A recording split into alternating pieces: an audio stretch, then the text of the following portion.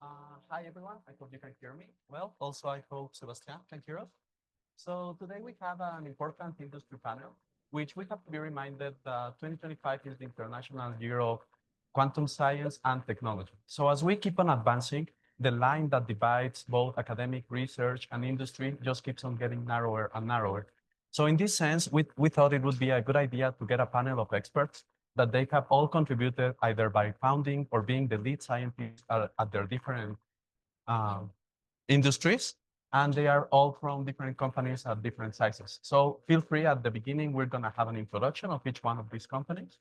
Then we're gonna move ahead to open the panel for discussions. Anything that you guys might be interested in how you can start making the shift from academia to industry. And just keep in mind that nowadays, this doesn't have to be a one-way shift. It's common that when you are opening the archive every now and then, you see it from companies like the ones that we're going to present today, from IBM, from Google. So nowadays, you can do um, research that is both competitive and also start to promote technologies that change our day-to-day. So in our panel of experts for today, first, let me introduce you Roland Terborg from Shine5. Then we're going to have, feel free to clap.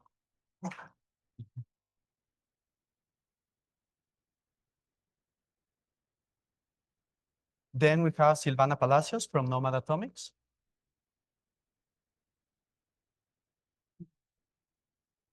Sebastián Echeverry, who's joining us from Barcelona. He works at Lux Quanta. Hello, everyone. And due to an scheduling error, we don't have the chance to have Carlos Avejan from QSite. But if any student is interested in how to apply your knowledge in quantum for security and cryptography, we are going to organize a panel that you can join next week. So without further ado, let's start with a presentation. Maybe we can start with Sebastián. Do you want to tell us a little bit about what you do at Lux Quanta?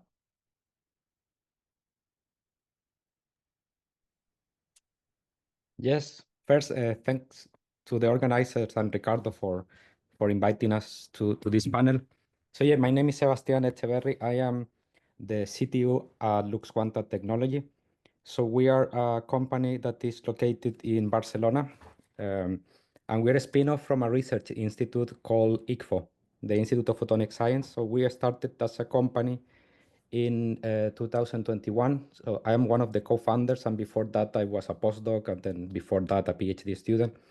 And what we do at Lux Quanta is to develop quantum key distribution systems. So quantum key distribution, as you may know, is a technology to distribute secure cryptographic keys at two locations. Hello, everyone. Yeah, perfect. Do you want to start again with your presentation? Yes.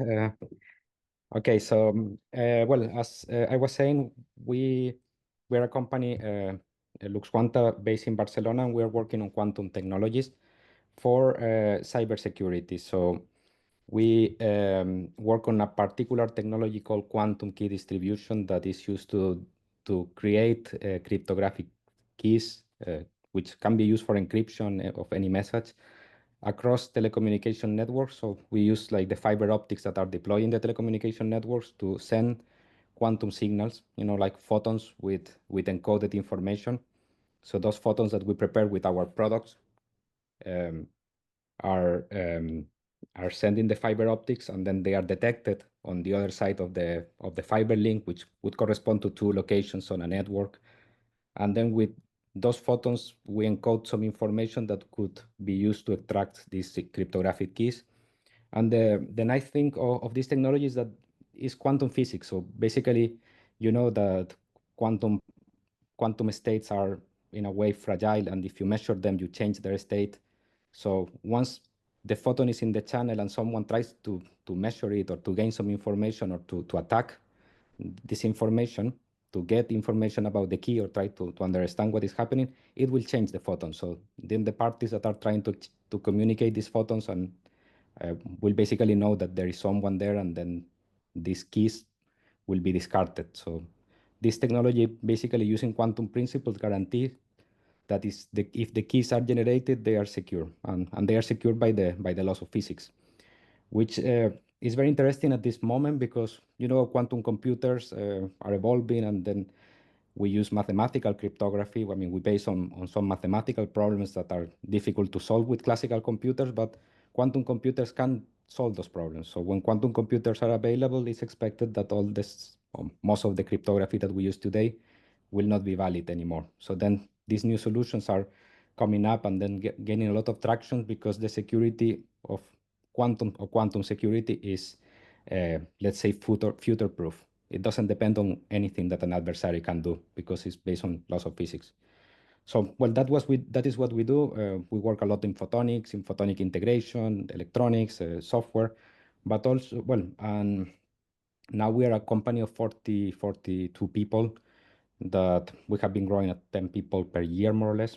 And we are selling products, we are developing new technology, working a lot on trying to expand the use cases and trying to get to more deployment settings, mostly in Europe, but also in America. So. All right, thank you very much. So now I guess we can start like making this a little bit more of a discussion. So something that I was impressed about your presentation, Silvana, is you were telling us once your company reaches a certain size, things start to advance. But how do you promote the environment at the university level for students or young entrepreneurs to start building a startup? Or what are the conditions that you find necessary?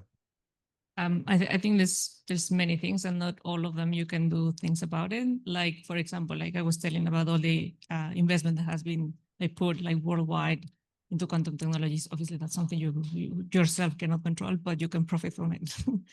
So I think you need to be very flexible in where you go.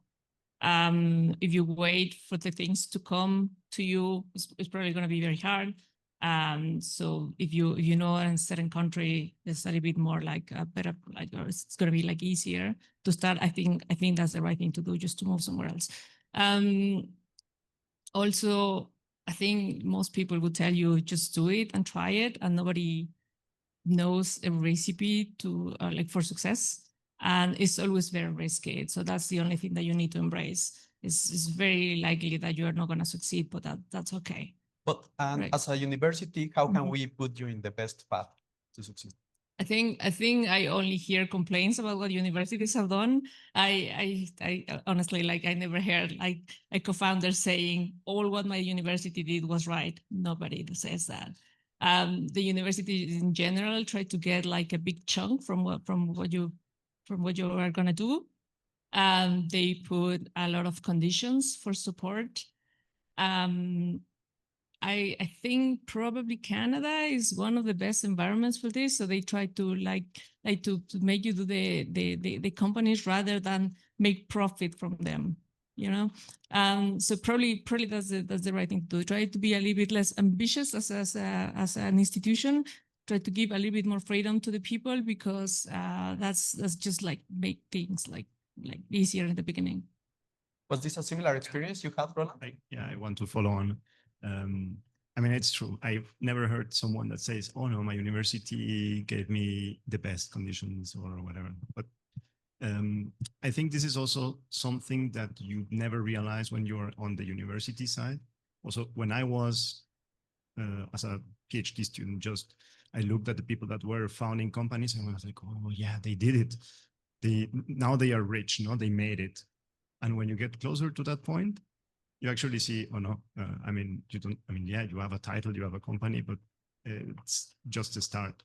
So I think the people in the universities also think of that, like their goal is to transfer technology, and they do it. So they reach that point and they feel successful. So then they want their part. But you have to think of this. I mean, it's like you don't grow a PhD student and then say, hey, but when you publish, all your publications need to cite me because I was your professor, no? Or you need to give me half of the citations because to this university. So it doesn't work like that. It's more like growing something. It's just a plant. The universities make everything so that the plant starts to grow, but then you have to put it in a different place where it really reaches all the potential.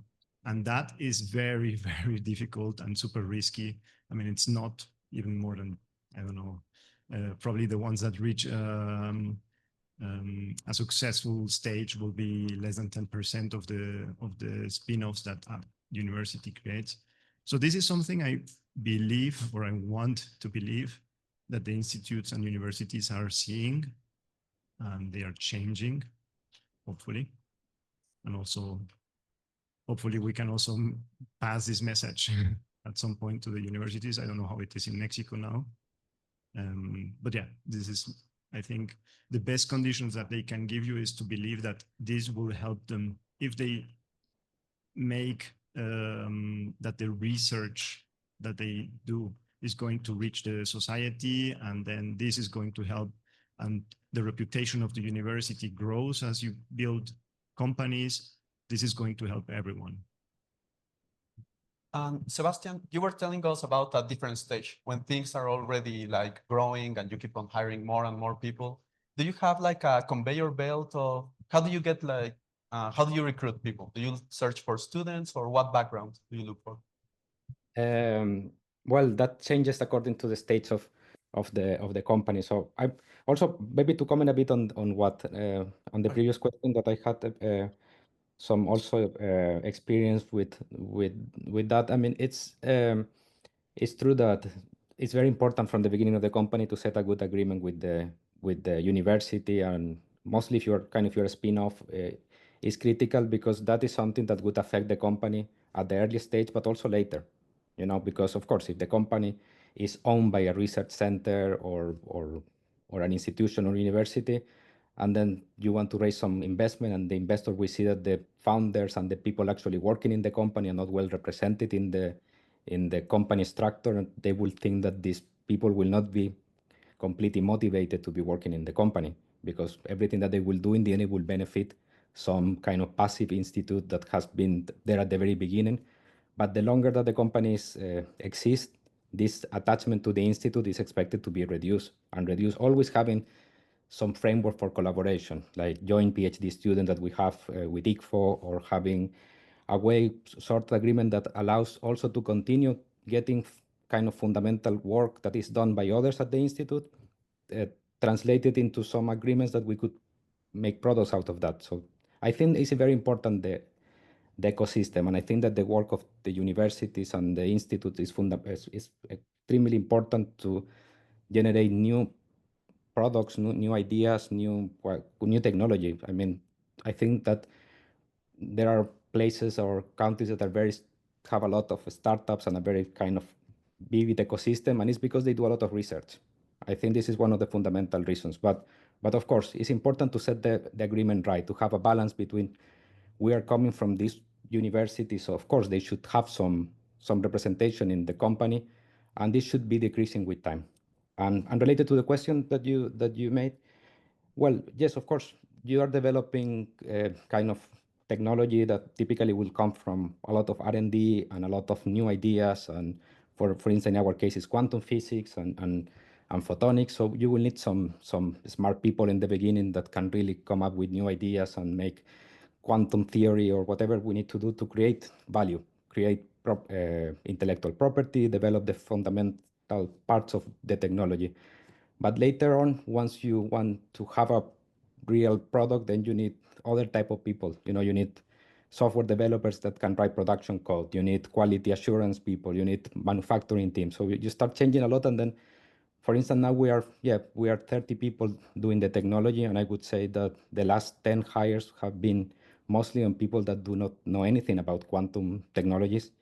They do not know any. I probably they think some of them have been with us for a year and still they don't know very well what we do, but they actually know how to write software that have been in satellites. So this way you mature the product towards something that is not a prototype done by researchers or scientists, but it still has all the value of the scientific work, but is done in a way that is completely reliable and can be used by anyone. So that is the transition that we are doing in, let's say, in 4 years. So trying to make products and trying to have like the underlying technology not as a novelty, but not something that is seen as, okay, this is maybe too experimental.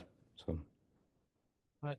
And I think, Roland, you touched a little bit on this before. Like you're advancing towards a technology and then you have to quickly move towards something different. How do you do that when you have like a small budget or when you're starting?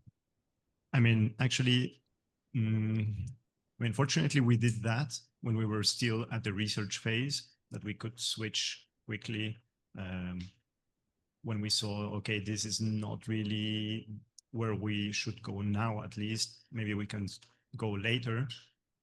But this is also one of the advantages of having a startup, that you can change more or less easily. You don't have a big company that needs to take decisions in, let's say, I mean, of course, there is what is called a board that decides this kind of stuff, but you can switch more or less easily. Okay, now we will try this strategy and then we will switch.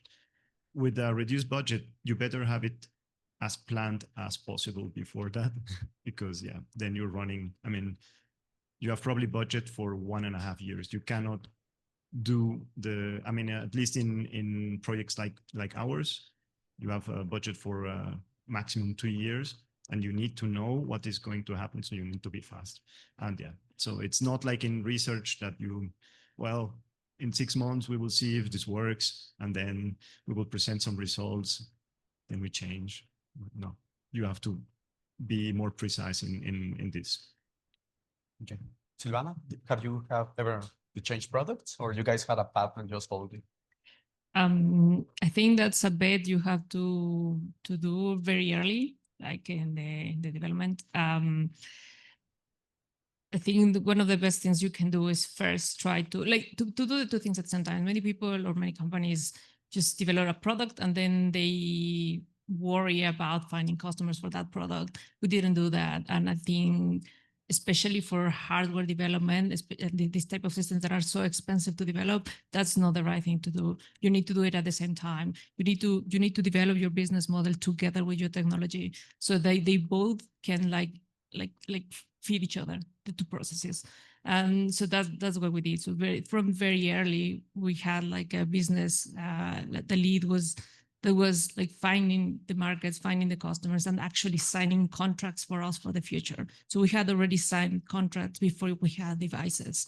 And so that was very important, because that really defines the architecture that you're going to choose, and like the specs that you're going to have for your system. And so that has, I think that you at least secure a pathway for at least one of your products. And then obviously you start exploring your applications. Maybe you realize this market is probably not going to be like big enough, whatever. And then you can open other paths, but you always have at least like one secure one, let's say. Do you have a follow-up, Sebastian? Yes, no, I fully agree with what Silvana was saying. And actually, that is not typically the way that is done when it's a spin-off, right? I mean, typically that is the way that when like you start a business, then you need to find your customer, right? And then you develop something that the customer needs. But typically when you are a researcher or a PhD student, you don't care much about customers. You are doing your stuff in the lab, developing the technology that you think is very interesting, because maybe considering not the application so much, but actually the physics or the technology itself in the lab.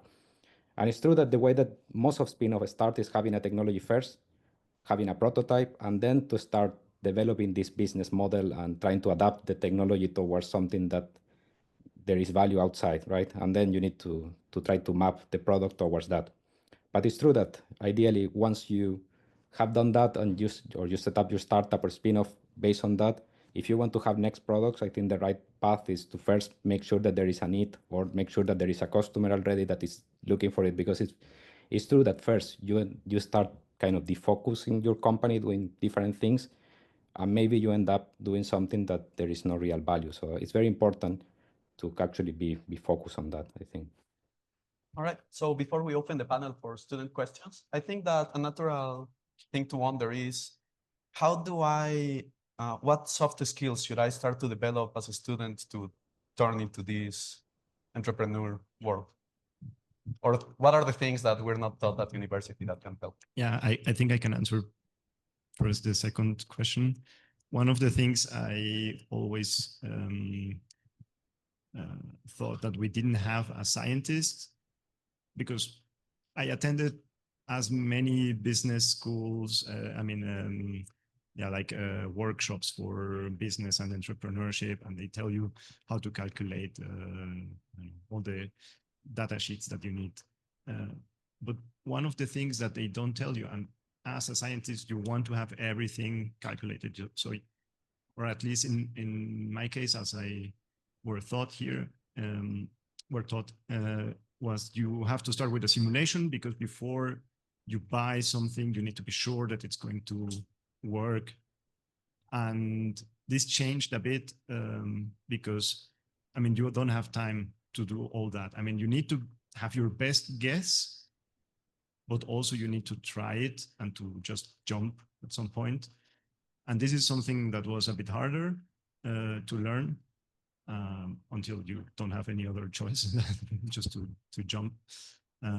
I think this is something that you need to start getting more confident with. Like maybe not everything is sorted, and I mean you need to have the best guess possible, but then at some point you just need to try it. That's the risk in building at least a startup that is based on technology or in deep tech, which is like you need more research on that. So you need to go ahead.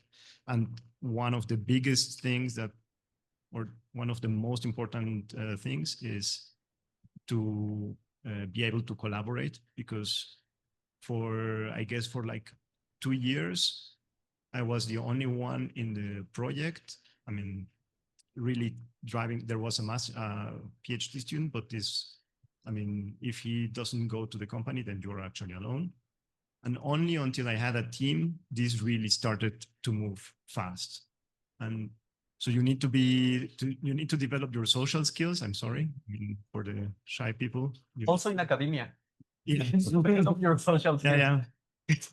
Yeah. So I mean, maybe I like to talk a bit when I'm already in my place, but if I can avoid to have conversations, I actually am more like a shy person in new places.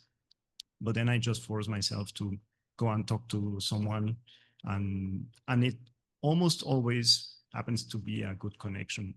So this is something that I encourage you to do. I mean, it's awful and disgusting, but then you have to do it. Yeah, but just get out of your comfort zone, right? Talk to people, not always in a networking kind of sense, like actually having genuine interest in what people have to say will open your world throughout both in all these environments. Yeah, that's what I was going to say. Like, it's not like you have to have a plan and I'm going to talk to this person, I'm going to tell this, and because I need to get this from him, right? It's not that. It's like really talking to many different kind of people, and it can be someone very technical, someone like completely business side. You need to train yourself in order to communicate with very different type of people. It's not the same way you're gonna talk to a professor than to an investor. Like, it's just not the same way. But you need to be able to rephrase your ideas in order to successfully pass your message towards this person, and then like maybe make a profitable relationship, right? Sebastian? Yes, I mean, I think as soft skills, the most important is the people skill, right? In different levels, of course. When you start, you can you have to do everything at the beginning, right? You need to be the CEO, CTO, COO, and actually, when you start a company, you need to talk to investor, talk to the technical team and everything. And then, yeah, you need to have, well, sometimes you will do things that you don't feel very comfortable with, like talking a lot with people, external investors, commercial activities.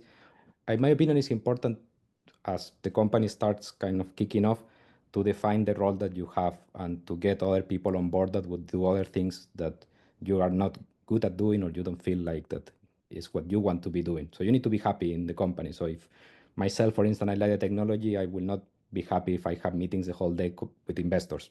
But still, from time to time, well, we need to do it. Everyone needs to do it. But it's important in the case people skills, because if you like the technology, you end up having a team of people that work in the product, and you need to make sure that they are, well, efficient, happy, and that they are doing things in a way that creates value. So people skills are very important at the different levels, of course. All right, so let's develop a little bit of that curiosity and people skills. Do we have any questions from the students? Yes, I will repeat it. Go ahead.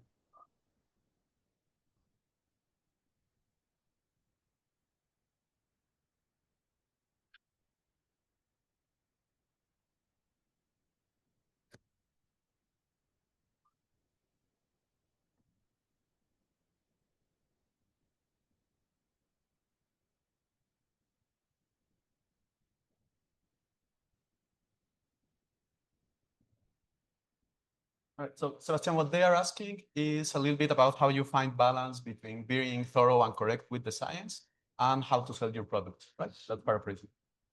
Yeah, well, this is a very good question also because once, I mean, once you talk, like, for instance, in our application is cybersecurity and it's has been always like with quantum security that has been always like really kind of not so clear what the technology is doing, particularly for some security expert community, right? That they analyze actual security. So then of course you want to first be correct with the science, saying that this is based on laws of physics and everything. But then you need to adapt your message to security people, saying that this is actually secure because of it's certified and everything. So I think that there is a balance at different. It's basically tailoring messages. So if you have to talk to marketing people and they want to promote the technology, we make sure that what they say is not incorrect, even though can be very simplified, like saying that we use photons and then we do this and this. It can be a method that can be understood. We don't need to be so strict with the principles behind, but then you tailor the message to the customer also, that some security people, for instance, might not care much about the quantum part, but they care about actually how this is security. So I think, in my opinion, it's tailoring the message, but of course, you always, I think it's very important, at least in quantum technologies, to be real. I mean, not to sell technology that doesn't exist and not to make claims about things just to sell, which are not true, right? And happens a lot in some companies that they are claiming that they have the solution for everything, and they do not, just to get investment or to sell more. So at least for us, it's very important to be clear. You know, we have this, we will have this in the future, and we are trying our best to have this. So I think that is what we do, at least. I saw you smile a little bit, Silvana. Yeah, no, I just wanted to add, like, I think you gain more focusing on a specific point and making it clear, like, what does it mean for them, for the practical life, or for whatever application we're interested in, rather than trying to teach everything, right? So you're not giving a class of quantum physics. You're not like trying to make them understand all the principles or nothing, like not even like how exactly the technology works. What you're trying to do is what is the impact and what are the consequences of doing it or not doing it. So you have to find like one story that is just like consistent, and is very important. And if you manage to explain that in simple terms, obviously, like as Sebastian is saying, like with the right fundamental like scientific background, then I think that's enough. It's better to just focus on that. I think this is the problem that every scientist will have if they go to something in the industry, not only talking to investors or a startup, maybe also talking to your supervisor or to someone else that is more in the management, because you're in love with what you're doing, you want to be correct, but then I think this is always something useful to know, how to make things as simple as possible, to make it, I mean, to extract the relevant information, not because I see it also I saw it with my students. I was getting all the fine details and I was like, no, wait. It's not necessary that you give me everything like that. Just give me the most important message. And still, I mean, I still fail at that at some point. I think my first presentations with the investors were really bad. They were more like a conference presentation. And something got better, but you always need to know, or it's better if you know. I mean, start with the basics or with the most simplified version of your idea. And then what we do is we have different presentations. We have one for the investors and one for the technical, because, I mean, there is one point where people get interested and need more information. So that's maybe the best. Any other questions? Yep. Okay. Yeah, very interesting. I have some points of disagreement. Right now, I want to All right. make a more which is something you put a lot of emphasis was the environment. Means to having a good synergy between government, industry, and university. And here in Mexico, and I would say that except in Brazil, the reality of Latin America is that we don't have this environment or this synergy. So I would like to ask, maybe you don't have an answer for this, but where to start? What's a good point to start to create this environment? Should I start doing activism for the politicians, or should I start here in the university? That's it. I think that sounds great. You start doing that. So we had a chief scientist in Australia. She worked on quantum systems, and she's been like actively making like events promoting quantum technologies with the government. And I think that has helped a lot of people to demystify like the idea of, oh, quantum, that's hard. That's like, you know, far away from us. And so like she created a lot of the like conferences and events mixing academia and industries. And speaking about like specific applications of like how quantum technologies can help from sports to secure communications, and I think that was very valuable for the entire country, and I think that really helped, like bringing like all the politicians to push for the well, making a national quantum strategy, for example. I don't know what else you can. Unfortunately, I don't have a good answer for that. I know from other people that are trying to build something here that it's quite difficult, not only at the government level, which is, I mean, there you can speak up and try that. There are some initiatives on that, but even on the private side, because if you say, okay, the government is not giving me enough funding for doing this, I will look for this somewhere else. Even at that side, the private sector in Latin America, I think, is not looking to this high risk business. So then you need to extend your contacts somewhere else outside, at least for now. I guess this is the only solution if you have something that that you think could be promising. Sorry. Sebastian, any comments on Latin American politics? Could you repeat a bit the question? I couldn't hear. The question was basically how can you start to, at which level should you start to promote this balance between university, government, and private investment if you want to start a company? Because in Latin America, it's becoming hard to get that environment, correct? So do you have any advice? Like, would you start like promoting law changes basically, or so on, or would you start with short investors? How do you I mean, I can tell you from our experience. So basically, of course, you need in the beginning private investors. You need small capital to start hiring a couple of people, and then you need, at least in Europe, well, also depending on the timing and the technology or the field, or also like the strategy that Europe is following. For instance, in our field in quantum communication, Europe is, as the European Commission and governments are very interested on it.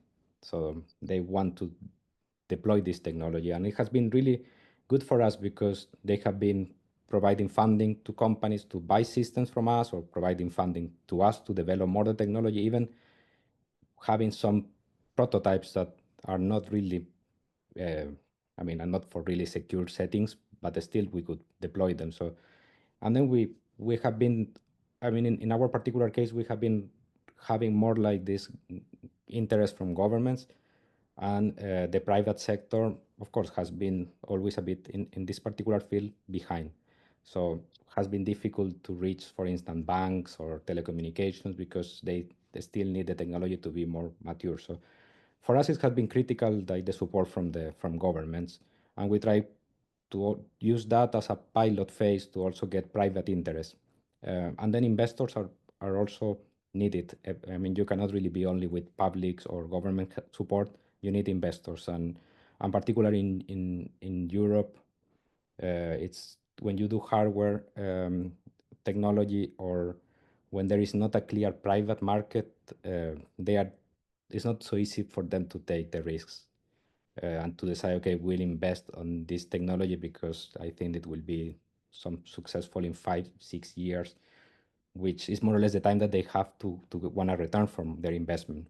And sometimes the case is not really clear. And for us, we've recently got an investment round close, but it took almost 2 years of preparation, right? So it's hard. But that's supported by government. It made the case kind of good for us. And overall, we have been growing constantly per year. So I had this discussion with Roland a few months back.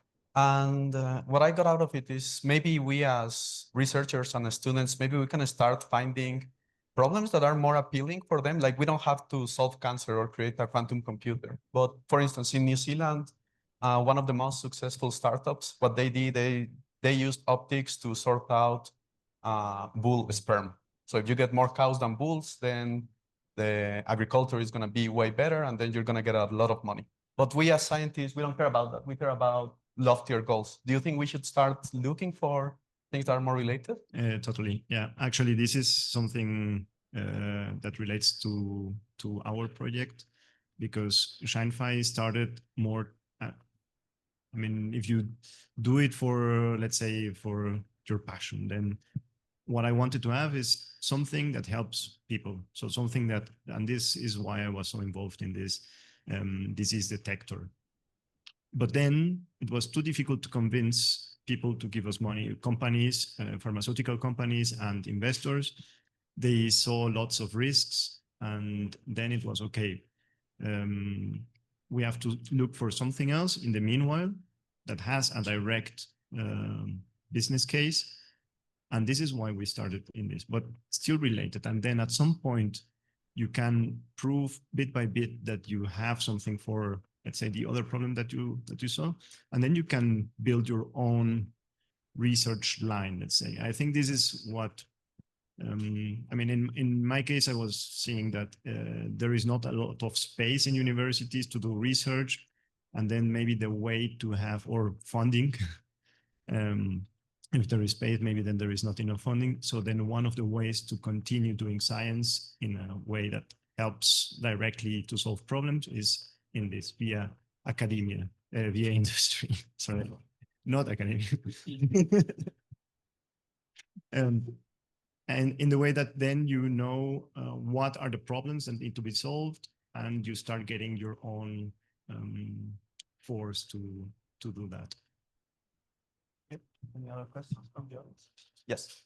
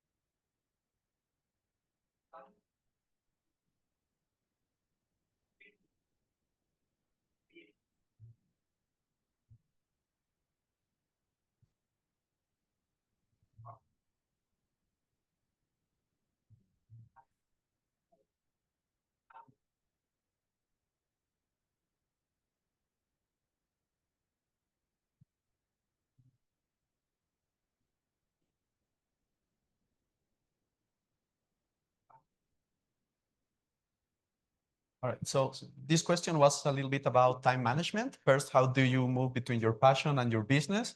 And the second one is, how far ahead should I look into when it comes into visas and thinking about my life?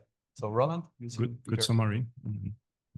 Yeah, I will answer first the second one because maybe it's the fastest. I mean, every case is different. In my case, I was lucky. I had like a nationality that allowed me to stay in Spain. But what I've seen is that most students, or at least several, not all, but several, that go to a place and study become essential, and then they can also apply to the nationality in that country. Changes a lot depending on where it is. In Spain, at least for Latin American students, it was quite easy. I mean, it's possible to apply for the Spanish nationality. The first one, yeah, I guess the scientist inside me is crying. The time that you spend in doing what you originally loved decreases a lot. But this is not only a thing that happens to someone working in a company. I think this happens to everyone that goes higher on the hierarchy ladder. as a professor. You will be more busy handling, getting funding, writing projects, hiring students. So this applies, unfortunately, to all levels. And that's why I saw, okay, I mean, it's not that I have to continue in academia just to do the science, because I will probably not do it myself. So then it was more or less the same. And I guess now only 10% of my time is to help the CTO and develop together something. I mean, maybe just giving some key ideas, but she's the one doing now the main research, and we need to hire more people to do that. So I have to focus on different things, but also your passion moves into growing this. So, and it's not like you now discard everything that you learned. So I studied physics for 10 years and that was for nothing. No, I think these skills of solving problems and getting and like to be abstract in the when solving these problems is what you learn through all this process. So yeah. Silvana, this was a big problem for you, right? Getting the visas for your workers. Yeah. Yes, it's a bit complicated. So I would say that even when it's like not trivial, we are people that, because you're in a how to say that, in a critical field, many countries would prioritize giving visas to this type of profiles. So I would say, regardless of the complications, we have it easier. So I wouldn't be too worried, but you definitely need to sometimes bet on some things and the others. Like, for example, me, when I finished my PhD, I had an opportunity to either stay for a couple of years longer in Spain and then get the citizenship, or going somewhere else as a postdoc and just quit on that. And I decided to stay in Spain just to get the citizenship. That was like, I knew that was going to be useful for the future because I wanted to move around the globe. Not everybody wants to stay abroad forever. So many people want to just return home, and that's fine. So I don't know, need to listen to your heart, I guess. In terms of what you asked first, I think the fact that you are a founder or a co-founder gives you the freedom to choose what you want to do, right? I mean, if you don't take that, then what are you doing all of that then?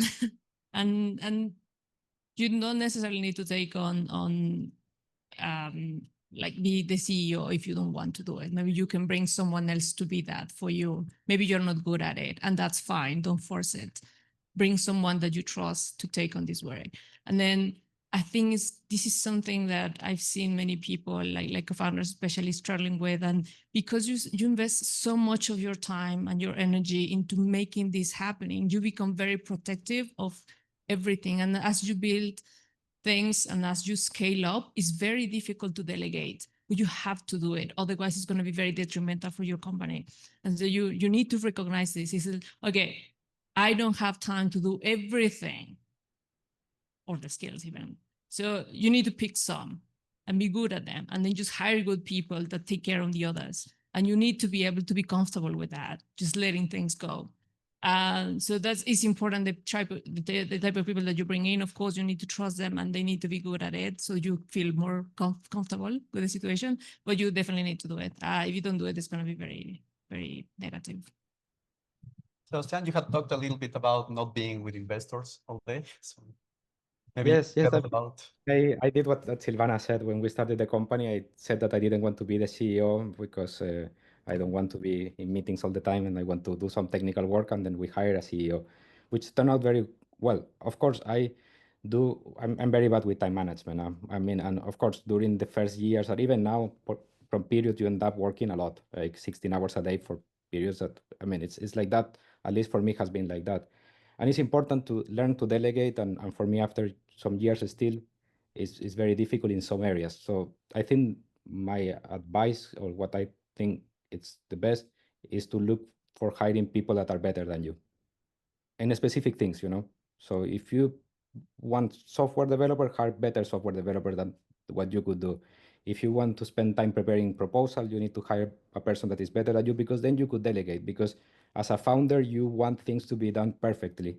And if you think that you can do better than someone that is doing it in your team, then you will not be really happy delegating, because you think the result will not be perfect. So to me, that is critical. And I haven't been able to do that in all the areas at this in Lux Quanta, but in many areas, I've been doing that. And in some areas that I even didn't like what I like, because I was not good at that. And also like for instance, project coordination or project management. And then we managed to get better people than what I was doing. And then delegating that is very easy. So yes. Yeah, great. And I think also the group leaders here can agree. We always want to hire someone that is better than us. Like, we want to create the best culture around us. Remy, you had a question?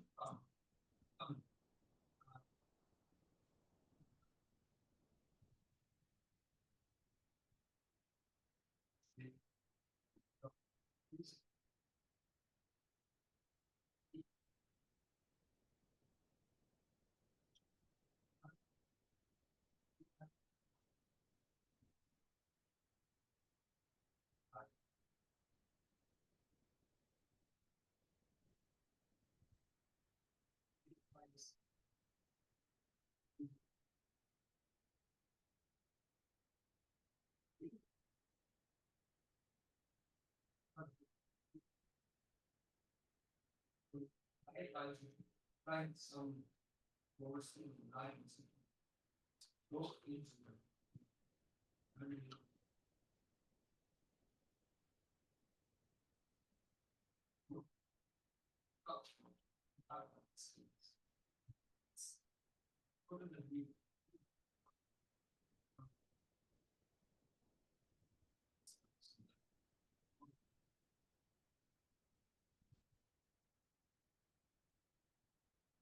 yes.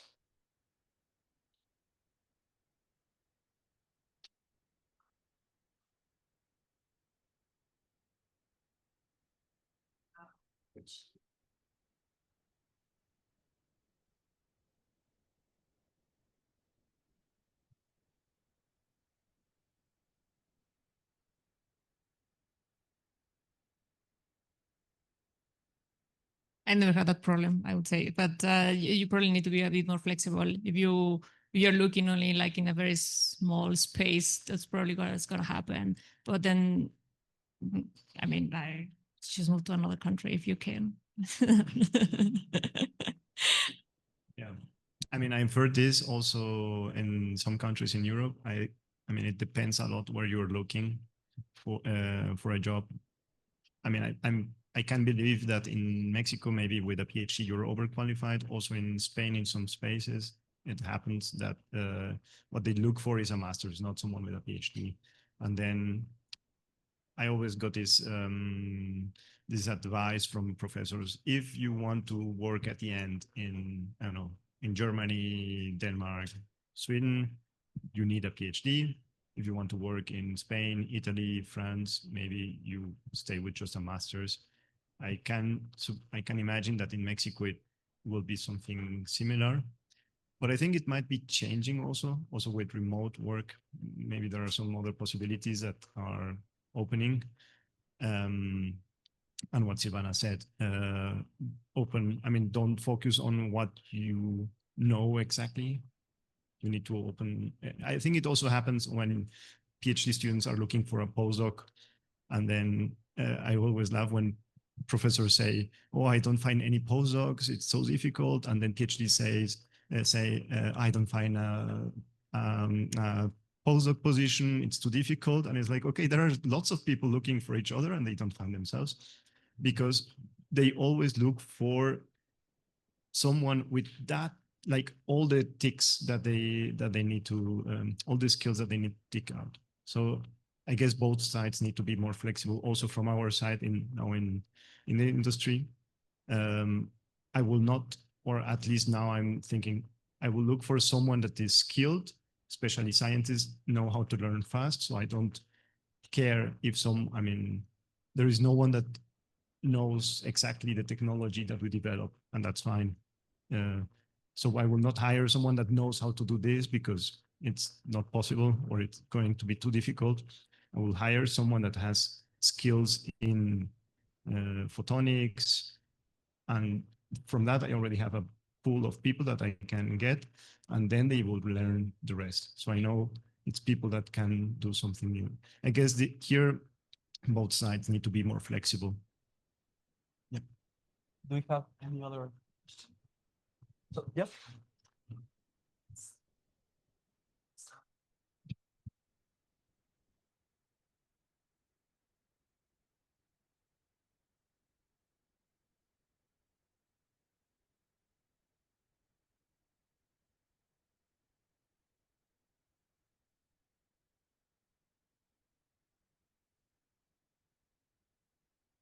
So I think, Sebastian, the question is, how likely are you to hire someone that is far from your field?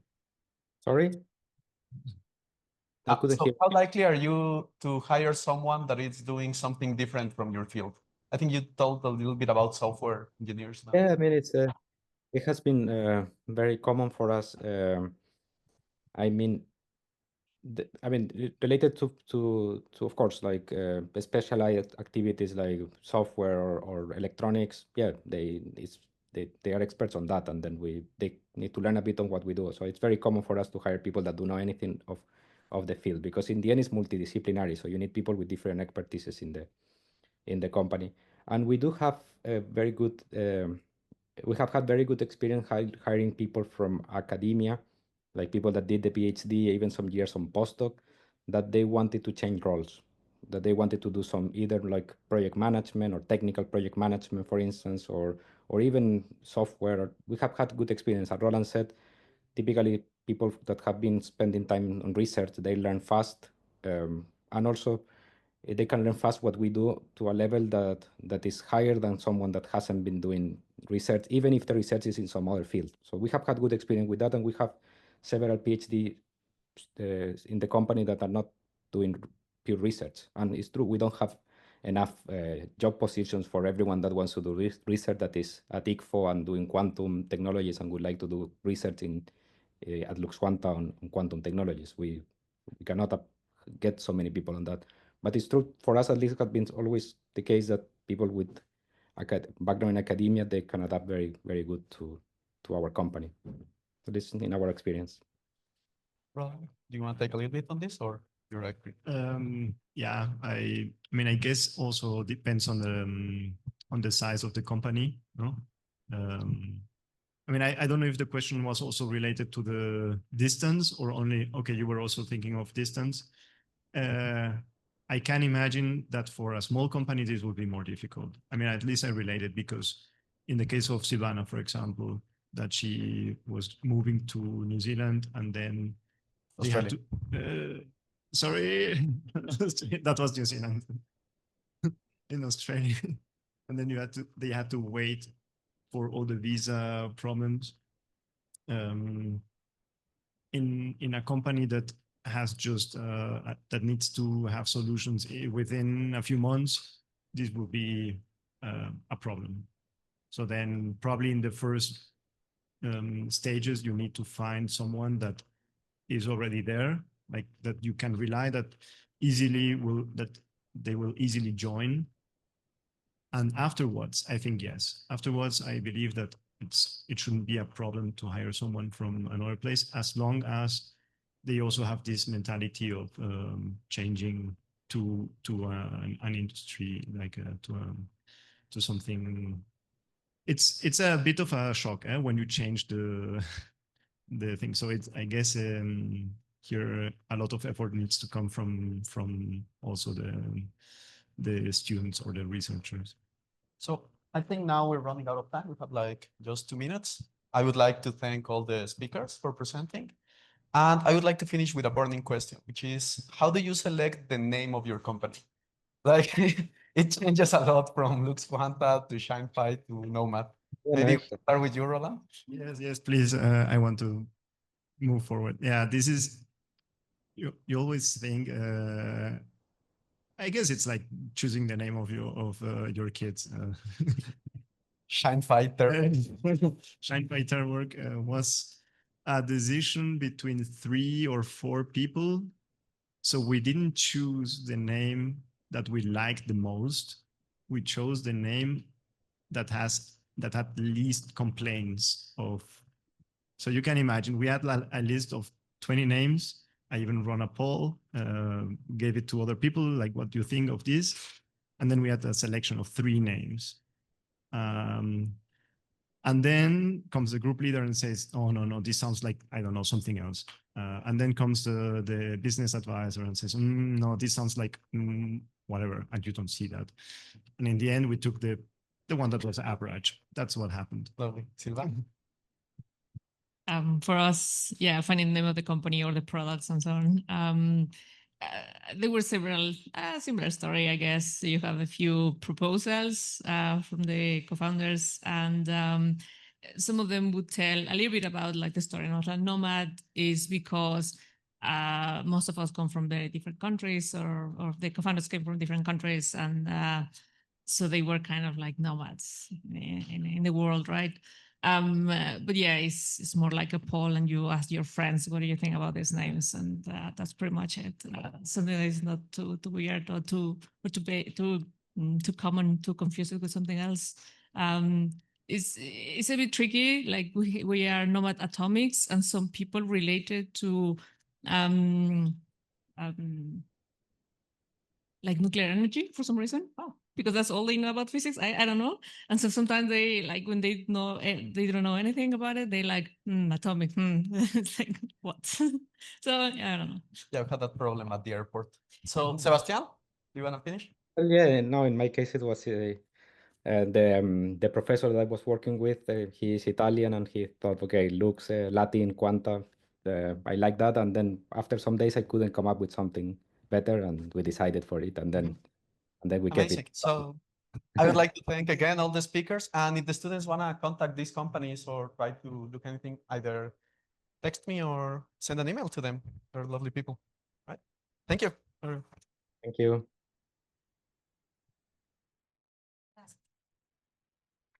Okay, so welcome to the third session of Quantum Atom Optics by Rocío Jáuregui. I will follow ideas that have already been introduced, both by Jorge Seman, Rosario, and myself. And you can say hi, because I will talk about droplets formed by BECs, by condensed bosons and condensates. So they will be systems that are described by a parameter order that corresponds to a psi function. And these droplets will interact among them and will interfere. And in that sense, it will be an atom optics idea. So I will try to mix, I will not, because already the subject has the necessity to introduce concepts of cold matter and concepts related to atom optics interference. The first part of my talk will refer to what a quantum droplet is, and whether these kind of droplets have been found in nature before the BECs or not, and how the techniques that the people that found those droplets is now used by the BEC community to learn about it and to develop new ideas about quantum liquids. Okay, so if one can want to work with quantum liquids, the first question is, what is a quantum liquid? Quantum liquid should be a system where the interactions between the atoms that constitute that system give rise to a liquid, something that can flow. Of course, this has, if a BC is a superfluid, it is a system that flows. But the idea of the droplet is that you want to do that in short, for few, or something that is small, and that has a very important property, that it is self-trapping, okay?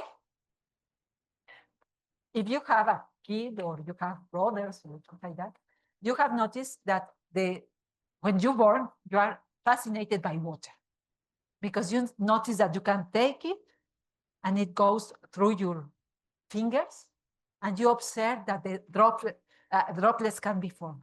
And yes, a droplet is a very, very interesting system, even for a child that when he grows up probably will be a philosopher or anything. Always, always the droplets are interesting because you observe self-trap. The idea that the system wants to behave like a unity without the presence of external fields that confine the system. And a quantum droplet will be that, a quantum system that tries to trap, self-trap, and at the same time, it has the properties of a liquid. And in the idea for getting a liquid, and that was already described by Rosales yesterday, is to have a configuration of the system where the system where it wants to be in a minimum. If you have a gas, the gas will try to occupy all the space it can. But if you have a liquid, a minima must be present so that you don't want to go everywhere like a gaseous way, but you want to have some collective effect derived from the interaction between the particles that form the liquid. And in that sense, any liquid requires intramolecular forces so that the molecules preserve their identity. And at the same time, they interact among them. And this interaction usually is done in terms of electrostatics.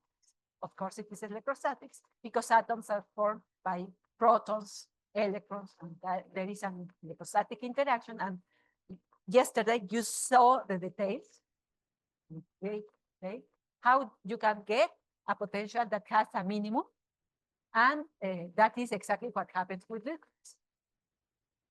Okay? If you have self-trapping, it means that the object you are studying has a surface. And an important quantity to describe any drop, even if it's small or big, is the amount of energy needed to increase the area of the self-trapped system. That is what is called the surface tension, and that concept was introduced at the end of the 19th century by Rosales. He studied the idea of how much energy you need for changing the size of a self-confined system, and what is the origin of this force, of this interaction that leads to self-confinement. Okay, so I will, if I talk about quantum droplets, I will need to talk about surface tension. It is necessary to do that. Okay. Okay. Now, quantum droplets, as I told you, require that the formation and dynamics it can be described only if you take into account quantum properties. It is not an idea of using just semi-classical things, but you have to introduce important quantum concepts to describe it. Where do you find something like a quantum droplet? There are at least 3 scenarios for observing a quantum droplet. The first one was one of the first models people used to describe a nuclei. A nuclei is a system where you have protons, neutrons, and they self-confine and form a system, the nucleus, that has a certain shape and certain configurations. And during the 40s, 30s, there were people interested in describing the generalities of nuclei, just using the idea that it could be a quantum droplet. Another interesting system corresponds to helium. It is possible to create droplets of helium, and these droplets must be described using quantum mechanics. And the third example, that is the one I have been working on, it corresponds to atomic gases where they are not like helium, they are not inert, and that I mean, it is rubidium, potassium, something like that, that is non-inert. And we want to work in the degenerate regime so that quantum properties are in. So quantum droplets is not a concept that was invented by the people in the last 30 years. No, it is a concept that started to be used from the beginning of quantum mechanics. People wanted to describe atomic nuclei. Later on, when they studied helium, it was possible to create droplets of helium. And later, it is just a few years ago, that it was possible to create droplets of BECs. Okay. Now, sorry, Spanish. There, I forgot to raise that. Everyone understand? No, atomic nuclei. In the case of atomic nuclei, there is this formula, that is the Weizsäcker formula, was empirically designed by him. And the idea of this guy is to describe the energy that has any nuclei, the binding energy, using the idea that if it was a drop, then there should be a volume term to describe it, a surface term to describe it, a Coulomb term that should take into account that the protons interact among themselves, and there is also a Pauli term that takes into account that protons and neutrons are fermi. This formula is very simple, and what this guy did is just found the parameters that he has to introduce here, where A is not the number of nucleons in the nucleus, and zeta is the number of protons. Okay, so he put this formula, looked for some parameters, and was able to describe in detail, quite detail, this behavior for all the nuclei that have been observed. So the idea that a nucleus, an atomic nucleus, is a drop is not a crazy, because with few semi-empirical parameters, he was able to describe the binding energy of real nuclei. The binding energy is shown in the atoms, and here is the formula. So in reality, a nucleus of any nucleus can be taken as a quantum droplet. Of course, this semi-empirical equation was from the beginning of the quantum mechanics. Later on, people from the nuclear community learned how to calculate the system, how to define properties like surface tension, and take the drop model beyond a simple parametrization.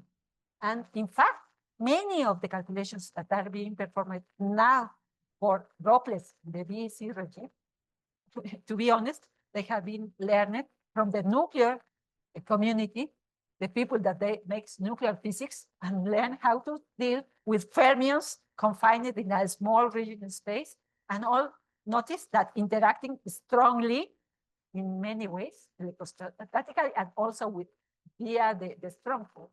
So it is very important, this example, not just for droplets, but for the complete development of BECs and Fermi gases. One has to be honest that many things, many theoretical things were created many years ago, and we are just taking the time to describe this. Okay. This model, as I told you, is so powerful that sometimes it is used to describe the dynamics. when nuclear fission takes place, the nucleus will start bouncing, and then it becomes two. And this kind of ideas can be made, split formally, formal results, numerical results, and describe things very, very well. So description of fission from first principles is the description of a drop, a quantum drop, that is not in its ground state, but start bouncing until it drops. It falls into a new conditions where you have more than one. Okay. Now, another example of quantum droplets is corresponds to droplets formed from helium. Okay, as we have heard from and Rosario, continue listening because it is very important. At very low temperatures, there is a phenomenon that is termed superfluidity that corresponds to a state of matter in which it behaves like a fluid with zero viscosity. Okay? In general, the superfluidity in helium is described in terms of very, very simple terms, the potential that applies to the system. The temperature is very low, not as low as it is necessary for VCs, it's just millikelvin, or well, for the standard or 2.7 Kelvin. In the case of bosons, because helium can come in a bosonic form or in fermionic form, okay? And the bosonic character gives rise to a higher temperature for condensation, for the case of helium-3. And the bosonic character of helium can be described as usual in terms of a condensation, that is a system where a macroscopic fraction of the particles that form the superfluid are at the level of minimum element. Like in the VCs. The difference is that in this case, you are working with an inner gas. Okay. Some of the most fascinating superfluids, that is not the case of nuclear, is that the superfluidity can manifest in many ways. The excitations, that is not the ground state, but the excited state, used to have topological properties very, very different from the case of nuclear. In the case of superfluid helium, the excited states are such that if you put a helium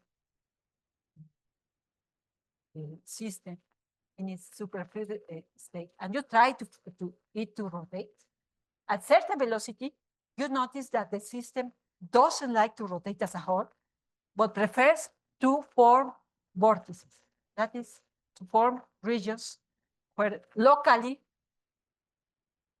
there is a rotation, but not a rotation as a whole. And this very interesting phenomena is the kind of phenomena that has been observed in Brazil, and it was part of the thesis of Jorge. He knows how to do that for VCs, in the case of bosons and condensates. And he would like to do that for fermions, but that is very difficult, but he knows how to do it for bosons, because he was part of the group, the first group, the work that did that, the PhD studies. Okay. Now, it has been possible to create helium droplets, and it has been possible to study the dynamics of helium droplets. And in the search of trying to understand the behavior of helium droplets, one of the things that has been done is to put the helium droplets to rotate. And they have found that it is also possible to form, in the case of helium droplets, that is small amounts of helium that is in a drop. It has been possible to show that vortices can be formed. And one of the ways to observe those vortices has been to introduce impurities other kind of atoms nearby the rotating helium and seeing how they move inside the bond. Why this was necessary? Because the helium droplets are very, very, very small. And in order to observe, they are tanometric. If you want to observe the vortices that are formed, it's very, very. So they have introduced some atoms inside, and they have followed those atoms to understand the trajectories inside the helium droplet that is going rotating. Okay? And when they did that, they say, oh, okay, if we can do that, we can also study the dynamics of atoms when they are introduced in a system that is inert. And there is a very, very interesting field that is being developed at this time, where people consider different kinds of atoms, introduce them inside the helium, and study the dynamics of the system in a very interesting environment. Atoms surrounded by an inert gas and an inert gas with an interesting compound. I have never seen such an experiment. We'll try to see because they are very, very. Yeah. Now, against this translation, sorry. It's obvious that it was a presentation I gave to my student, was in Spanish. Sorry, okay? But I want to work with quantum droplets, and quantum droplets created from BCs. Okay? The idea is that you have atoms that are not helium, but are alkaline atoms, and they are in the BC regime, so they are degenerate cases.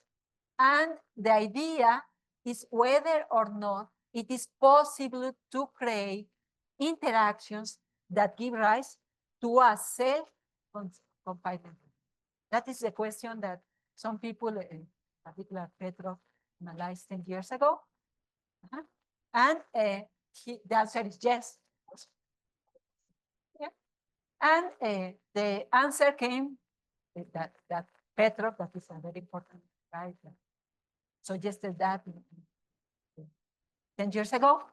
He took into account a result from another guy, again, from the nuclear community, that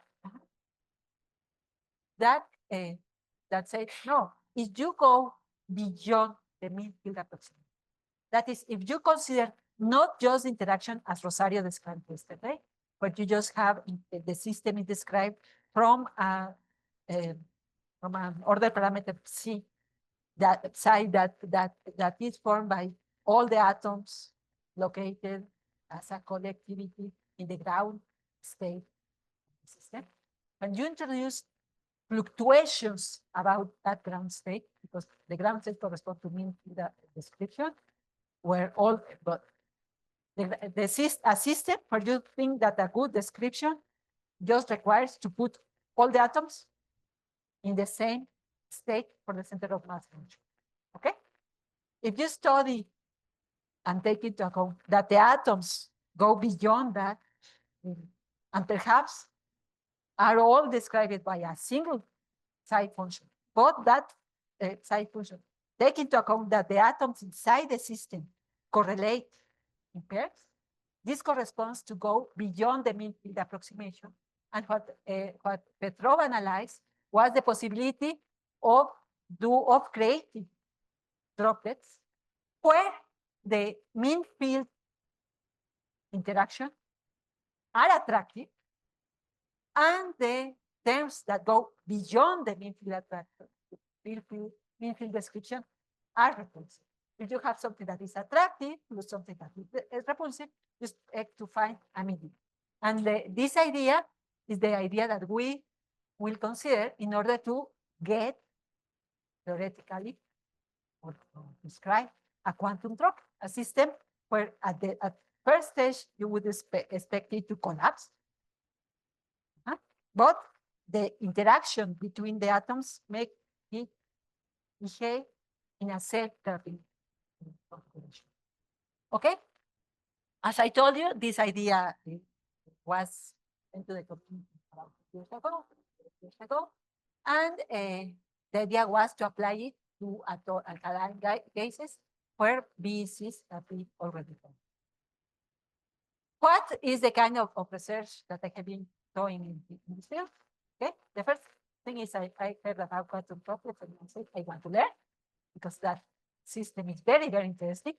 And what kind of things I will try to describe within the theory that I haven't already found in the literature. What I wanted to do was to obtain an expression for the surface tension that was based in the same kind of analysis that Raleigh did in the first time. Raleigh, when he wanted to study surface tension, what he did was to study a liquid and ask what were the energy required to modify the surface. And he invented the variational principle that we use in quantum mechanics. Linear algebra. We learn from him that this variational principle can give you an expression for the surface. So what we did was to obtain that, and we wanted to characterize, like the people that work with liquids, classical liquids, to characterize the collisions between droplets using the Weber number, that is a number that corresponds to the kinetic energy of the collision divided by the surface tension. We wanted to use this Weber number, make a lot of calculation and study how, when a droplet collide with another droplet, what is the dynamics. Okay, that is the idea of the things I will try to describe. I will also try to describe that the fact that during a collision, the collision, if it is frontal, you do not expect any angular momentum to be taken by the droplets. But if it is lateral collision, you expect that angular momentum takes place. So I will make a description of the global angular momentum of quantum droplets when they collide. And I will try to see if it is possible, of course, to generate work. Okay, so that is the kind of things I have been working. It is around here. And this was part of the thesis of Ernesto Alvarollo. Now he's working, taking a postdoc in Poland with a group that makes calculations for the people that make the experiments in Europe. Very, very active of the field. And it has been a collaboration with Santiago Caballero. So most of the things that I did were part of the thesis of Ernesto and with collaboration with Santiago. Okay. Then I will talk with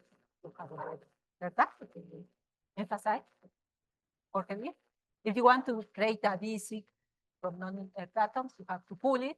And in order to pull it, then you would have to generate that by Doppler, luego Siemens blower, luego optical molasses, and then evaporative cooling.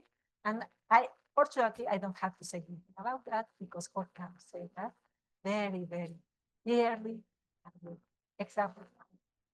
Okay? So this has already been. Yesterday, and also on Monday, we listened something about the interaction of the particles that are in an atomic gas that have been cooled. These kind of interactions do not take into account the details of the interaction, the spatial details of the interaction, because the de Broglie wave of the particles is very big. That has already been mentioned by Jorge, Rosario, and I want to emphasize it again. And in this, when you erase information about the potential, the only interesting thing you are left, there's this at the beginning, correspond to the scattering. Okay? The scattering length is a property that defines the retardation of the dynamics of a particle when it is scattered by another particle. That has already been said. And the interaction is if it is symmetrical, you use an S-wave description. If it is not symmetrical, you can use also the P-wave, and this P-wave can also be important in other elements. In this case, I will just focus on systems where this is the dominant property, and I will forget about high waves. Okay? And you have different conditions. Okay? When the scattering length is 0, you have no interaction.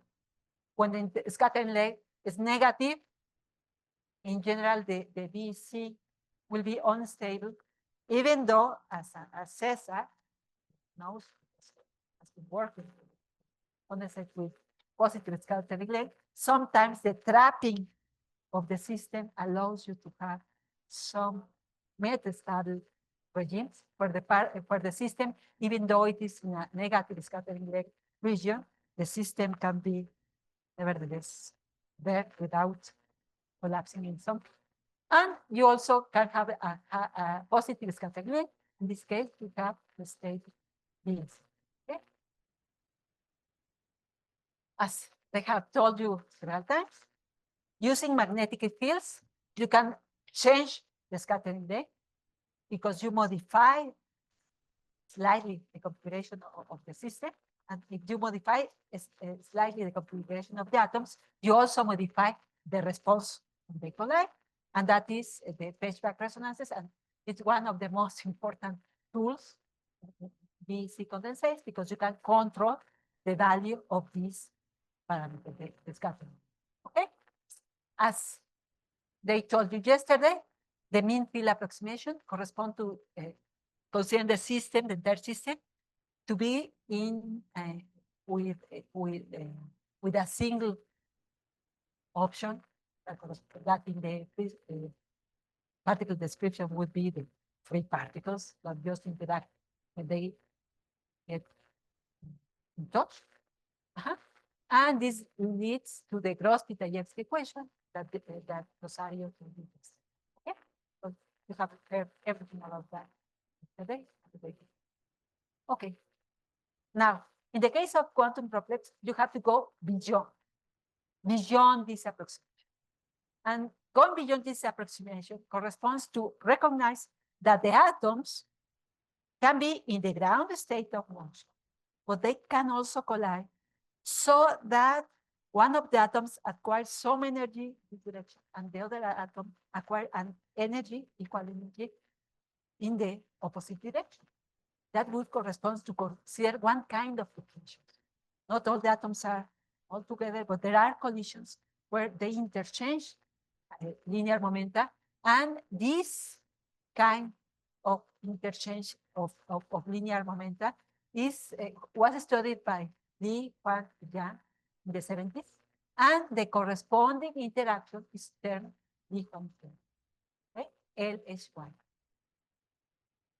In the case that we are going to study, we will require to have two kinds of interactions. One interaction among the atoms that are in the condensate, and one kind of interaction between atoms of a different species that are also in the condensate. And we want to make a combination of attraction and repulsion between these that is similar to intra and inter interaction. And so quantum droplets are in general formed by mixtures of two different sets of particles. Some of them interact, taking the scattering length, and some of the other will have a different interaction. And this is important, okay? Because I'm working with two kinds of atoms, I have to say that I am working with two kinds of atoms, alpha and beta. Alpha and beta in this equation correspond to atoms of species A, alpha, and atoms of species beta. Let us assume that these atoms interact. They interact with atoms with the same species with this interaction strength that is specified by the scattering length, and among different species with another value of AAT. Finally, because they interact beyond the mean field approximation, I have to add some terms that were studied by Lee, Juan, Yang, in the 70s, and that I am here introducing, okay? And it is the idea that some of these terms would have led to a collapse of the condensate, but these kind of terms will avoid this and self-trapping will occur, okay? The idea that two different sets of particles can be considered in a condensate, of course, is not new. It has been studied in many cases.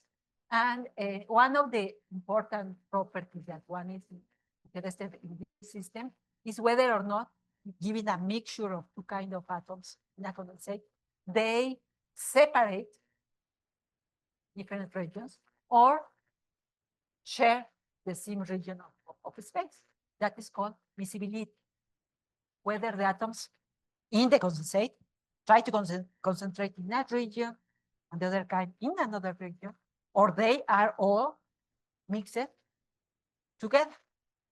The property of being in a miscible state or not, different spatial configuration for calcium, for potassium, and for rubidium in this case, depends on the values of the scattering length. Okay, and these values of the scattering length can be modified by external magnetic fields.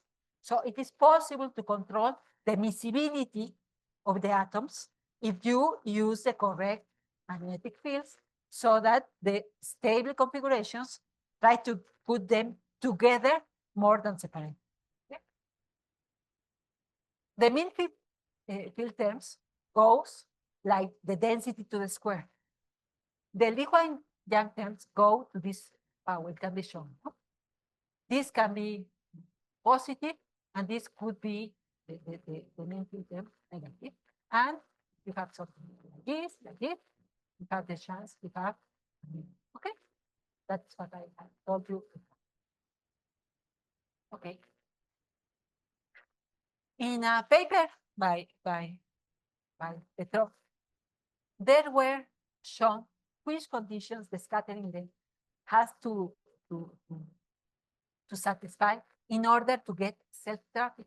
It was shown that in order to get self-trapping, it was necessary that the interaction between atoms of different species had the difference, the contrary to the interaction of the atoms in the same species. Okay, these conditions had to be satisfied, and it was also shown that the density, the number of atoms in one species and the number of atoms in the other species had to have these relations among the scattering. So these expressions were shown by Petrov, and if that happened, not only self-trapping would occur, but the atoms would try to stay in the same configuration, internal configuration. That is, the psi of the atoms of species A, alpha, would be proportional to the psi, to the wave function of the atoms in the species. These conditions were done by Petrov. He also studied the structure of these functions, and in the case of a liquid, when you have a liquid, a gas, and you can it to become a liquid, there is a density at which you cannot pressure more the system. The system gets saturated. The density doesn't want to increase. And then you say, oh, I have reached a liquid because I have a gas. I compress it, and now I cannot anymore.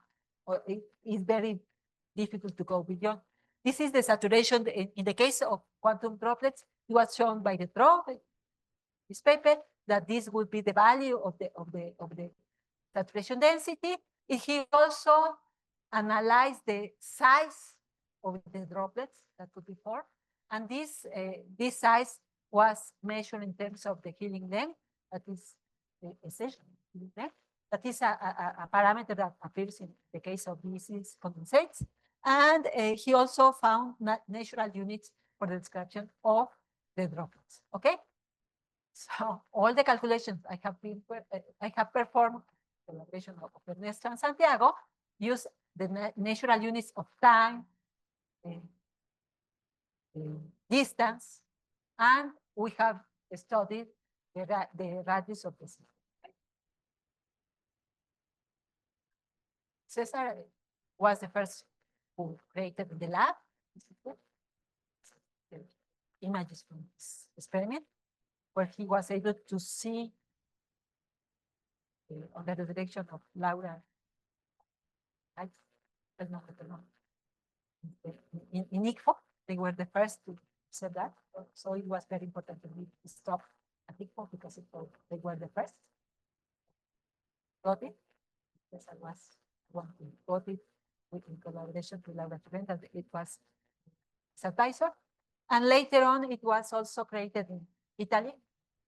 Very strange relationship with the Italian people. So it was important to mention that both of them have been working experimentally with quantum. Okay. Well, now what I have done.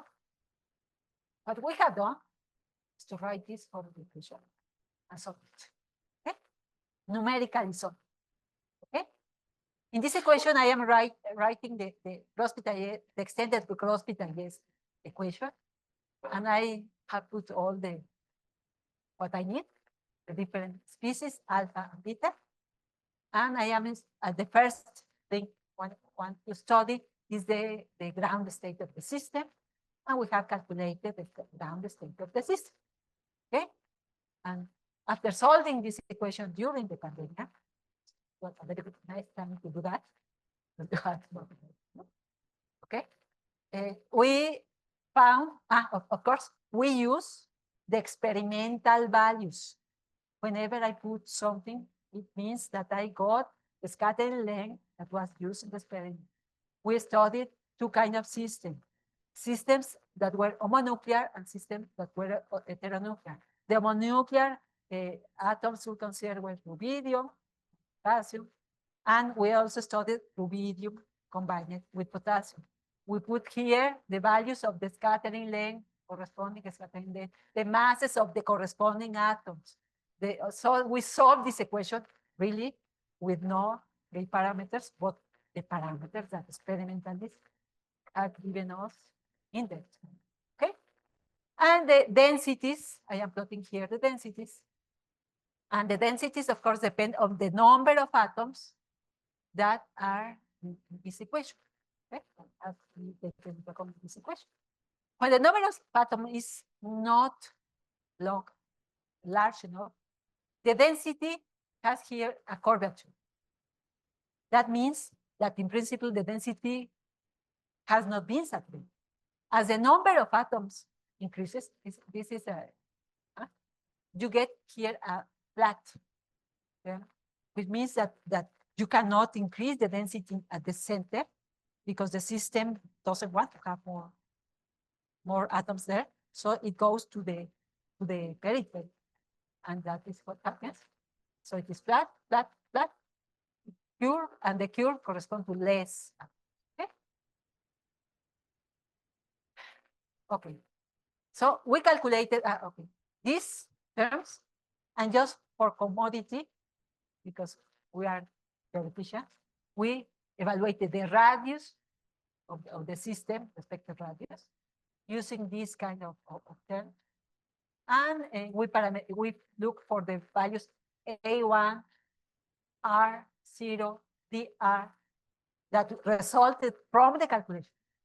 And then went to the predictions by Petrov and found, okay, it's okay because the size of DR is adequately described by our equations. That's we just have shown that our equations were properly solved because all things R0, DR, and the idea of point saturation occurs was confirmed by our calculations. It is not just getting the results, but seeing that they are consistent with the predictions made by the okay? Later on, because we wanted to find what happened when you excite the system. We said, well, we want to do something that has not been done in general. And we calculated the surface tension of the system. And we wanted to find an expression for the surface tension of the system, not phenomenological, because in every manuscript referring quantum droplets, in general, you put that a phenomenological expression for the surface tension because you need it. We wanted to get, as Raleigh did, an expression for the surface tension, taking into account the kind of system we have, the system we have. To that end, we follow the ideas of Berge, that Berge, the same person that is very important in the cold atoms community, the parameter, one of the parameters of Berge, when he was very young. He already analyzed what happens with a condensate if you just make this the surface, and he wanted to see the capillary waves that are created when you have a surface and you make a periscope and see what happens. He did that, and we said, oh, we will follow. So, yeah. So what we did, we considered the system, but now taking into account that there can be excitations. That means that the system is not in the ground state, but can be excited in modes that are described by Bogoliubet-James. It is very, well, I will not tell many things about these functions U and D, but these functions correspond to excitations of psi, and what goes with this value of the oscillations, negative, here, and this value for the oscillation, positive. In a sense, not in a sense, strictly speaking, this is precisely what yesterday Morgan told us about squeezing, because you have here the cosine and the sine evolution of the system. And the transformation are squeezing transformation that in the field of the field theory are called Bogoliubet transformations and correspond to the 5 new senses of quantum. This is strange, but it is true. This is the cosine and the sine evolution of the system. When you create an excitation, it's like a squeezing there. Okay. What we had to do was to introduce this wave function, put it in the expression for that describes the interaction, the time-dependent Bogoliubet equation, make develop the system to lowest order in the products of these functions U and D, and find an expression, an effective expression for the Hamiltonian of the system when you have this kind of excitation. And the idea was to look for the frequencies associated to those excitations. And the frequencies were evaluated using something that is called the Pauli's variational principle, that tells you that if you make an ansatz for the excitation, this ansatz is always higher than the exact one. And this Pauli's theory, variational theorem, establishes this connection between something that you propose and something that you get. And as usual, in the case of variational calculation, the ansatz you make that gives you the lowest value, you think is the one that is closer to the exact value, and you think that the thing you have make as an ansatz is a better answer whenever it gives you a lower. Okay? We did so. We know that the particle, when it is the droplet, when it is in its ground state, is spherical. Okay? So we consider excitations with spherical symmetry, like Raleigh did. See? Okay? And we consider different kinds of excitations. Excitations are the functions eta and zeta that are here, are just cosine, sine functions. similar cosine. And here are the proposal we made, and we analyze how the system, what was the value of the. Okay, because I am interested in considering surface excitations, the form of the ansatz correspond to consider things that change essentially at the border of the droplet. The droplet, as I told you before, is something that is almost plain here and then it drops. If you want to introduce an excitation that at least at the beginning happens at the surface, you put an ansatz that is relevant just at the surface. So the ansatz corresponded to a derivative of the function that changes essentially at the surface. That's why we think we are describing surface excitations, because of the ansatz that is relevant at the surface. We made the calculations, found the energy of the system, and this is the result of the excitations you will get. Because later on, after putting such an excitation, we consider the development of the excitations under the extended Grothe-Dostoevsky equation, time-dependent Grothe-Dostoevsky equation. So you start with something like this, then you create this configuration, then the droplets take apart, and then they go together and again. Okay? So we suggested to take as an initial state and a state that has some configuration compatible with the idea that the main change in the wave function is at its surface, make it evolve. Okay, we started with this, but with this slight configuration out of the ground state, and we found that the system evolved like this. Okay, now these kind of things are very interesting, but we want to, there is something that I haven't told you up to now, but I have to tell you. Okay, the quantum droplets may auto-evaporate. What does it mean? That you create a droplet, it is the ground state configuration for the droplet, for the many particles you have inside. But if the number of particles is not enough, it happens something, or it's not the most adequate. It is energetically possible that the droplet evaporates. And this idea of self-evaporation has to be analyzed. It was done by Petrov, and it was also analyzed for us.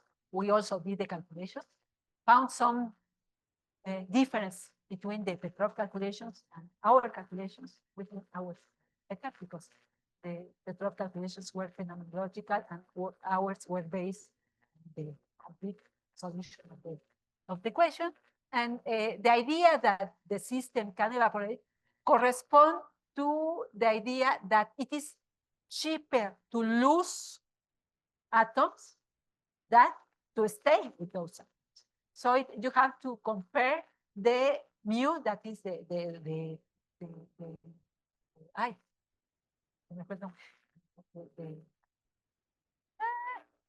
chemical potential, pardon, sorry. The chemical potential, you have to compare the chemical potential with the energy necessary to create it for binding the pattern.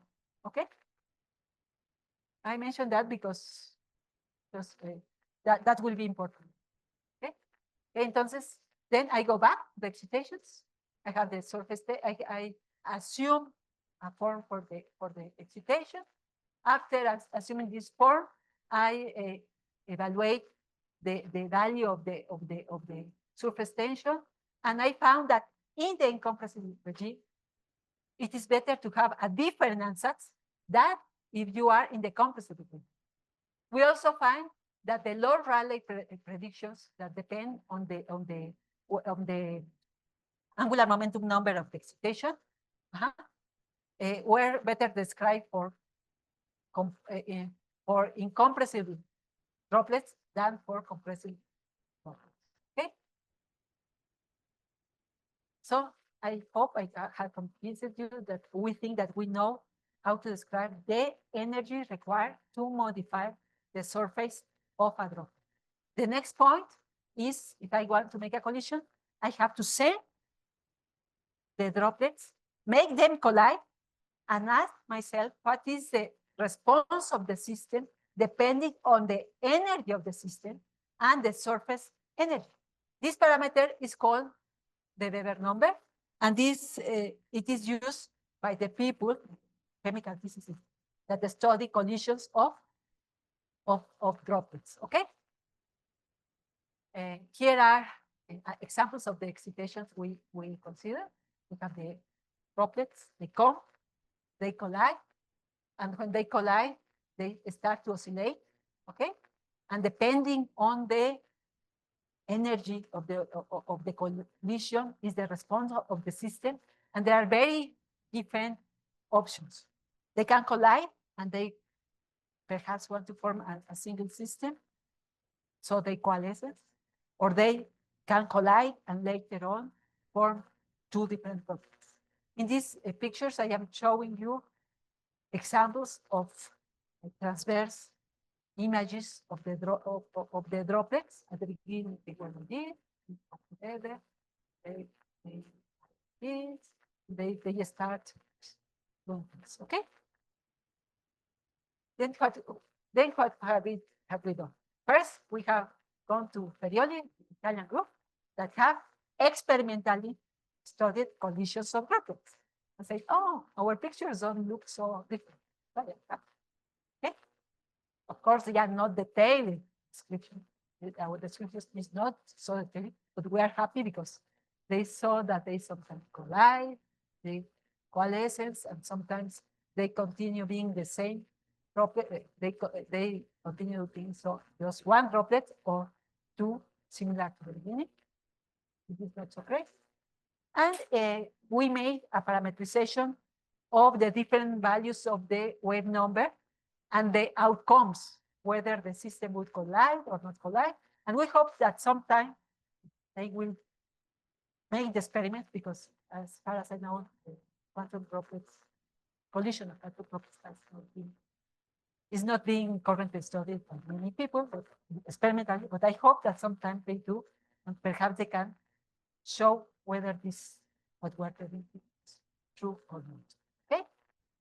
One of the reasons that people is not doing quantum droplets using the kind of gases we are using different interactions that we is that, as I told you, there are experimental limitations. The system can self-evaporate. So you have the droplet, and then you have the droplet you wanted because it self-evaporates. And also you have the fact that the atoms inside the droplet collide among themselves. And sometimes some of the atoms form molecules or go out, and they are not anymore part of the BC. And this, in this case, you have you lose atoms because atoms inside the droplet interact among themselves. And that is a very important source of a limitation for having large droplets or working with many droplets. And that was the reason that the people from Italy decided to work with atoms that are heteronuclear. But because in that case, this term is smaller than in the case where the atoms are of the same species. And we also calculated that.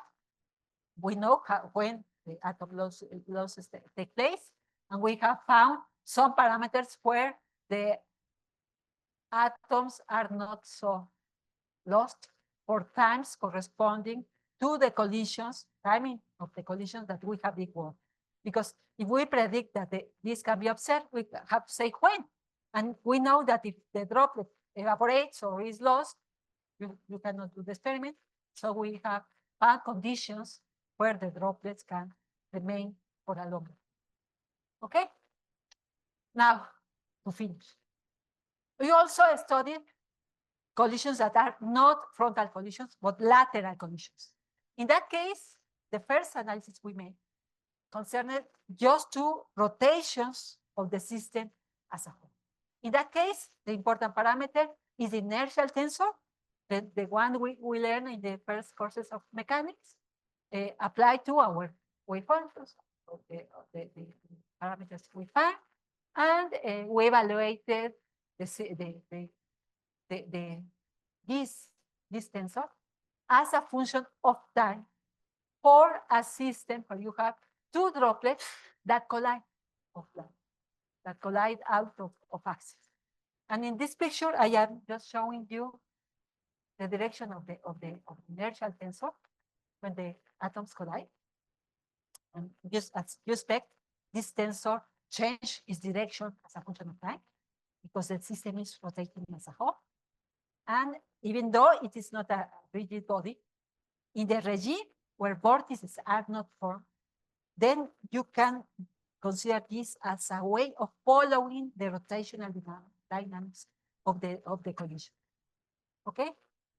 We have analyzed whether miscibility or immiscibility is lost when the two droplets collide.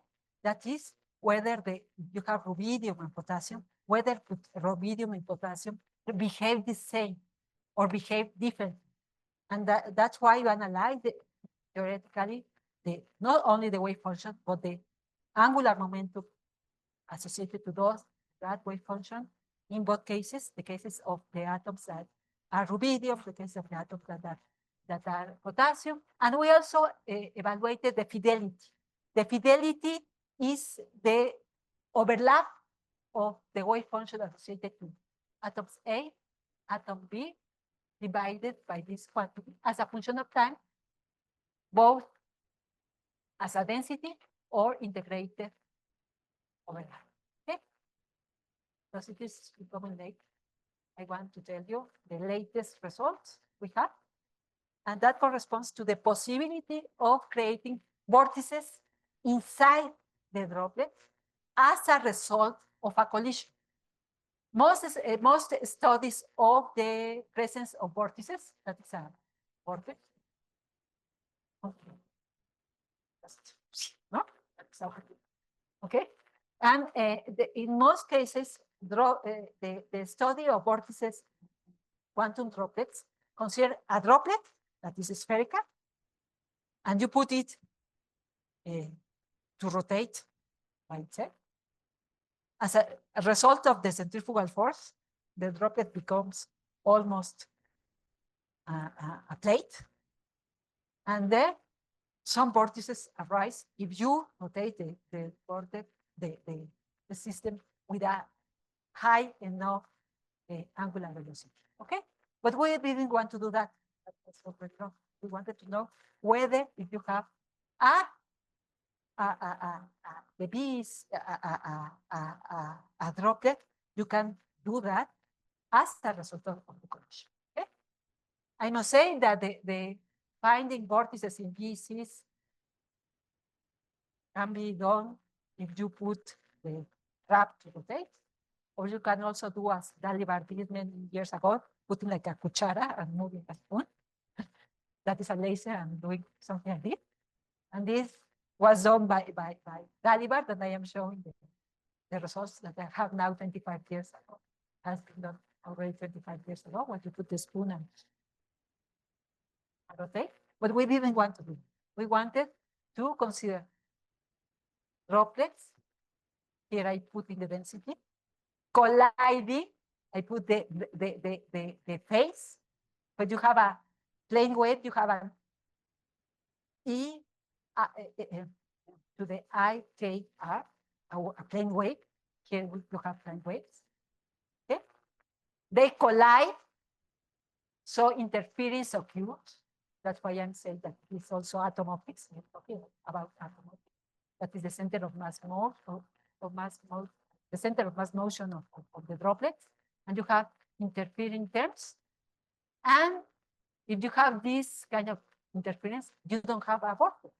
But if you have the presence of points, of regions where the density goes to 0, because the phase of the wave function goes from 0 to 2 pi around it, then you have. And here we have found that under the adequate conditions, by the dynamical, as a result of the dynamical forces resulting from the interaction and from the atoms around themselves, in that case, you can generate vortex.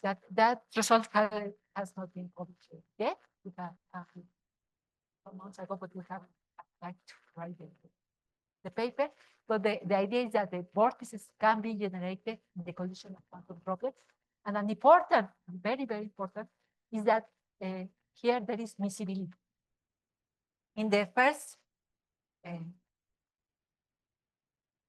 not in the columns, I am putting the conditions, but in the first I consider potassium, and here I consider rubidium. You notice that the density is similar when they are far apart, because they are droplets, they are state, just moving as a whole. But later on, the density looks very similar. Potassium, rubidium, they were part of the droplets, but nevertheless, the phase is very different. In potassium, you don't have vortices. In rubidium, you really have them. And that is very important because it is a manifestation that it is a quantum vortex. Because of the quantum vortex in any makeshift OBCs always occurs in the atoms with higher mass rather than with atoms with low mass. And so we're happy because that is a demonstration that our calculation seems to be okay. And that's all. Thank you.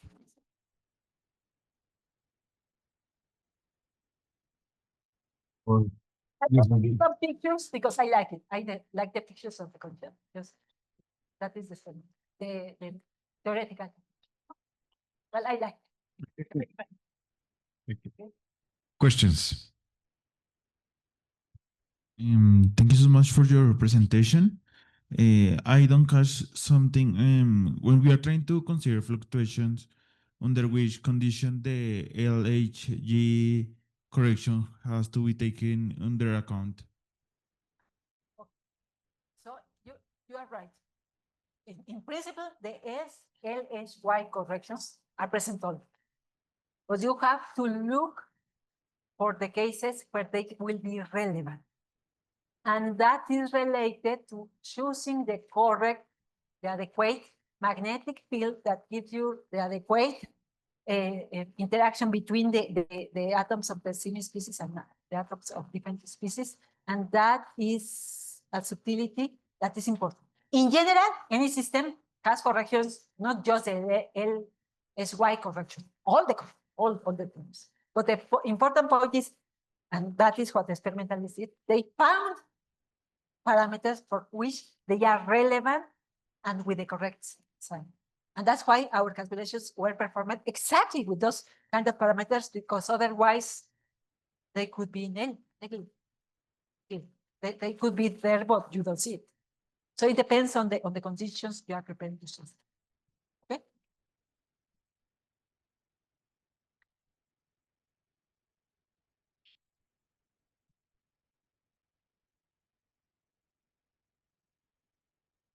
So you mentioned earlier that one of the difficulties in observing these quantum droplets, experimentally speaking, was the self-evaporation, right? Losses. And losses. So typically, what is a typical lifetime of a quantum droplet? That is precisely what I wanted to show. I mean, it corresponds to, this seems to be, our calculations again, seems to be correct. That's why we made the calculations. And the calculations show that the loss is due to self-evaporation and for self-trapping. If you choose the correct number of particles, will give you the chance to observe this at very, but if you don't choose them at just at the beginning, so that we think that our calculations are correct. This gives you the time scale for the collision. There was a question. No, there was Thank you. Excellent presentation. I love the visuals. So I didn't catch something in the one of the last slides where you showed the plots with the faces. So what were the conditions for a collision to form a vortex, or did all collisions form vortices? And that's also for us with results for healing of that. That it is important that the clouds overlap, but mainly near the surface. It's like if you have the earth here and the earth here. A trick is to put them colliding almost atmosphere with atmosphere. So this allows to form the vortex, and the vortex then gets into etc. And it is also important the velocity and the size of the original droplets, and of course the surface tension. But in general, it's like that. Not feel like you create a tornado. Thank you.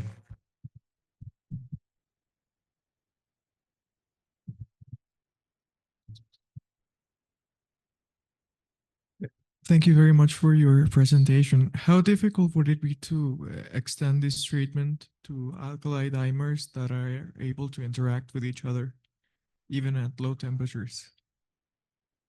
The question was, how difficult was to... No, how difficult would it be to extend this treatment to alkali molecules that are able to interact even at low temperatures? Okay. Or react at low temperatures? The point is that the calculations we have performed correspond to systems where the interaction is a contact interaction. Okay? In principle, it is not so difficult to extend it to other kind of systems. But in the case of molecules, you have to be careful, because in general, a molecule is not spherically symmetric.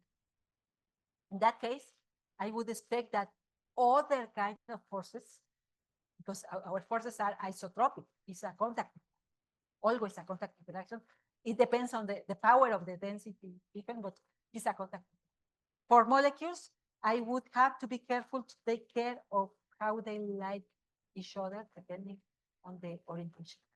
So it would be possible, but very expensive. Thank you. Thank you, Rocío, for the very nice talk. So I have a very general, maybe a bit speculative question, but I mean, at the beginning, you explained that in a superfluid, you have a very low surface tension.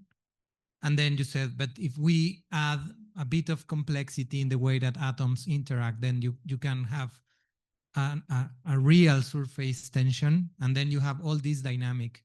So the question is very general, is that if this system contributes in our understanding of the concept of surface tension, if you have something new because the system is quantum, or if it is just exactly the same concept that you have in a classical fluid. The concept by definition is the same. The energy required to modify the surface of a system. The difference, and I better put Raleigh. Raleigh, I always recommend Raleigh. Yeah? 1870. Internet with no problem. He already found that the surface tension was a function of the radius. So it is something that also happens here. And to this power. And that the dipole term goes to 0 because the dipole terms corresponds just to a translation of the droplet line. And to this behavior. Now, in the case of the incompressible regime, we found something similar to this. In the case of the compressible regime, there is a change in this. And that I could say that perhaps because Raleigh made a classical calculation for a liquid fluid, and he didn't do it for a system that is incompressible. But perhaps that is a manifestation of quantum that modify this structure in the case of the compressed electron. I am not sure. We have time for question.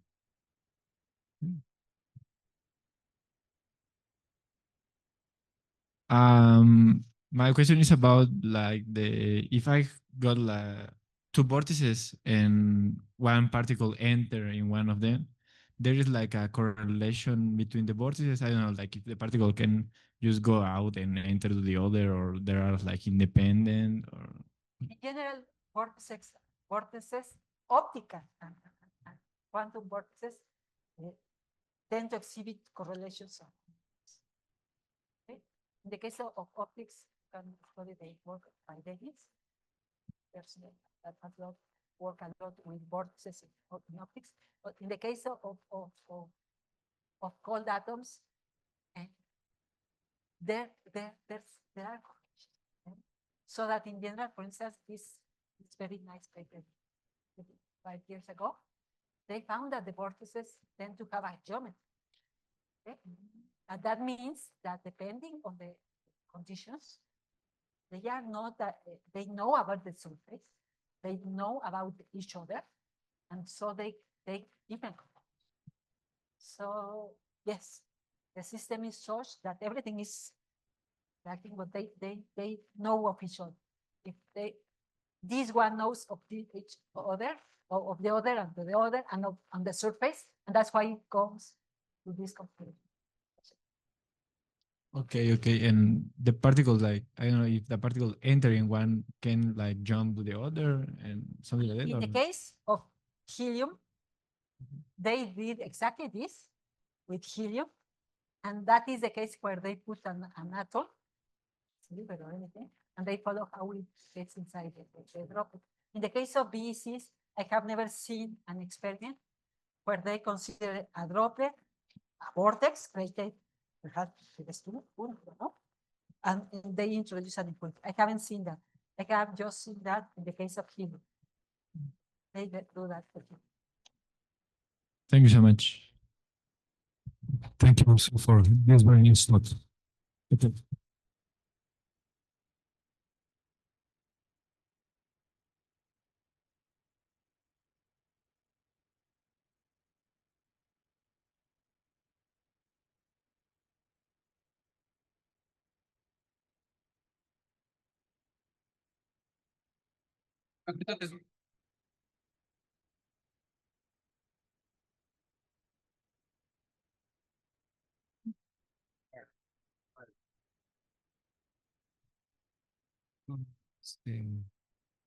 Aquí está.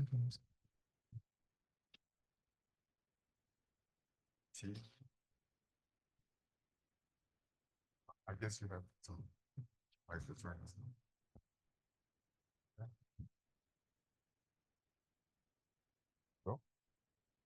Okay, let's start with the third lecture on quantum 2D materials.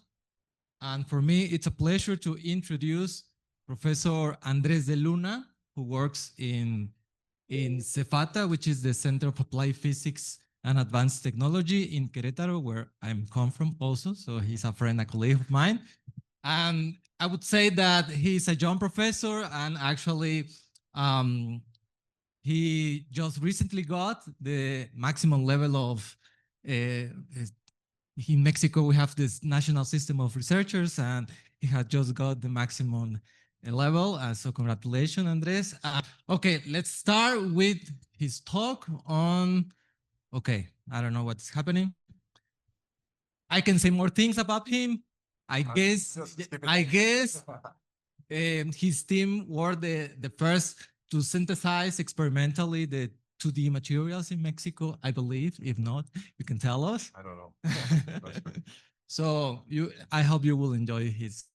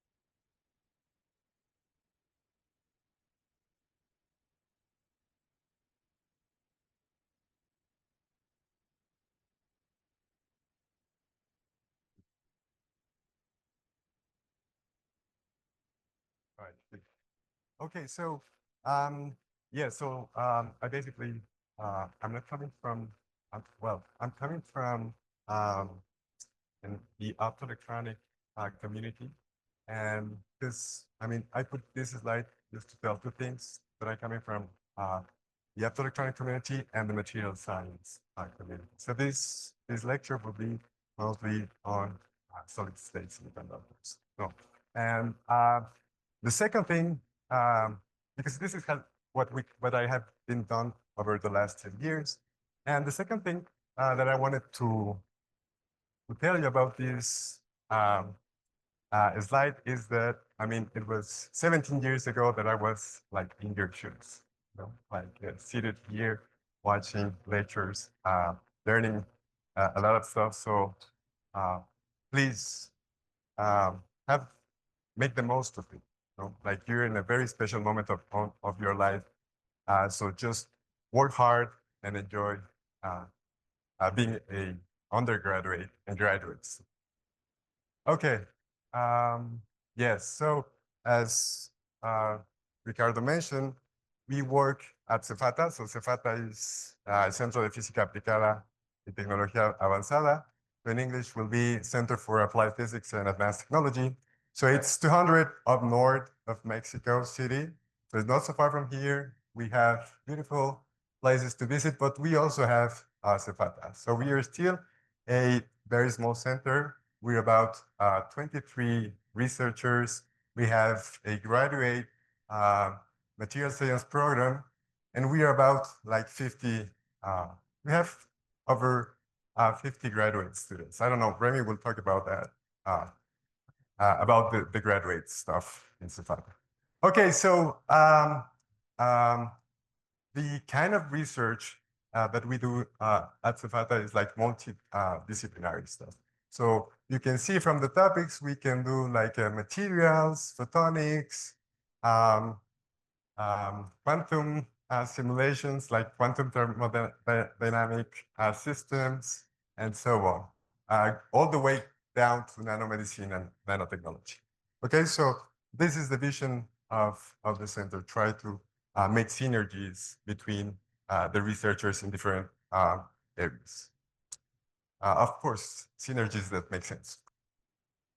Okay, so this is the outline for today lecture. So tomorrow I'm going to talk about more applications, what I do in the lab. But today I want to, just make the a little bit of theory about excitons, semiconductors, and what are the characteristics of these quasiparticles that can live in semiconductors. We're gonna use the hydrogenic model to apply for determining the binding energy and the exciton radii in gallium arsenide in the case of 3D. And we're gonna see how we can, and if we can apply this hydrogenic model to the case of a single layer of 2D materials. Okay, good. Yes, so by definition, if you look at Wikipedia, almost, an exciton is a bound state of a photoexcited electron and hole formed or kept by Coulombic attraction, Coulombic forces, right? So in this sense, we need at least 3 ingredients. We need electrons and holes, we need photons, and of course, we need a host. In this case, we're going to use inorganic semiconductors as a host. And these excitons will have, as I mentioned, will have some properties, how the strong, how strong they are attached. One, of course, that will be that will be a rise of about the size of these excitons.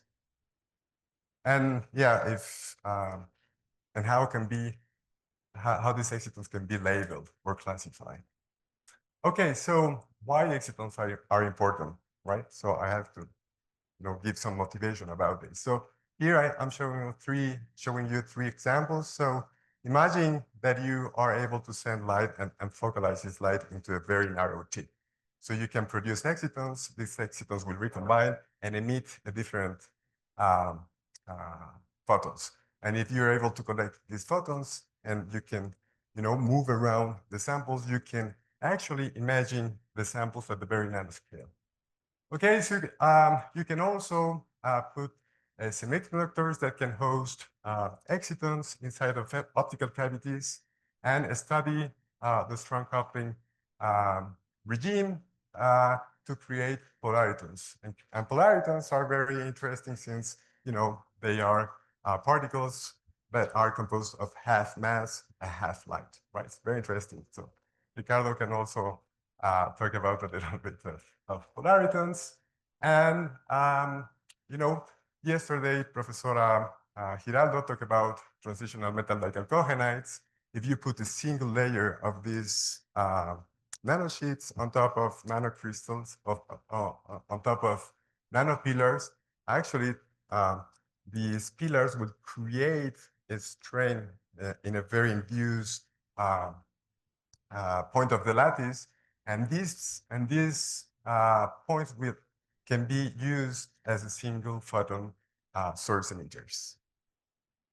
Okay, just to make sure that we are in the same wavelength, so to say.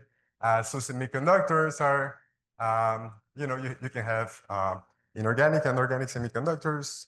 What I would like to do today is, I mean, just take the sample of inorganic crystal semiconductors, which, you know, we have several examples like silicon, gallium nitride, gallium arsenide, molybdenum disulfide. They are all formed by periodic atomic of arrays, right? So they are solids.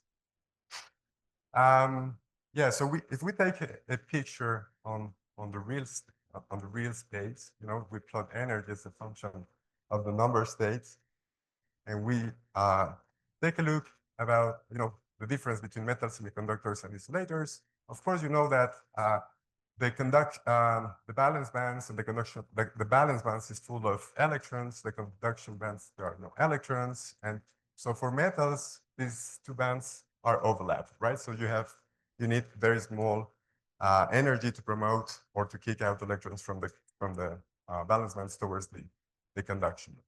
In the case of insulators, so this gap is huge, right? So you need to give a lot of energy to the system in order to do that kind of promotion. However, in this, you know, in the middle of between both of systems are semiconductors. So semiconductors, you can do that. You can promote electrons from the valence bands toward the conduction band with relatively low energy. So you can commute from one state to another in a very easy way. Okay, what else? So this is the real space, right?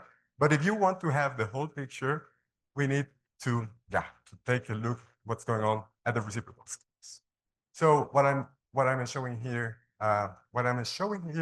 is the whole band structure of gallium arsenide.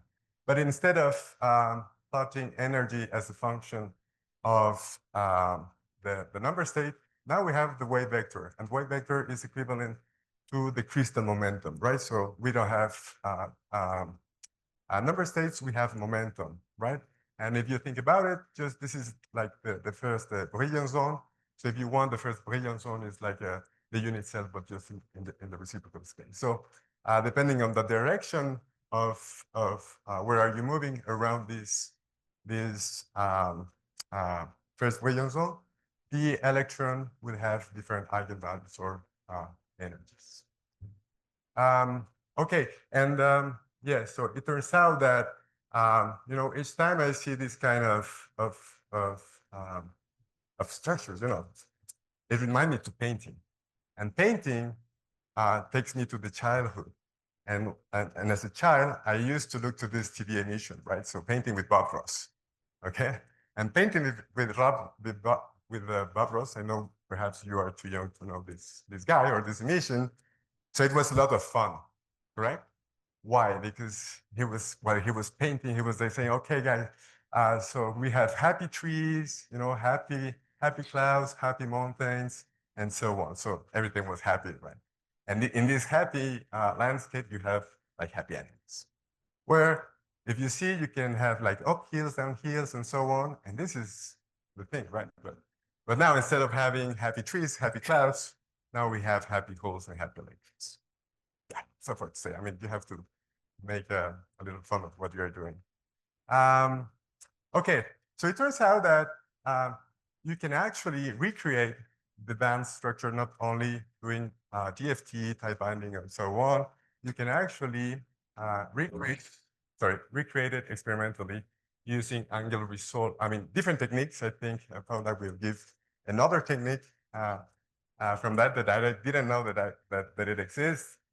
This is photoemission spectroscopy, but with an angular resolve technique. So if you know the excitation wavelength and the kinetic energy of the photo emitted electron, and you know the angle, you can actually determine the reciprocal, the momenta of the electron. So I just took this video from the internet, but these guys are very good, like from generating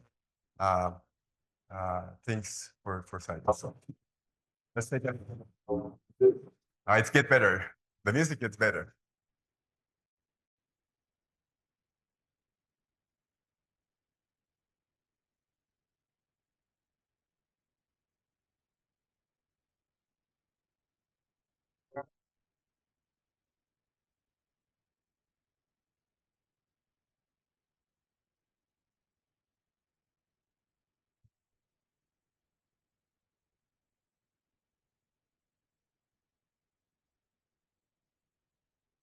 It gets like better and better, the music.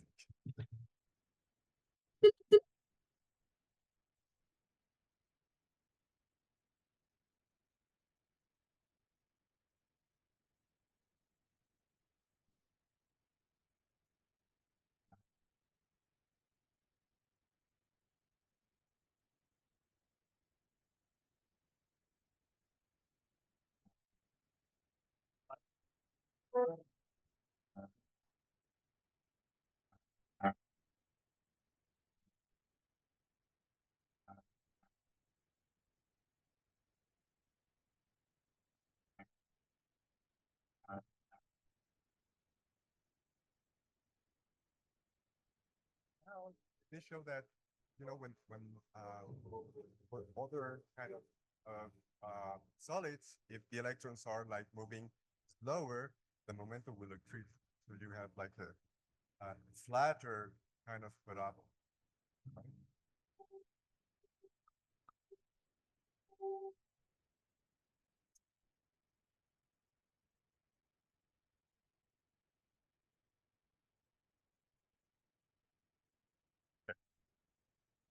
So, what it is interesting is that, you know, the experiment, it matches like pretty accurately from the experiment. So now you can actually, you know, compare your EFT or type binding models to something experimentally. I don't know about the whole, I mean, how can you recreate that through the whole, I mean, whole measurements, but yeah, stay tuned till Friday, right? Okay, good. Okay, so we have these up hills, down hills, and in some semiconductors like gallium arsenide, the maxima of the valence band and the minima of the conduction band have the same wave vector. So by shining light on these materials, what I mean, it's very just a sketch, of course, but you promote an electron from the maxima of the valence band towards the minima of the conduction band.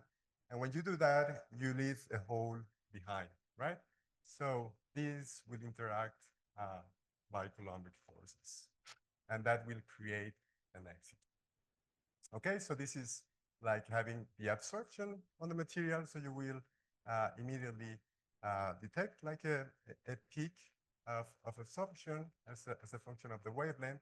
And of course, when this electron recombines, I mean, goes down to the ground state, that will emit also a photon, and this photon can be analyzed. I mean, this is like the emission of photoluminescence emission. And it turns out that we are very good at detecting this kind of of a spectrum, right?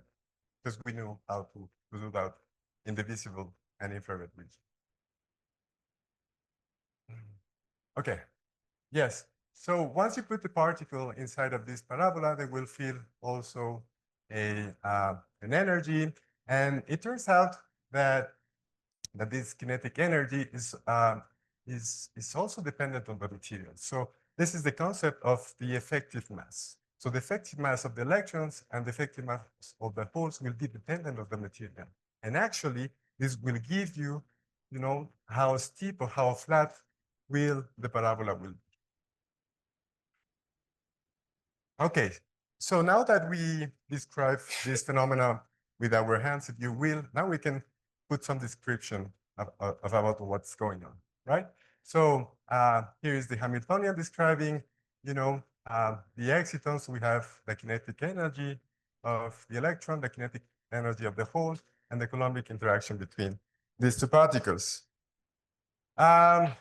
Yeah, so on the understanding that this is, or with the understanding that this is the electron effective mass, this is the whole effective mass, and you have, of course, the dielectric constant inside of the Hamiltonian. So what we can do to solve this, we can break the Hamiltonian in two using the relative and the center of mass coordinates. And just for the sake of this course, we're going to just focus on the relative coordinates. And if we do that, we end up having this expression. So this is h bar 2 over 2 mu, where mu will be the reduced mass of the system.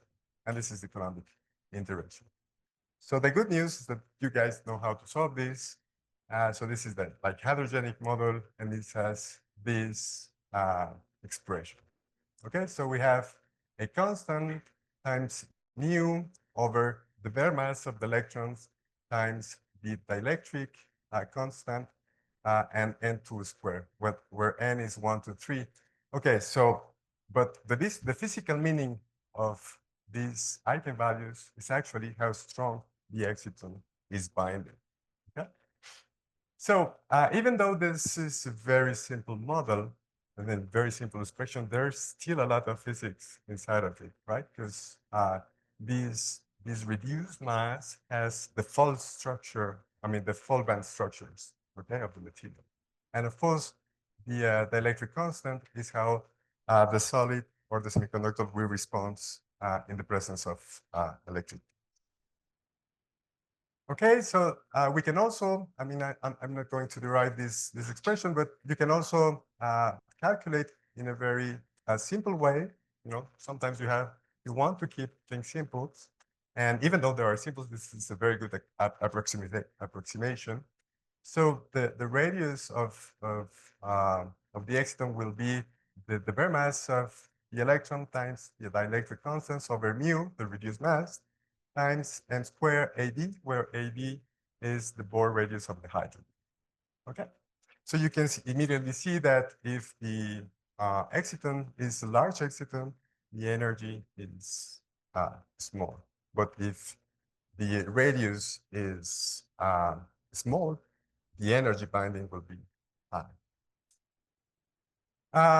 Okay, and of course, depending on, we love to label things, right? And depending on the radius of the exciton, we can call them, if the radius is larger than the lattice parameter of the solid, we can call them a Wannier exciton. And if it's comparable to the lattice parameter of the solid, we can call it Frenkel excitons. So if we plot the exciton binding energy as a function of the exciton size, there's some more strange excitons called mod-powered excitons, where the radius is really, really small. But what I like to point out is that the barrier between Frenkel excitons and Wannier excitons is not so sharp. So sometimes you will find that you can call there might be the cases that we have Frenkel Wannier or Wannier Frenkel excitons. Okay, so let's take a case of study. Let's take a look what's going on in gallium arsenide and actually prove that the hydrogenic model works, right? So gallium arsenide is inside of a lot of devices. You can have LEDs, you can have K-state quantum lasers, and even you can generate terahertz pulse using the photoconductive antennas of gallium arsenide. Just very quick, gallium arsenide, to grow or to do the growth of gallium arsenide, you actually can do it using molecular beam epitaxy. However, this is often named the mostly broken equipment, right? So this is very complicated system. You know, you have ultra vacuum everywhere, so a lot of cables, and yeah, so sometimes it's a disaster. But when it works well, you can control layer by layer. You know, you can deposit layer by layer your material. Okay, so I took the data from a very old paper. So what I'm showing here is the absorption spectra of gallium arsenide as a function of the temperatures. So you can see that, so this is room temperature and this is 20 Kelvin. So not that cool as the cold atoms, but still cool. Okay, so what we see is that, you know, we have this peak absorption corresponding to an exciton peak. But it turns out that, you know, at room temperature, actually it disappears. So let's try to explain why and how can it be. So if, you know, using our, you know, very basic model and considering the electron mass, the effective electron mass of the electrons and holes of gallium arsenide, and plugging the electric constants, it turns out that the first that the binding energy is 3 milli-electron volts. So is that small? Is that big? So it depends, right? Because when we increase the temperature, actually these excitons are interacting with the thermal reservoir, right? So if the thermal reservoir is larger, I mean, KBT is larger than the exciton binding, what it actually does, it washes out the excitonic absorption. So this is why we stop, I mean, the excitons start just dissociating at room temperature. Okay. So again, what we can do also is to just to introduce the same data to calculate or to compute the radius of inside a gallium arsenide, and you will find out that the radius for gallium arsenide is about 18 nanometers. So it's a huge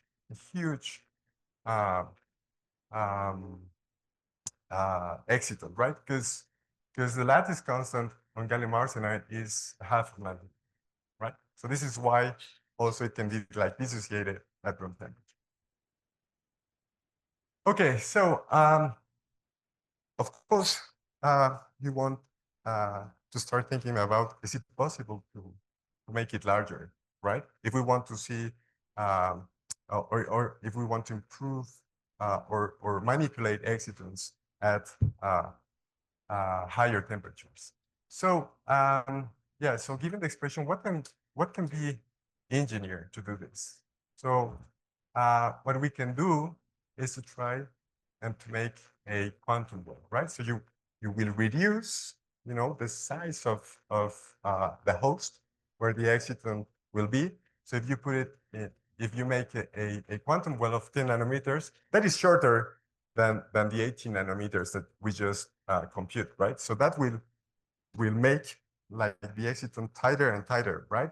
And also by putting a sandwich of another material, we can also modify the dielectric constant. So that will make the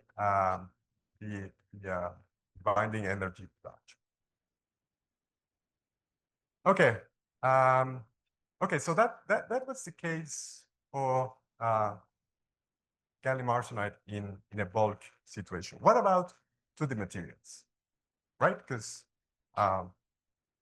this is about 2D materials. So what I'd like to introduce you is as mentioned by the lecture yesterday, 2D materials are layer materials, okay? So layer materials, in the case of molybdisulfide, atoms, I mean, a monolayer consists of a layer of 2 layers of sulfur atoms sandwiched a transitional metal atom, in this case, molybdenum. So that makes a monolayer, but still you have like plenty of layers. So you can peel off, you know, this is why you can peel off a crystal of molybdisulfide all the way down to a single layer. Okay, so this is the bottom, the top-bottom approach. What we do in our laboratory is to go in the other way. So we start from molecules to form these monolayers on the substrate. So I will talk a little bit later tomorrow. Okay, so we can. I just want you to focus on the fact that you can, you know, peel off these huge crystals on down to the monolayer, and the thickness of this monolayer is about 7 angstroms, 7 to 6 angstroms. So a major, I think a major discovery, let's put it that way, was done by Tom Hines' group back to 2010. So they actually observed that molybdisulfide is, when you thin down to the monolayer, it becomes a direct band gap. Okay, so molybdisulfide has been like studies from the 60s. So this is the band structure of the bulk in molybdisulfide. So it turns out that it is a indirect semiconductor. But if you thin down, you know, you can have a huge emission of photoluminescence compared to 2 layers. So this is the PL emission of a single layer, and for 2 layers, the emission just disappears. It shrinks down to nothing, right? So if you want, you can also, this is the optical image of a single layer and a bilayer, and if you put a filter, an optical filter, you just end up having the emission or the light coming from a single layer.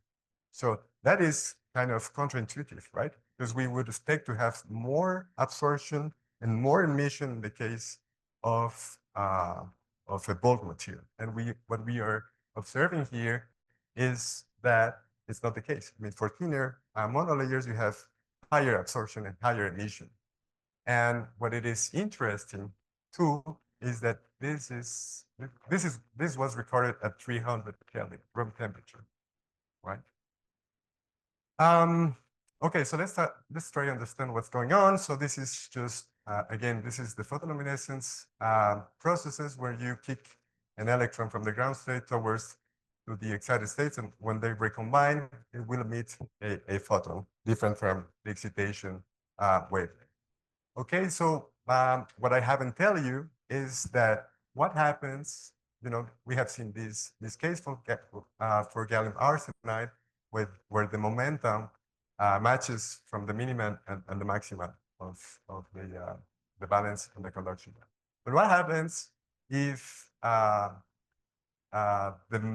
minima of the conduction band and the maxima of the valence band has a different wave vector? What it happens is, in order to conserve the momentum, we need an extra energy. In this time, it will be as a form of phonon, you know, the lattice vibration, to go towards this point, and another, you know, to create the absorption, and another kick from a phonon to go backwards and recombine and emit light. Okay, so what's happening in the case of molybdisulfide? So you know, this is the band structure for molybdisulfide, and if you see the minima of the conduction band is between K and gamma vector, and the maximum of the valence bands is around gamma. Okay, so this is for the bulk. So what happens is, if you go down to the monolayer, you know, you start increasing the quantum confinement, but you also modify the effective mass of the holes and the electrons, right? Which is responsible of, again, these downhills and uphills in the painting, correct? So, and this is because the sulfur atoms, of two different layers will not have any more interaction between them. So that will eventually release the mass in this point, and we end up having a transition and very radiative recombination on molybdisulfide. So this is very impressive. And again, I want to highlight that we are talking about the semiconductor of 7 angstrom thick, and it works at room temperature. Yeah? And sometimes you want to work at room temperature, right? Because most of devices that are distracting us, right, work at room temperature. So yeah, so this explains this behavior, this PL behavior. Okay, so, but what about molybdisulfide excitons? Can we apply our model, our hydrogenic model, as we did it for the case of gallium arsenide? So let's try it. Okay, so this was the absorption spectra for gallium arsenide, and this is the absorption spectra for molybdisulfide. So you can see that it's a little bit different. We have A, B, and then C. This might correspond to N1, N2, and N3 from the hydrogenic model. So I'm not going to talk about these two excitonic peaks, but if you like, we can talk later. So I want to just focus on the A exciton. So if we do that, I mean, if we use our hydrogenic model and we plug the dielectric constants. So this time we have to take a little bit of care by determining the dielectric constant. Since it's a layer material, you can always you have an isotropic dielectric constants, right? Because it's going to be like in plane and out of plane will be different, since you are like considering the interactions between the layers. Okay, so if we plug these values from some articles, we end up having a binding energy of 20 millielectrons. So the question is, are we okay with this value? Is it good? Is it correct? So the problem is that that doesn't matches what we see, what we observe experimentally. But even though it doesn't matches, it doesn't make sense, right? Because 20 millielectron volts is lower than KT at room temperature, right? KT is around 25 to 30 millielectron volts, right? And we have like a huge absorption of these things at room temperature. So so what these two guys actually discovered is that the things is a little bit more complex, right? So basically, the main result of these papers is that the wave function is just confined in a layer, okay, not in a three-dimensional way. So we need to since it's they use many body models to explain this stuff. So you end up reproducing the experimental data. But to me, this is the main finding. So that the wave function is just confined in a layer. So there's no intra-layer spread of the wave function. So we have to do some amends to our hydrogenic models, right? We need it, even if it's a 3D semiconductor in this case, but as it is a layer semiconductor, we need to treat it as a quasi 2D hydrogenic model. So this is this is the reference, but the expression is not that different. So instead of having n squared, what we have is n minus 1/2 squared. And it turns out that if you turn the math on, the binding energy of the quasi 2D model is 4 times larger than the case of the 3D of the hydrogenic model in a 3D case. And that makes sense, right? Because now instead of having 20 millielectron volts, now we have 80 millielectron volts. And this is the reason why we observe excitons at room temperature. What it is also very, very interesting is that now for a single layer of moly disulfide, we have to take a special attention to the fact that the electric constant will also be will also change. You don't have any longer the interaction between the layers, and so plugging these values into our amended hydrogenic model, we end up having a huge exciton binding of 3 millielectron volts, and this is just for one layer, right? Okay, so I'm just finishing. So what I want to tell you, this is something or a direction that I want to pursue in the following years. So excitons, as you may notice, are neutral quasi-particles, right? So they cannot respond to an electric field, but they do respond, or they can respond to surface waves. Okay, so if you can apply a surface wave into the material, and since these transitional metal dicalcahonides are just as thin as the surface, they're ideal to move them, right, and to direct them, and to show that you can send it from one point to another. Okay, and the reason you want to do that is that if you use electrons or holes, like in any electronic system, the friction of the electrons, of course, would generate heat, right? And the heat will reduce the performance of your devices. In the case of excitons, we expect that will not happen. Okay, with that, just to sum up, I just wanted to introduce you the concept of excitons. How can we treat it mathematically in a very simple way? But even though that was a very simple expressions, the approximation are very good.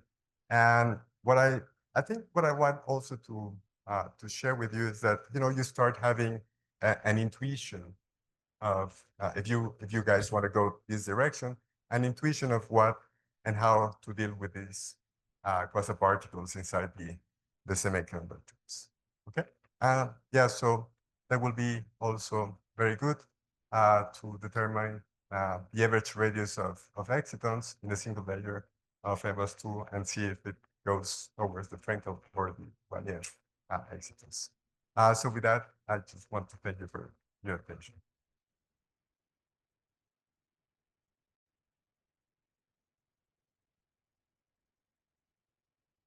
Thank you, Andres. So we have plenty of time for questions. Who want to ask? Okay, Carlos first.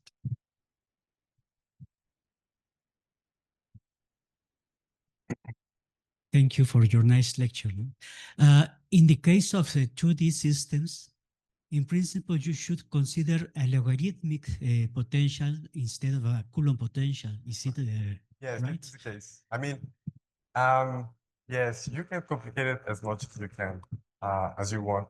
I mean, you have, since also you have, I mean, I put it in a very simple way, but you are not just forming excitons. You are, since the confinement is so strong, you can also have interactions of 3 bodies, right? So you can have electron holes, hole electrons, bi-excitons, and so on. So yes, so I just wanted to reduce all the complexity of this and just show it in more general case. But you're right, the potential should be like logarithm. Yes. Yeah. Okay. Thanks for your lecture. You explained the exciton equation for monolayer systems. Right. In this case, the molybdenum sulfide. Right? Molybdenum sulfide. Yes. I read in one of your articles that you made a mix of molybdenum sulfide right. and silicon, well, SO. So I don't know the chemical name. Yeah, it doesn't matter. And that system is a mixed system. So you have like two types of different layers. In that case, what assumptions or what things do you have to consider in the exciton equation? Yes, you're right. I mean, again, I wanted to keep things very simple, but the questions are very good. Yes, if you form a heterostructure, you can have a heterostructure, as I will show tomorrow. Let me see what can use. Right. So here is the same material, right? You have molybdisulfide, and so on. But then if you you stack another material on top of it, okay, you can have interlayer excitons, like bare single molybdisulfide or bare whatever you want. But then in some cases you can have hybrid excitons coming from the interlayer coupling of these two materials. And this gives the rise to indirect excitons. And this is also very, very interesting and hot topic, right? Because what I didn't mention is that the recombination time of these excitons it's like in the order of some picoseconds, right? So this gives you a little bit of time to manipulate them, right? So if we wanted to do what I want to do, like to move them using surface acoustic waves, it's not going to work. So the idea is to work with indirect excitons, since they have a slower time of recombination, so they can give us opportunity to manipulate them. So it is a very rich fields where you can play around with different flavors and so on. Different materials, different flavors, different possibilities. Thank you. Thank you. Here's a question. Yes, my doubt is about in a layer or semiconductor layer or material, always there are like pairs of electrons and holes, but why is like, okay, I'm use excitons, and if always we have like these pairs, and or what do you say, like why do you say like I'm gonna use the excitons? Right. Yeah. Right. So the idea was, okay, yes, you can, I mean, you can actually introduce charges, right? You use electrons to do transport and so on. Okay. So you can use electrons and transport from point A to point B, and that, in the case of molybdisulfide, it's a very resistive material. So from my point of view, it's not that interesting. Okay, I might be wrong. However, since what I wanted to explain here is that you can see excitonic features at room temperature. And maybe that will create another kind of field, not electronics, but excitronics, for just to mention. But yeah, that is the idea behind. I want to to take advantage of these properties to exploit them and develop another kind of devices. And you will see tomorrow an application. Thanks so much. More questions? We have time. One question. I'm not sure if I quite get it, but when you were talking that they managed to move to transition between an indirect band gap and a direct band gap, like how does that really work? Is it something like they like change the structure, or maybe it's just levels on how you are like giving this kick of energy? Right. So this is the band structure of a 3D or a bulk molybdisulfide. Okay, so if you take, maybe I didn't explain it. I want to take the time. So here the both points have a different momentum. Okay. And what happens is that because you reduce the number of layers to the very thinnest possible system, the effective mass, that is responsible of this curvature, right? In this period, will modify, will change. And the reason of this change is because, imagine that you have sulfur atoms, interacting with sulfur atoms from another layer. But once you release, and these sulfur atoms do not see anything else, right? So the effective mass will change. And as a consequence, or the implication of this change will, relax the electron and the whole masses. And you end up having a direct transition for a monolayer. I don't know if that makes sense. One question.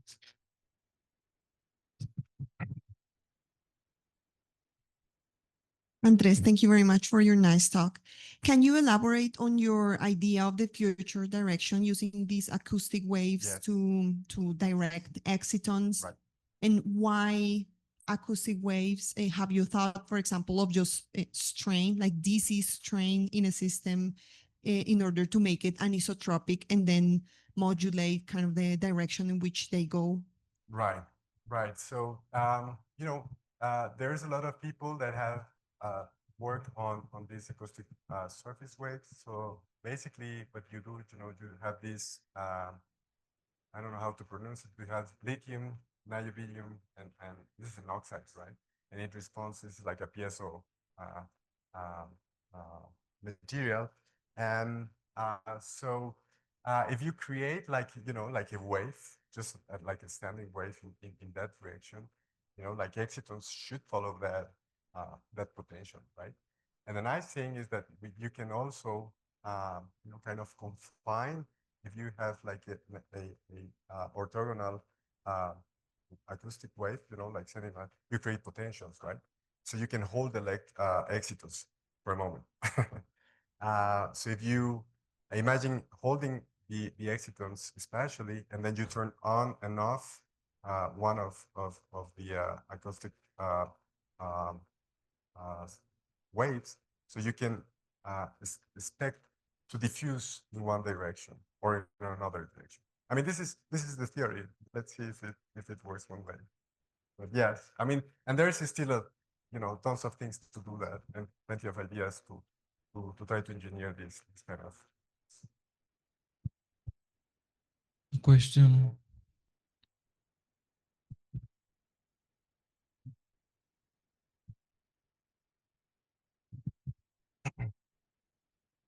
Hello, thank you for your talk. You've presented using acoustic waves to drive the excitons. I may think incorrectly that this is like a mechanical sort of transport, but is it mechanical? Right. Yes? Yes, it is. Oh, okay. Doesn't it have to do with the band structure? No? No, it's pure mechanical, right? And yes, so you might induce a strain to the system. Yes, you can. That will change the properties, probably. Yes. Yeah, but as they say before or early, you have to just jump in and try to do. So this is what we are expecting to explore.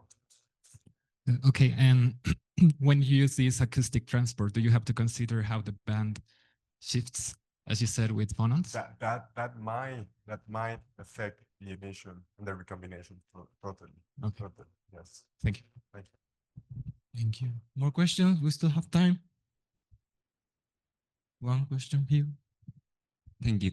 So these acoustic waves could be generated only by these piezoelectric materials, or from which other sources? Yes. The answer is that I don't know. I just yeah, for sure. I just know that there are some groups that already demonstrate you can use this piezoelectric to generate this acoustic circuit wave.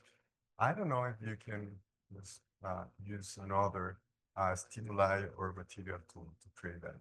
I don't know, but yeah, that's a good things to explore. Thank you. More questions? I have one. No more? He was expecting this time. No. In these 2D materials, so what is the quantumness? What is the quantum in the quantum 2D materials? What is the quantumness? Yeah, I mean, okay. just in general. What do you say? What do you think? Well, it depends, right? I guess like one of the quantum effects that we can immediately see is, for instance, how strong the electron and hole binds. You know, you can also create polaritons. I mean, if you put these materials inside optical cavities, you can actually also, since they absorb a lot of light, you can also study this strong coupling between matter and light. So I'm not sure if I answered your question, but I think it depends. You can sometimes you want go to the classical, sometimes you go to the quantum side. So it depends. Yeah, sure. For me, my opinion, something is quantum in the moment that I need quantum mechanics to describe it. If I don't need it, for me, it's not quantum. That's my opinion. So more questions to Andres? Well, you can always approach me if you have. If not, let's thank Andres again, please.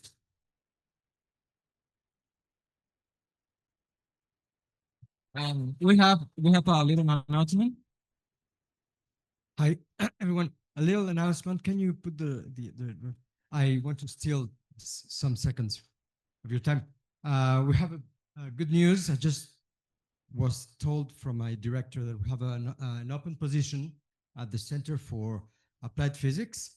So anyone who holds a PhD is interested in computational physics and have experience computational physics or chemistry, please participate. That was it. Thank you. Okay, just a couple of announcements more before lunch. One, again, the list for the laptops are hanging over there in the coffee area. Just look your name up and sort it out if you're not there. And the other one is that right after lunch, like at 2:30 more or less, we will have the picture of the group. So do not go before, do not leave the place until we get the picture. Make sure you stay for the picture, okay? Okay, hello everyone. We're gonna continue with our schedule. We're gonna continue with our lectures. To give us the second lecture on the topic of theoretical quantum nanophotonics, we have Professor Darrick Chang from ICFO. So let us welcome our speaker.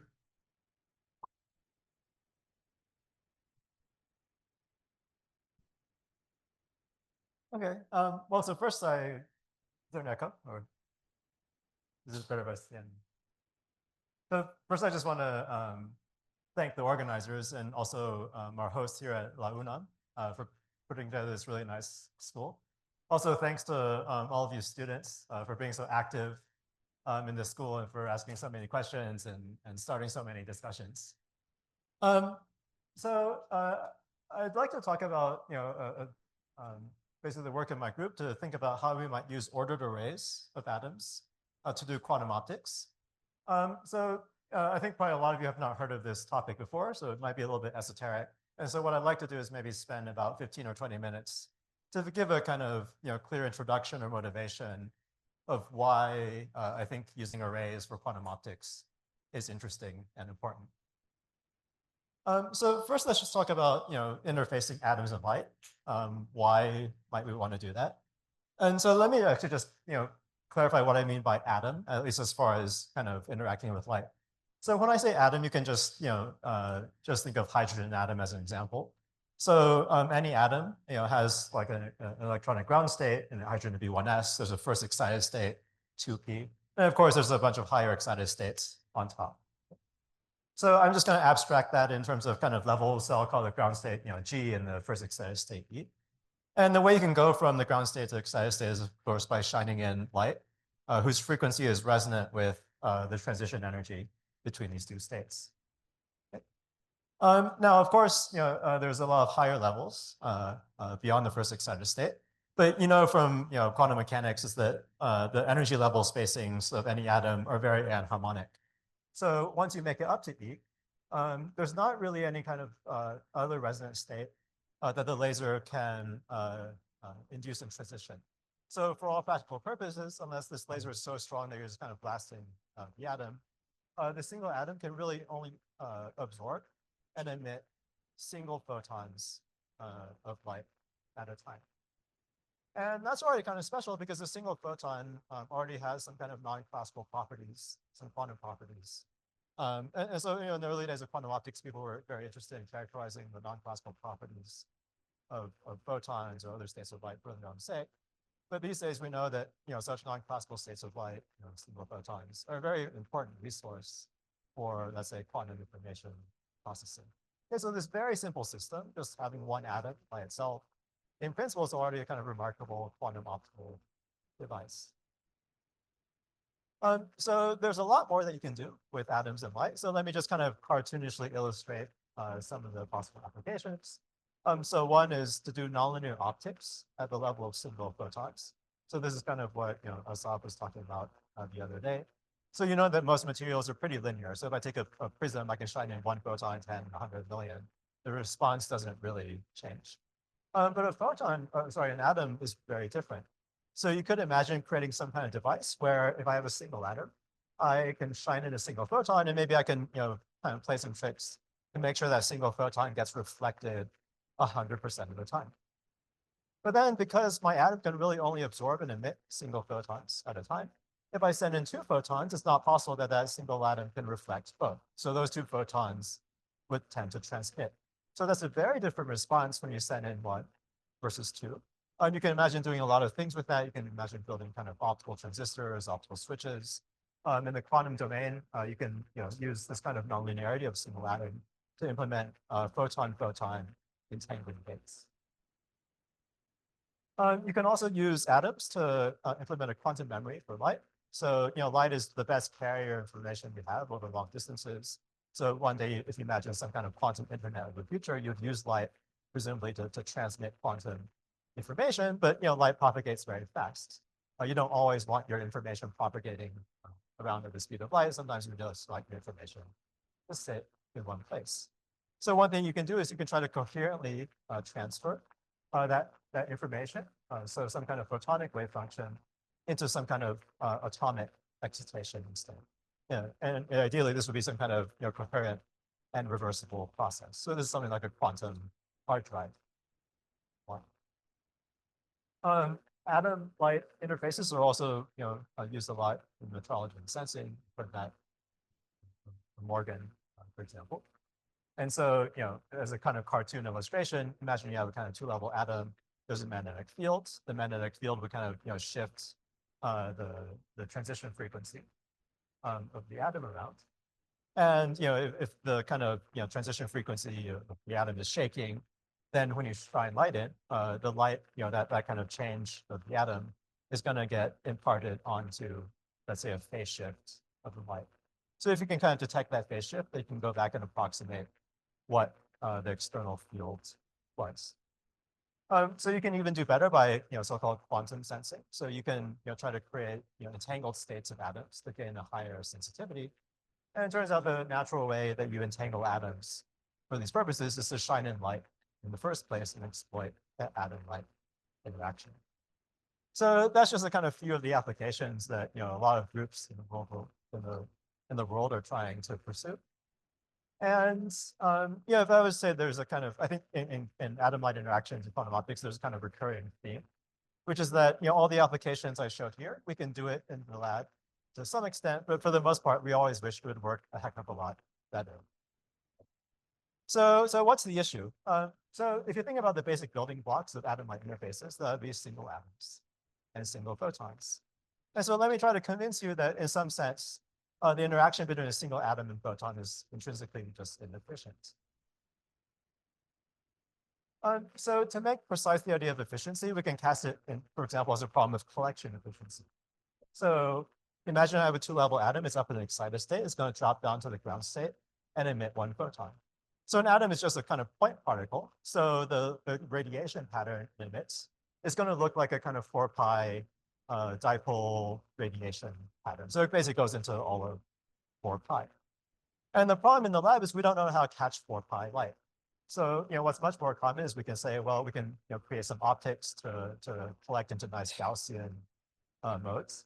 And it's just obvious from the picture that the kind of dipole lobe radiation pattern in this Gaussian mode look very different. They have very low overlap with each other. So in particular, if you create a Gaussian beam and you focus it to some area A, or kind of beam weight squared, then the kind of solid angle subtended by this Gaussian beam is on the order of the wavelength squared divided by the beam waist squared. And so that kind of solid angle divided by 4 pi, that more or less sets your collection efficiency. And the problem is, in far field optics, we have a diffraction limit. So we can't make this beam area arbitrarily small, right? It has to be at least lambda squared. So in electrodynamics, there's a kind of, or I guess in physics in general, there's a nice principle of time reversal symmetry, or in the context of optics, some people call it reciprocity. And so here I was trying to present efficiency in terms of an outgoing problem. I want to catch a photon that's going out. But it turns out this same figure of merit, efficiency, dictates the efficiency of the incoming problem. So imagine I have a single atom. It's in the ground state. I focus a Gaussian beam onto it. And in that Gaussian beam, I shine in one resonant photon. I can ask, what's the probability that that one atom will absorb and rescatter the photon? And it turns out that the answer is also lambda squared divided by k. So if you literally try to build this experiment, depends on how you kind of define this kind of efficiency exactly, but more or less the state of the art.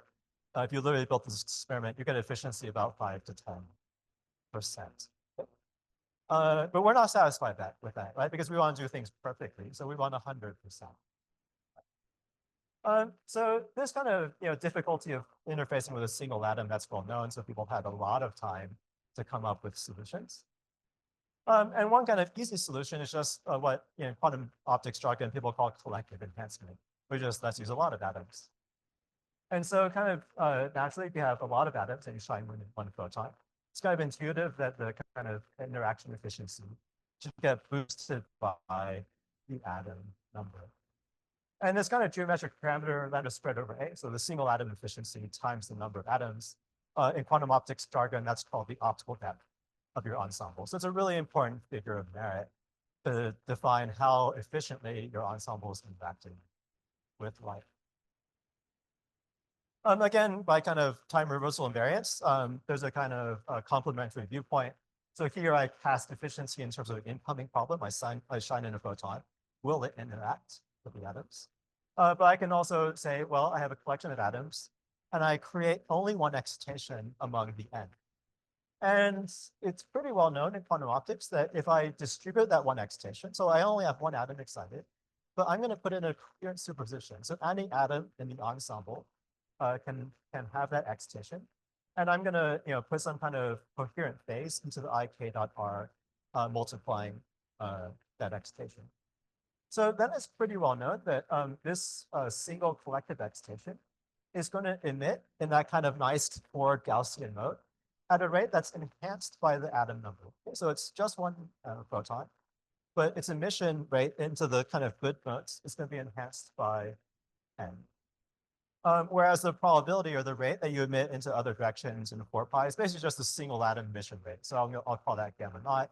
So gamma naught is the rate, if you start with an atom, a single atom in the excited state, gamma naught is the rate that's going to fall down to the ground state and emit a photon. And it turns out that the kind of ratio of the light that goes into the kind of the good directions versus the bad is exactly the optical depth of the ensemble.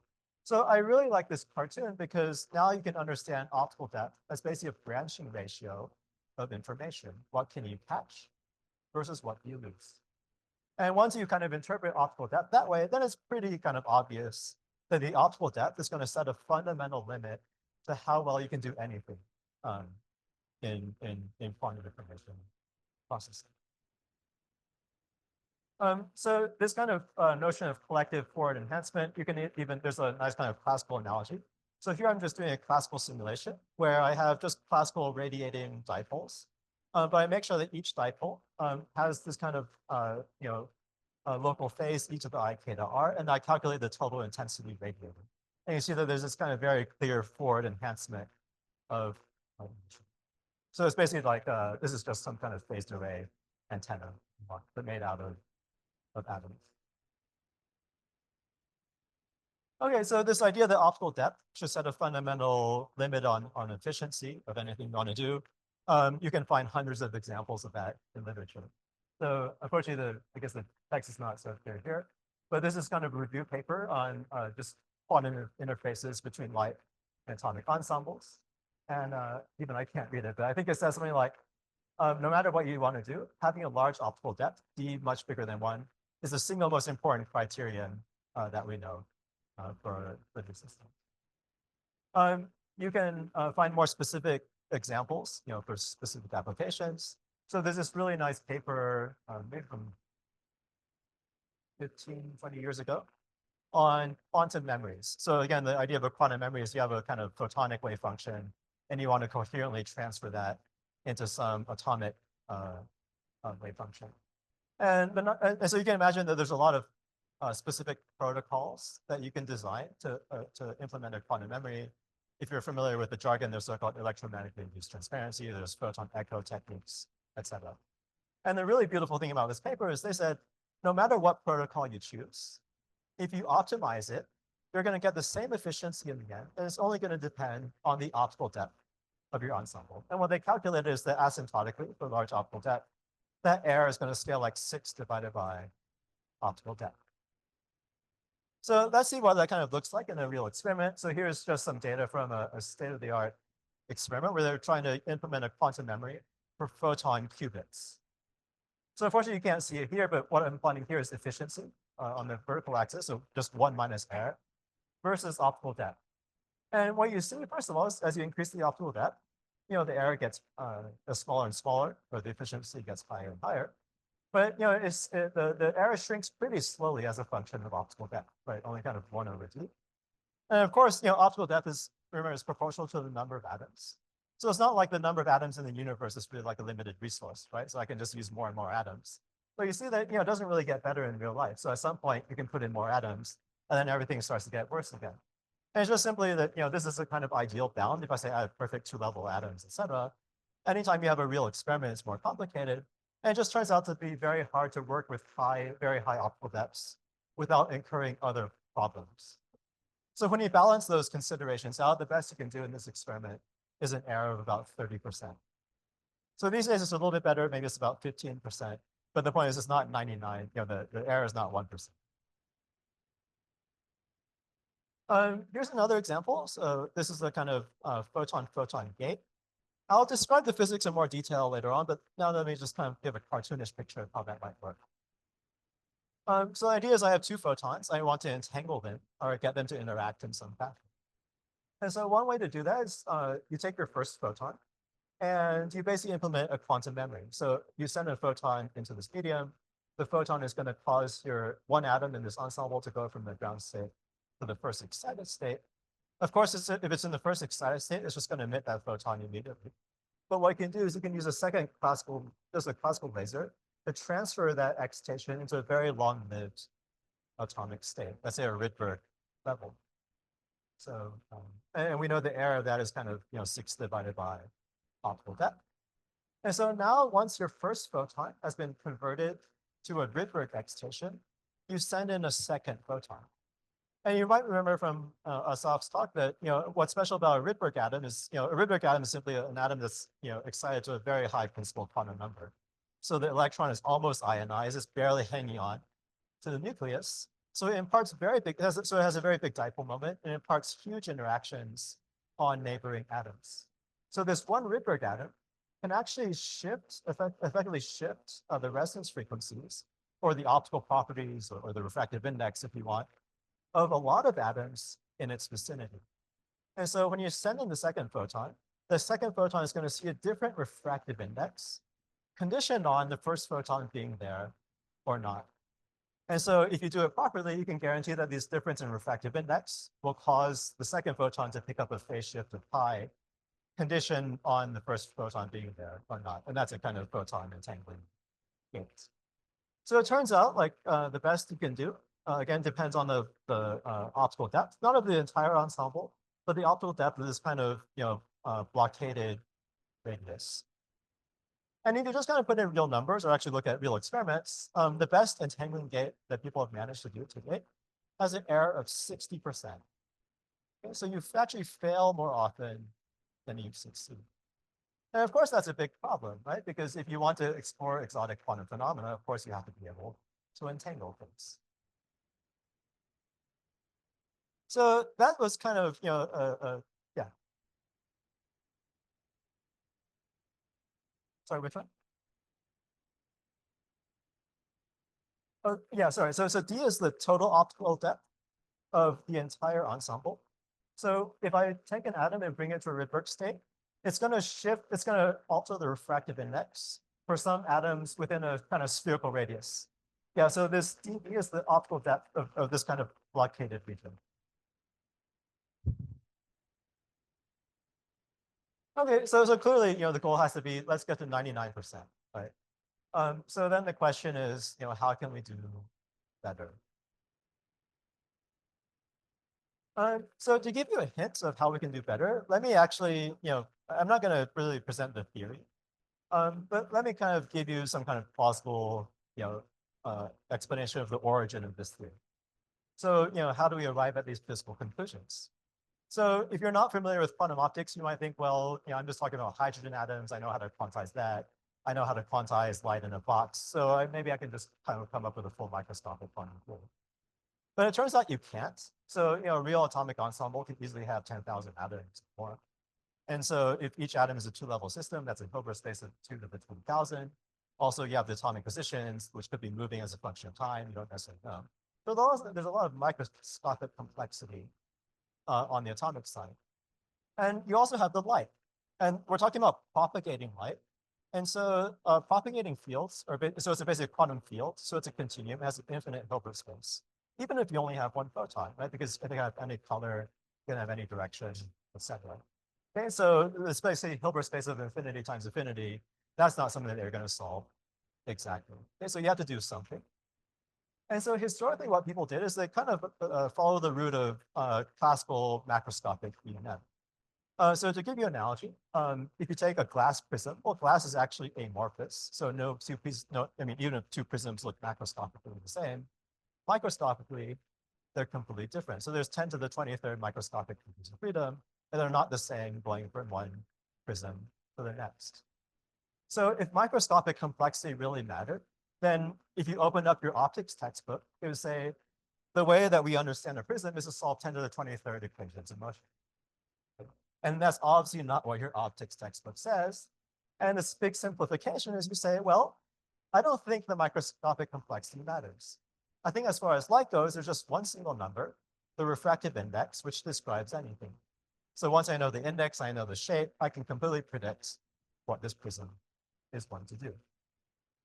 And essentially in quantum optics, the prevailing theory, the conventional theory that you learn in textbooks, does the same thing. So, real atoms are, of course, point particles. But the, kind of simplification is to say, well, we don't think the point particle nature of atoms really matters. We're just going to replace it by some smooth, in this case, quantum polarizable medium.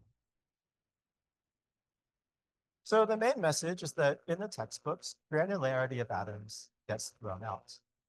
So what kind of physics is associated with them? Well, it's multiple scattering and wave interference. Right? If I have a completely smooth medium, I'll have no kind of random scattering. If I have random media, then I think everyone knows a lot of examples where you get very complex interference patterns. etc.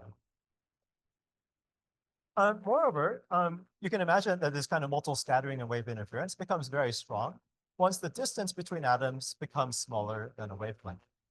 And those types of densities are densities that we can access in the lab. So it's a kind of relevant regime. And so the message, so the reason that wave interference matters is, again, the problem of atom-light interfaces is that, you shine in light and sometimes you scatter it into directions into 4-pi that you can't collect. That's information loss.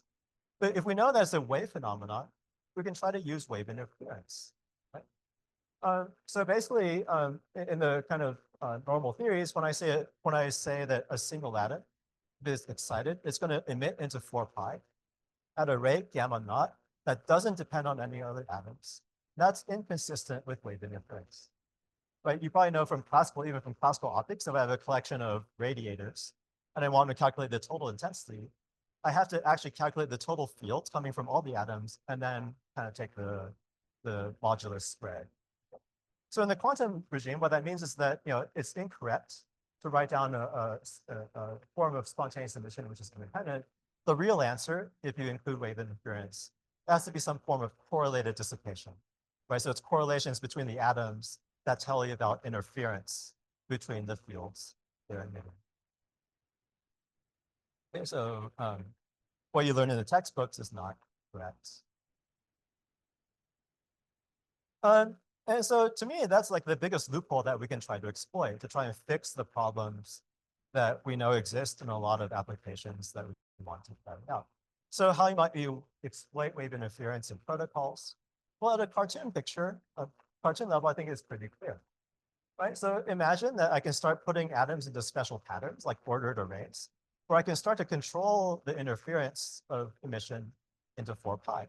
So if I position the atoms properly, and I'll describe what that means later on, then maybe I can create situations where when I have one excitation stored in this array, I'll still get the kind of nice forward enhancement into the directions I want, but maybe through simultaneous destructive interference, I can shut off the emission into the directions I don't want into 4-pi.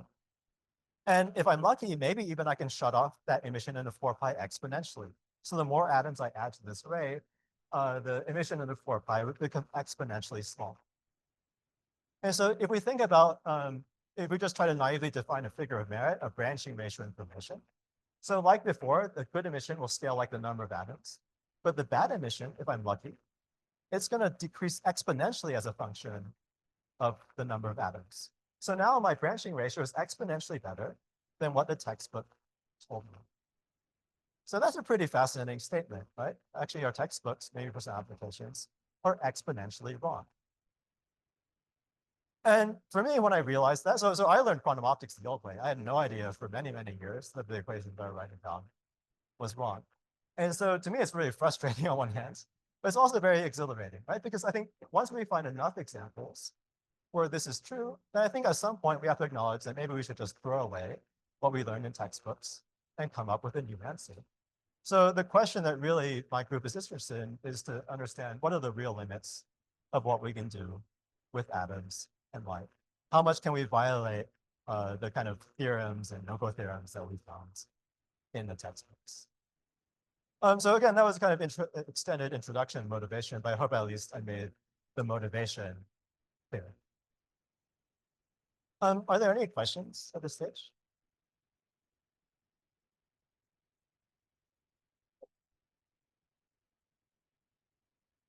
All right, so I guess in the rest of the lecture, I'd like to kind of touch upon two questions. So the first is, how do we develop a theory of quantum atom-light interactions, which includes granularity and wave interference? And then I'd like to address, how can we construct protocols for some quantum information schemes that do way better than what the books told us. So for the theory, I'll try to not be too technical. I'll just try to, explain kind of the main ideas. If you're not so familiar with the theory, I would also say don't worry about it. Once we get to the applications, I'll try to explain, why arrays work without any kind of reference to equations and just kind of use intuition. All right, so let's go back to our kind of full microscopic theory. So hopefully I convinced you that solving it by brute force is just not possible. And in the textbooks, what I explained is the issue is that they kind of they try to treat the kind of photons honestly, but the atoms, the granularity, they just try to smooth out. Okay, so they try to cheat on the atomic side.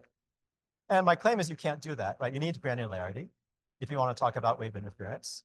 And so if we need this, and we can't solve the whole thing fully, there's not really any option left. We have to kind of get rid of the light. And so that's a kind of very strange statement. I'm telling you, I'm going to predict how, if you send an impulse of light into atoms, I'm going to tell you what comes out. And the way I'm going to do that is going to throw away the light at equation 1. So that kind of sounds ridiculous, which is, I think is also the reason that people never thought about this approach for a very long time. But let me try to convince you that's not such a crazy idea. So before we talk about the quantum theory, let me just give a kind of classical optics analogy.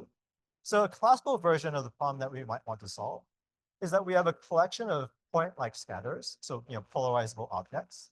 We shine in light. Let's just make it monochromatic for simplicity. So we know the field we send in, it hits some atoms or some polarizable particles. This kind of oscillating field induces an oscillating dipole moment in each of these particles. So they're going to each radiate a dipole pattern. And then the question I want to ask is, what's the field at any kind of given detection point? So it turns out that it's very easy to write down a formal expression for the total field. So I can just use the well-known principle that the total field is what I send in, plus the field which is re-radiated or scattered by all the dipoles. Okay, so this is formally exact. It completely, in principle, tells me the field at any other location. So the scattered field, it depends on two things. One, kind of intuitively, it is proportional to the dipole amplitude of each scatter. And then also depends on this so-called electromagnetic Green's function. And Green's function is just a fancy way of saying, so what this Green's function encodes is it says, if you put a point, an oscillating point dipole at position rj, what's the field seen at another point r? Okay, so you know what the answer is, at least at a cartoon level. It's just the famous dipole lobe radiation pattern, right? So there's a part of it that goes like e to the I kr. That's the kind of propagation phase. There's a 1 over r far field component. And you might remember, if you have an oscillating point dipole, there's also kind of a 1 over r cubed near field component as well. So that's the Green's function. Okay, so this is formally exact, but it doesn't help us immediately because we don't know what the values are of these dipole moments. So I have to solve for the dipole moments and only then kind of plug it into this equation and figure out the total moments. So how do I solve for the dipole moments? Well, I assume I know what the particles are. So I assume I know their polarizabilities. And so then the induced dipole moment is just the polarizability times the field seen by that particle. And the complexity of the problem is that this field is not just the incident field, it's the total field. So there's a contribution coming from what I send in, but there's also a contribution, so if I look at, dipole J, this dipole J sees the scattered fields or radiated fields coming from the other particles. So this is like a big matrix equation. So in the classical case, I have to do some kind of matrix inversion to calculate the dipoles. And if I do that, that's an exact microscopic solution of the problem, including interference and multiple scattering. And once I know that, I can go back and calculate the total field. So what do we learn from this example? So the first thing we learn is that the real degrees of freedom are the dipoles and the input field, right? So once I know those things, I can essentially reconstruct the total field for free. The hard part in the classical case is just the calculation of the dipoles themselves, this kind of matrix inversion. And basically these ideas all carry over to the quantum problem. So now let me kind of briefly introduce the quantum case. So in the classical case, we had to do this matrix inversion. In the quantum case, we have to figure out how these two-level atoms are interacting with each other through their own scattered field. So we have to write down a Hamiltonian to predict the dynamics, right, the Schrodinger equation. So the effective Hamiltonian has two parts. One is just kind of describes how the input field excites your atoms. That's kind of trivial. The non-trivial part is how atoms talk to each other through their own scattered fields. hopefully the form of it is pretty intuitive. So you get a kind of spin interaction. What this spin Hamiltonian describes is you can have so any atom J can be up in the excited state. And what this kind of Hamiltonian is going to do is it's going to take atom J and bring it down to the ground state, basically because you emitted a photon. And then any other atom I can go from the ground state to the excited state basically by absorbing that photon. So it's kind of spin flip-flop interaction. And maybe not surprisingly, the amplitude of the interaction depends on the Green's function. So how a photon propagates from atom J to atom I. So it's a non-Hermitian Hamiltonian. So it includes both the Hermitian part, so it describes kind of real coherent interactions. But there's an anti-Hermitian part, which basically describes the process of dissipation. So a photon can just go out to infinity and you never get it back. Okay, so this describes some kind of open system. If you're familiar with open systems, you'll know that a non-Hermitian Hamiltonian is not a legal description of quantum mechanics. Okay, so the legal description would be to write down a density matrix master equation. That's just some kind of technicality though. So, for shorthand, I'll show this. What we actually solve is some kind of master equation. And the only important thing I want to point you to in this master equation is that, the formula of dissipation involves sums of pairs of atoms. So it's not that each atom sees its own independent back. The dissipation depends on correlations between atoms. And that's what encodes wave interference in this equation.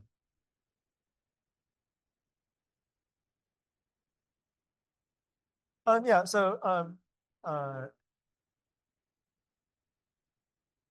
in the normal textbook theory, you assume that if one atom is excited, it's going to decay to the ground state at a rate that doesn't depend on any other atoms. So mathematically, the form of this master equation, it would be only a sum over individual atoms. So atom 1 can emit, it doesn't care what atom 2 or atom 3 does. So the real answer is that the dissipation in this equation depends on correlations or pairs of atoms. So, how one atom emits actually, it depends on what another atom is doing. And intuitively, that's what's encoding wave interference into the equation. Okay, so after all that, my claim is we can throw away the textbook. This is our new equation 1 for quantum atom-light interactions. So when you look at it, it's actually kind of pretty weird equation 1 because this is a quantum optics problem, but there's no obvious kind of light in there, right? It actually looks more like a kind of many-body spin Hamiltonian. So this equation 1 completely encodes wave interference and multistatic, provided that you can solve the system. The fact that it kind of looks more like a kind of condensed matter Hamiltonian, I think that's very interesting. It allows us to kind of exploit interesting connections with many body physics, with quantum spin systems, with quantum information, etc. So that's kind of pretty useful tool. Let me just talk briefly about the complexity of this equation. So if I have n atoms, but only one excitation, so only one atom is excited, what this Hamiltonian does is it simply shifts that excitation around. So atom J can de-excite and excite atom I. So then there's really only n degrees of freedom. And so then if you write down the equations of motion, like the Heisenberg equations of motion, they turn out to be completely equivalent to classical dipole physics. So if you want, you can also understand everything I'm saying at the level of one excitation in terms of basically like phase array antennas. It's really only when you go to kind of multiple excitations that the kind of quantum, nature and the complexity fully manifests itself. And in that regime, so when I have many atoms and many excitations, it becomes a genuine kind of many-body quantum problem. And in the rest of this lecture, I'll mostly focus on this kind of one excitation regime. So I can present the physics just in terms of like very intuitive arguments. Okay, so that was kind of meant to give you a little bit of flavor of the actual equations we're working with. Now let me go to kind of real life implications. So the first thing that I'll claim is that if I create a 2D array of atoms, so a monolayer of atoms, but it's ordered, then that array can act as a perfect mirror for light. And then I'll try to give examples of two applications, a quantum memory for photons and a kind of photon-proton entanglement gate, where if you try to implement it in an array, you can do much better than what the textbook said.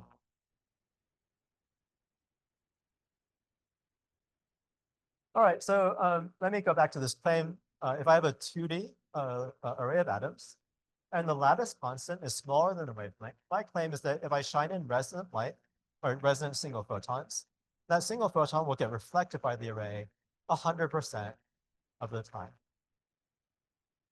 So the way you can formally solve it is, well, first we can just work in the single excitation regime. So I can just write down classical equations. And essentially the main trick is that because I have discrete translational symmetry, it's much easier to work in k-space, so to exploit Bloch's theorem. So I diagonalize the Hamiltonian in terms of block modes, and then it's very easy to solve. Okay? So I won't present the solution, I'll just present all the intuition. So there's basically 4 ingredients you need to understand this phenomenon. So here I'm just kind of twisting, I'm rotating the picture on the side, so my 2D array is now in the plane. I'm shining light straight down. So the first thing you need to realize that atoms do not absorb. And so it's kind of a weird, statement, but a lot of times, so even people who work with atoms, we always talk about atomic absorption. So my claim is that that word is just wrong. And it's really just biased by the way we set up the original kind of Maxwell-Bloch equations in the first place. So the point is that if I have an isolated atom, there's no internal degrees of freedom to just eat the energy. Okay, so in a real material, I can actually absorb a photon, right? I can shine a photon, it can get converted to phonons into heat. But for isolated atoms, that cannot happen. So one photon comes in, one photon comes out. I always get snapping. The second ingredient is that I have spatial order. So I can't scatter into random directions. This is completely analogous to a diffraction grating. If I shine light into a macroscopic diffraction grating, I got light coming out in well-defined directions. And it's exactly the same thing here. So for example, my fundamental diffraction order would be the light comes in and it either goes straight down, so it either is transmitted, or it goes straight back up, it's reflected. And then in my first diffraction order, what's going to happen is, here I'm shining light at normal incidence, and the lattice can impart a momentum onto the photons. So it can impart an in-plane momentum of one reciprocal lattice vector, so 2 pi over the lattice constant. The third thing to realize is that light has a dispersion relation. So k, the wave vector k, equals omega over c. So once the in-plane wave vector becomes bigger than omega over c, that's not a legal solution of a radiation wave anymore.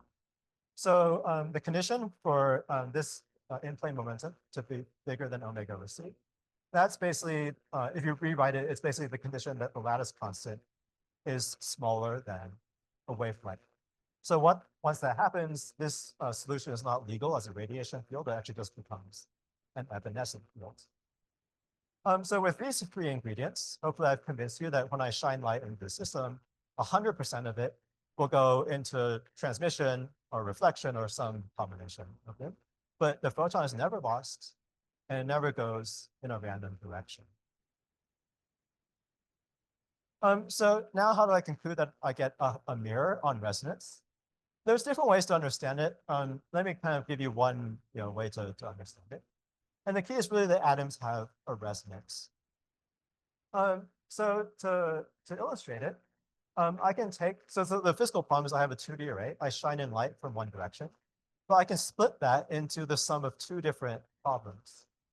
So in one problem, I'm going to shine in light actually from both directions with the same phase, so e to the minus ikz going down, e to the plus ikz going up, plus another problem where I also shine in light from 2 directions, but now the light coming from the bottom has a pi phase, so it's minus e to the ikz. So it's clear when I add these 2 problems up, so I have light coming from the bottom with a +1 phase, here it's coming from the bottom with a -1 phase, so in total I have no light coming from the bottom. So why split it up this way? Well, this problem is extremely easy to solve. So I have 2 plane waves coming into my atomic plane, but because of the minus sign, they actually interfere and they form a node in the atomic plane. So the atoms actually see no light. And so if they see no light, then the atoms can't do anything. So each one of these waves will just transmit past the atomic plane with a phase of +1. In this case, I also form a standing wave, but now the atoms are sitting in an antinode. And my claim is that I'll also get 100% transmission, but the transmission phase will actually be -1. And that's basically because now I'm shining the light on resonance. So if you want the physics is, if I think about, these as phasors, so I'll say my light has 0 phase. If I drive atoms on resonance, the induced dipole moment is 90 degrees out of phase. And then you might remember from UNAM that if a dipole is radiating, the radiated field is going to be another 90 degrees out of phase. So that's where this kind of minus sign comes from. So now if I add up the two answers, you can really, you can do this in a minute, but you can basically the answers that when I shine light in, I'll get 0 light that's transmitted and 100% of the light being reflected. So this has been seen in experiments. So it is possible, although very expensive, to create a sub-wavelength defect-free array. So these are so-called quantum gas microscopes. So you create basically a 2D mud insulator.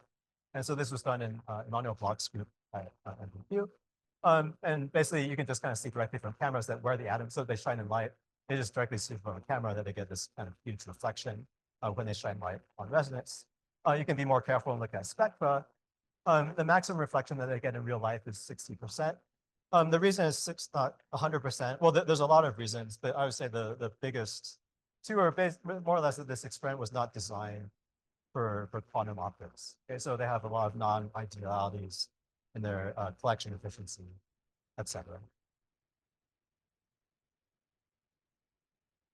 All right, so the fact that I get 100% reflection, of course, if you wanted a mirror, that's the most expensive mirror you can buy, right? So I could just go to the supermarket and give you a mirror. But why you should be excited about this result is, hey, maybe 100% reflection is actually kind of equivalent to 100% atom-photon interaction efficiency. And that sounds pretty exciting, but we have to be a little bit careful, right? Because so far what I've considered are infinite systems. So I have an infinite number of atoms. And even in the Maxwell-Bloch equations, if I have an infinite number of atoms or infinite optical depth, in principle, I should be able to do everything perfectly. So what I really have to consider is not infinite atom number, but a finite atom number, and ask how well can I do?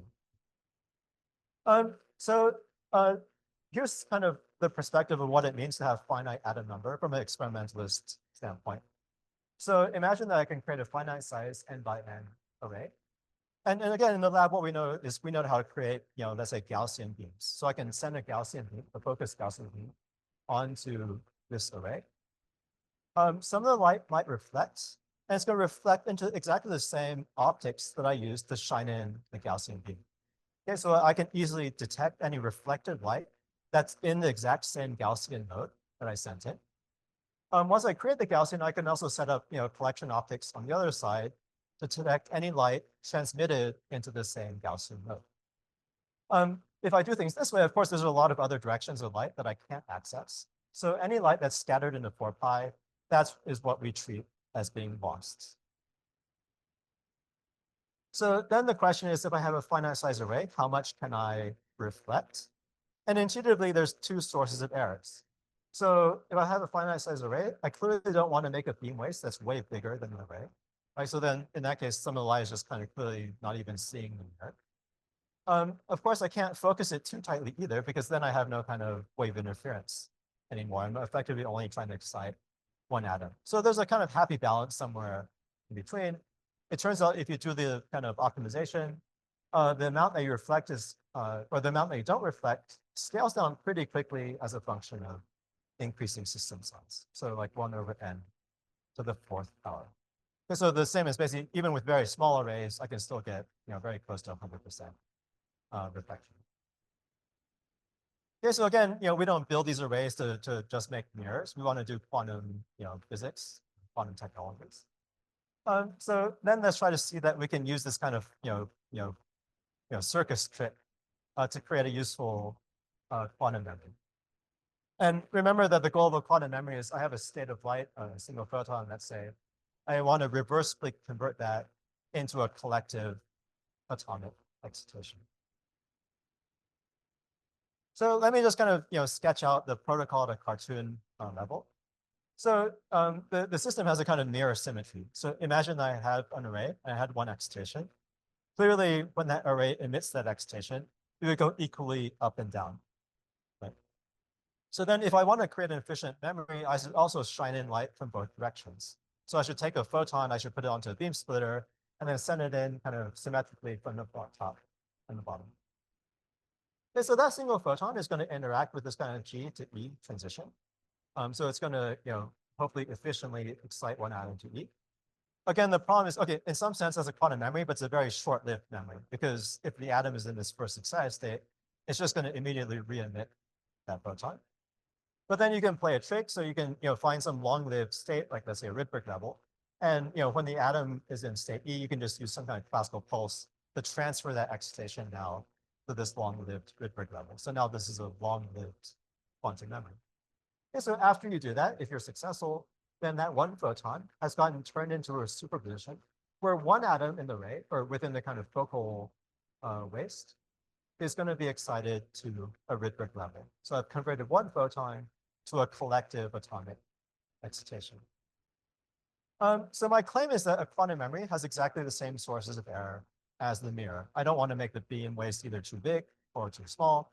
And the error of this quantum memory actually scales exactly the same way, like 1 over the system size, 1 over n to the 4th power. So you can just kind of plot what that actually looks like. So here what I'm plotting is the linear number of atoms. So I have an n by n array. Here I'm plotting the error in the kind of blue lines. You see very nice is kind of n to the minus 4 scaling. The main thing to take away maybe is that already for a 5 by 5 array, in principle I can create a quantum memory with a 1% error. So compare that to the old experiment. So there they got 30% error using kind of on the order of 1 million atoms. If they try to use more atoms, actually the whole answer gets worse.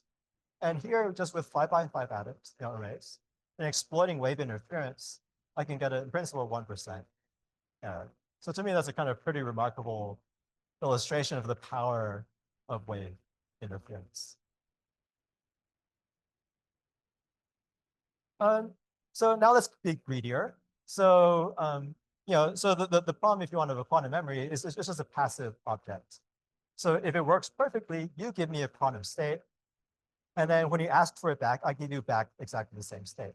So if the state was boring, it's going to be boring after I give it to you. What we want to do is you want to give me a boring state, I want to give you an exciting state back, right? So basically, I want to be able to generate entanglement between photons, or I want to implement a photon-photon gate. Yeah, exactly. And let's just go back to this array. So it's not obviously possible that you can create an efficient photon-photon gate. So to provide a kind of cartoon illustration, imagine I shine in one photon. My claim is that it's going to get reflected essentially 100% of the time. So to get reflected, of course, one atom in this array had to have been excited in the first place. So it's a superposition. I don't know which atom it is. That's hard to draw in PowerPoint. So let me just say it's kind of this one atom for concreteness. Okay, so that one atom was excited, and that's what allowed the photon to get kind of turned back in reflection. And remember that my atoms are two-level systems. So a two-level system cannot get excited twice. So if this atom was excited, by the need to kind of reflect this photon, if I were to send in a second photon at the same time, this one atom is effectively missing from the standpoint of the second photon. So basically, this kind of first photon getting reflected punches a very little hole, like a single atom hole in my mirror. And that makes the condition response for a second photon a little bit different than if the first photon wasn't sent in at all. So you kind of know intuitively, if you have a very good mirror and you punch a very small hole, it's still going to be very, very well reflected. Okay? So if I want to create a huge response, or if I want this first photon to completely change the response to my second photon, it's kind of intuitive what we want. We want the first photon to punch a giant hole into the mirror. And that we can accomplish by Rydberg interactions. So Asaf already explained a little bit what Rydberg interactions are. Here's just kind of the key points. So again, a Rydberg level is just some electronic level that's almost ionized. Okay, so the electron is barely hanging on to the nucleus.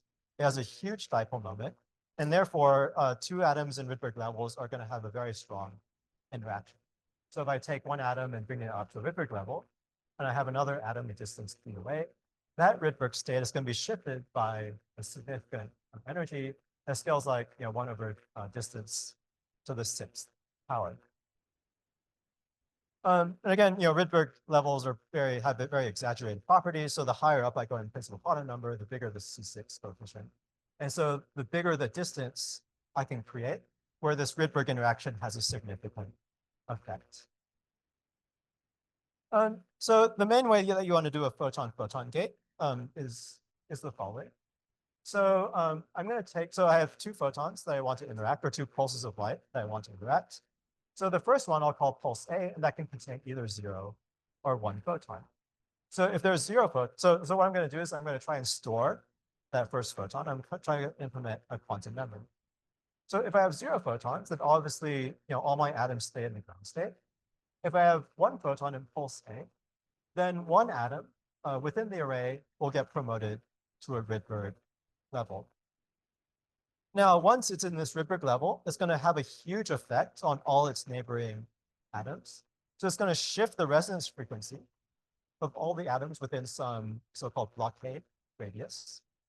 And so basically within this kind of blockade radius, the mirror is going to turn transmitting. Or another way of saying it is that, this 100% reflection only occurs when you shine in light on resonance. And so when you have a Rydberg interaction, it basically shifts the resonance frequency of the atoms.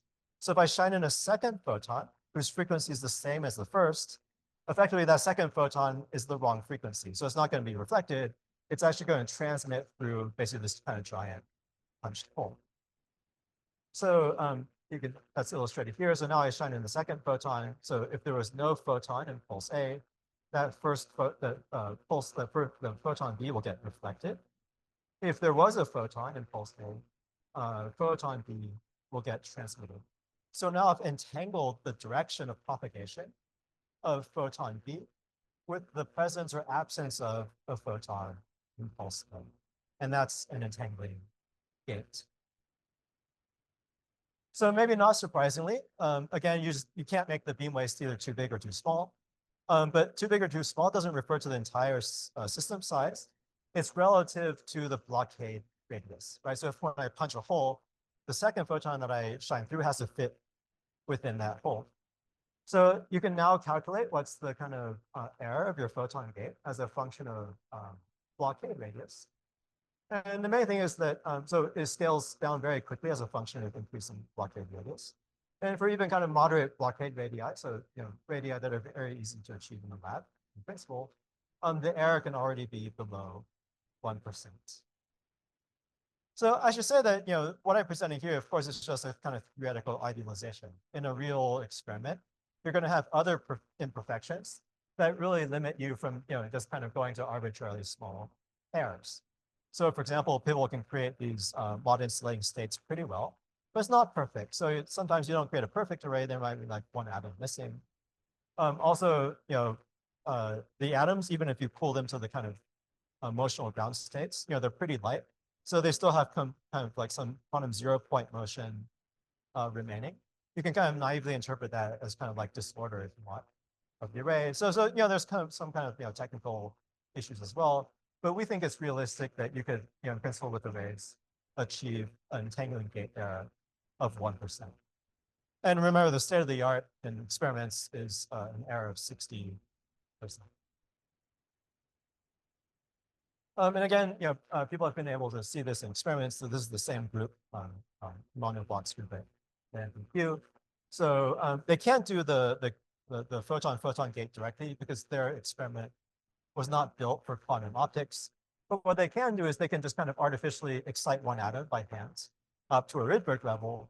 And what they can see is that, that kind of switching. So, well, if the Rydberg excitation is there or not, the system is either highly transmitting or highly reflecting within the blocking radius.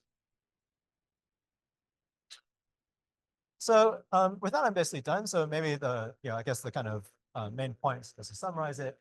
So it's a little bit provocative, but my claim is that standard textbook quantum optics, as far as atom-light interactions go, they actually don't contain much optics at all, because they forget the most important principle of optics, which is that waves interfere.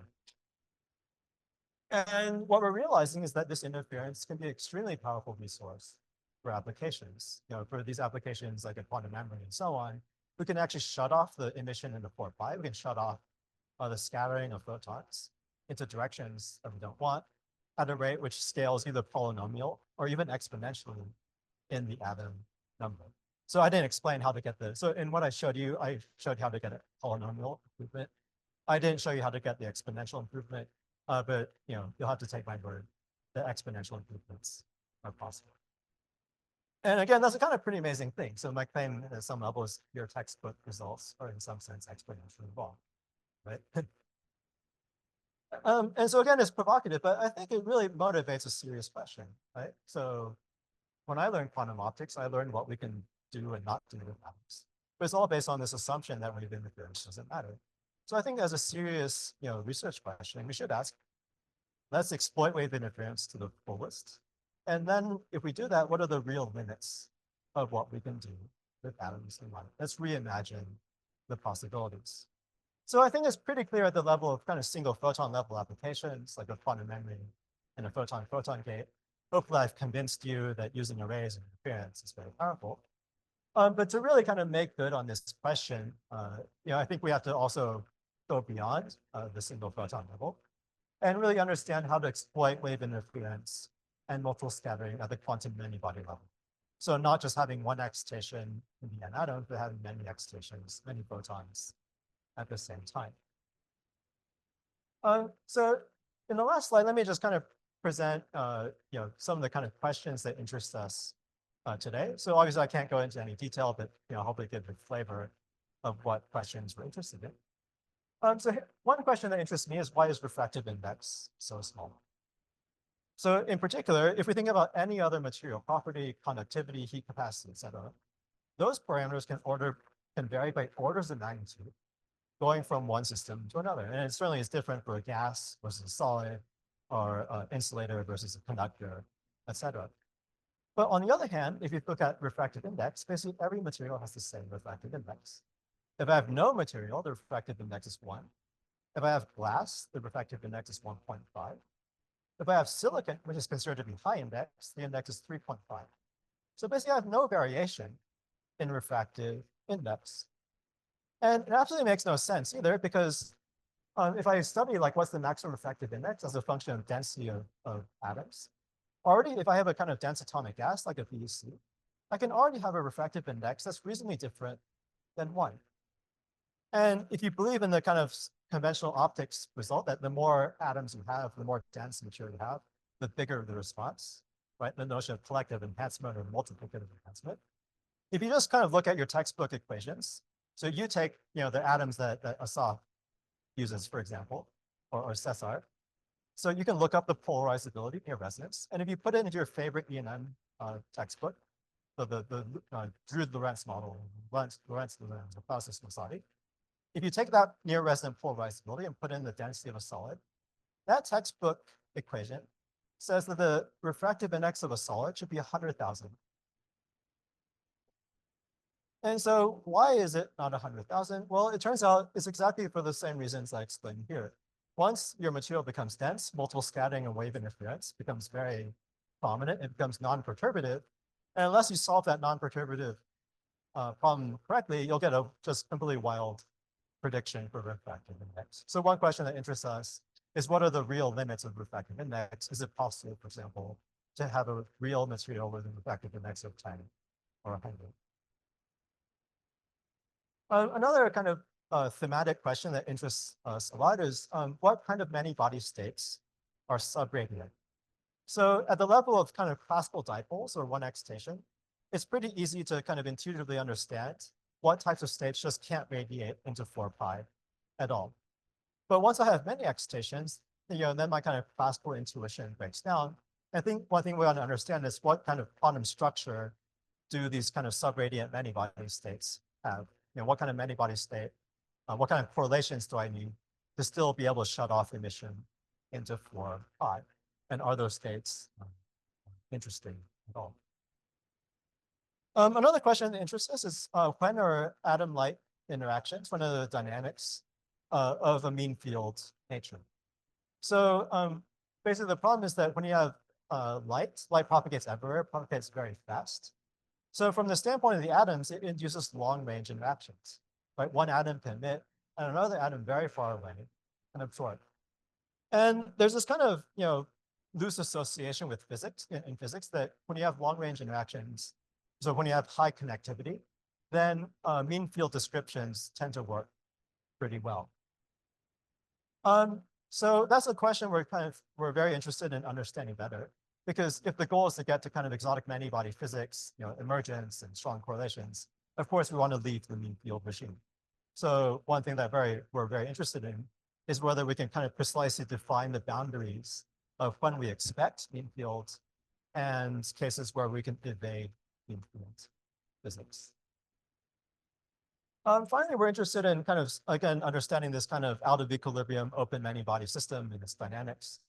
Of course, it's exponentially complex if I try to put it into a computer. And so one thing we're also trying to do is we're trying to find principles in physics that we can exploit that allow us to dramatically reduce the complexity.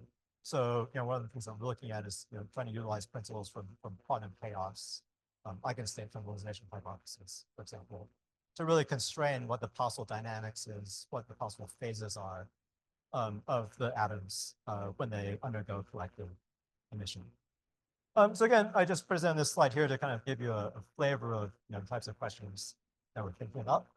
I guess with that, I'm done, but I'm happy to take any questions that you have.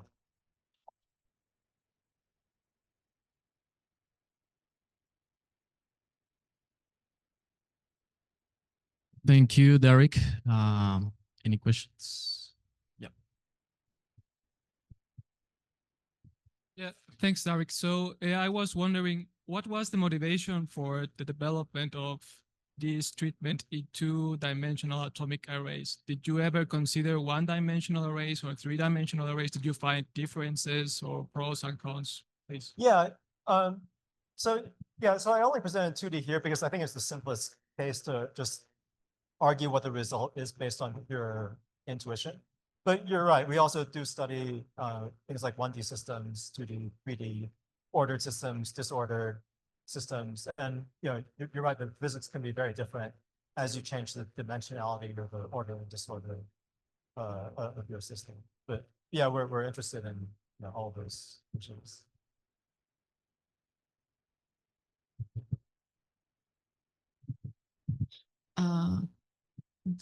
Okay, my question is, in one of the last slides, you put a subradiant mirror, and my question is if it's possible to have a super radiance mirror. If that, how can be made? Yeah, so, okay, sorry. So this is just copied from this paper. So I don't like the word subradiant mirror. So what we call it, so it sounds like you're a little bit familiar with superradiance and subradiance. So we like to call this effect, so this 2D mirror, we like to call it selective radiance. Okay? And to me, the difference is the following. So if you're a little bit familiar with quantum optics, there's this very old phenomenon of superradiance, which is that if you have n atoms interacting symmetrically with just one electromagnetic mode of light, then it's pretty well known that if you prepare the right states with the right correlations, so-called Dickey states, even though you have on the order, so you have n atoms, you can have on the order of n excitations, but due to basically wave interference or correlations, you can have a maximum emission rate of n squared. Okay? So superradiance at its essence is basically the statement that because of wave interference or correlations, I can emit at a rate that grows superlinearly in the atom number. Subradiance is kind of the converse of that. So subradiance is just, there are some states whereby kind of destructive interference or correlations, the system will emit slower than, let's say, n independent atoms. And so to me, superradiance and subradiance, they're predominantly focused on just rate of emission, but not where is that light going. So in this 2D mirror, we call it selective radiance because in quantum applications with atom light interfaces, you care immensely about where the light goes. So whether it emits fast, of course, if it emits fast, that would be nice for kind of, higher bandwidth devices and so on. But the real enemy is just when I shine in a photon and it scatters into the wrong direction, like that's terrible. So we call it selective radiance because now the focus is not on kind of absolute rate, whether it's fast or slow, but that it just never goes into the wrong direction. Does that answer your question? Yeah, thank you so much. Hi, thank you so much for your presentation. I liked it very much. I wanted to ask about one point of your presentation where you explained your new equation one, that is the subtraction with the light, you subtract light.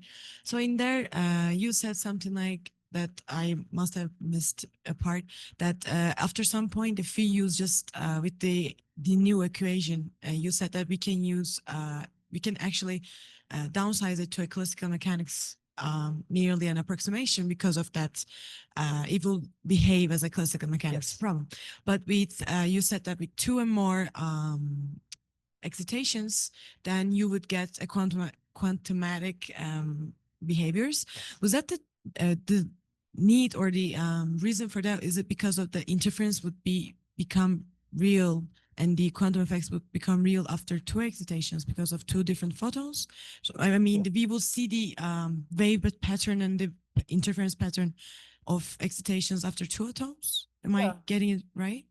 Yeah, so there's different answers. Let me present kind of a mathematical answer and also kind of a physical example.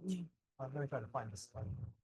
So the mathematical answer is if I have spins, if I have spin 1/2, there's 2 states. There's 0 and 1. Yes.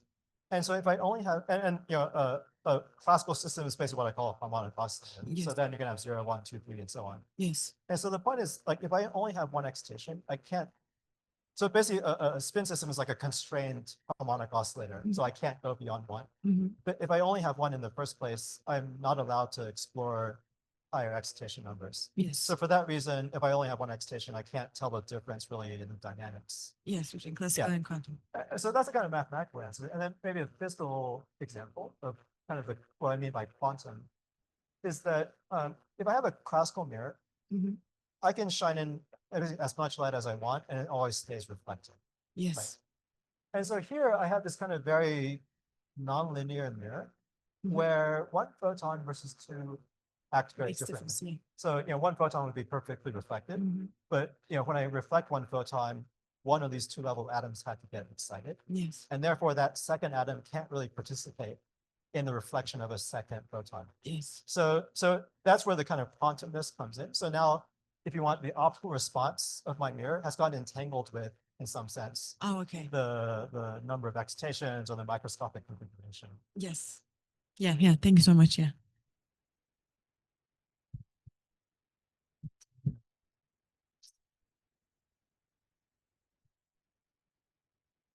Thank you.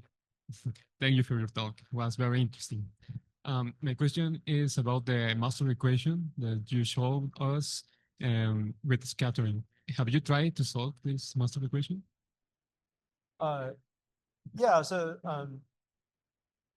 so essentially we're I guess the whole name of the game is to try and solve the master equation one way or another.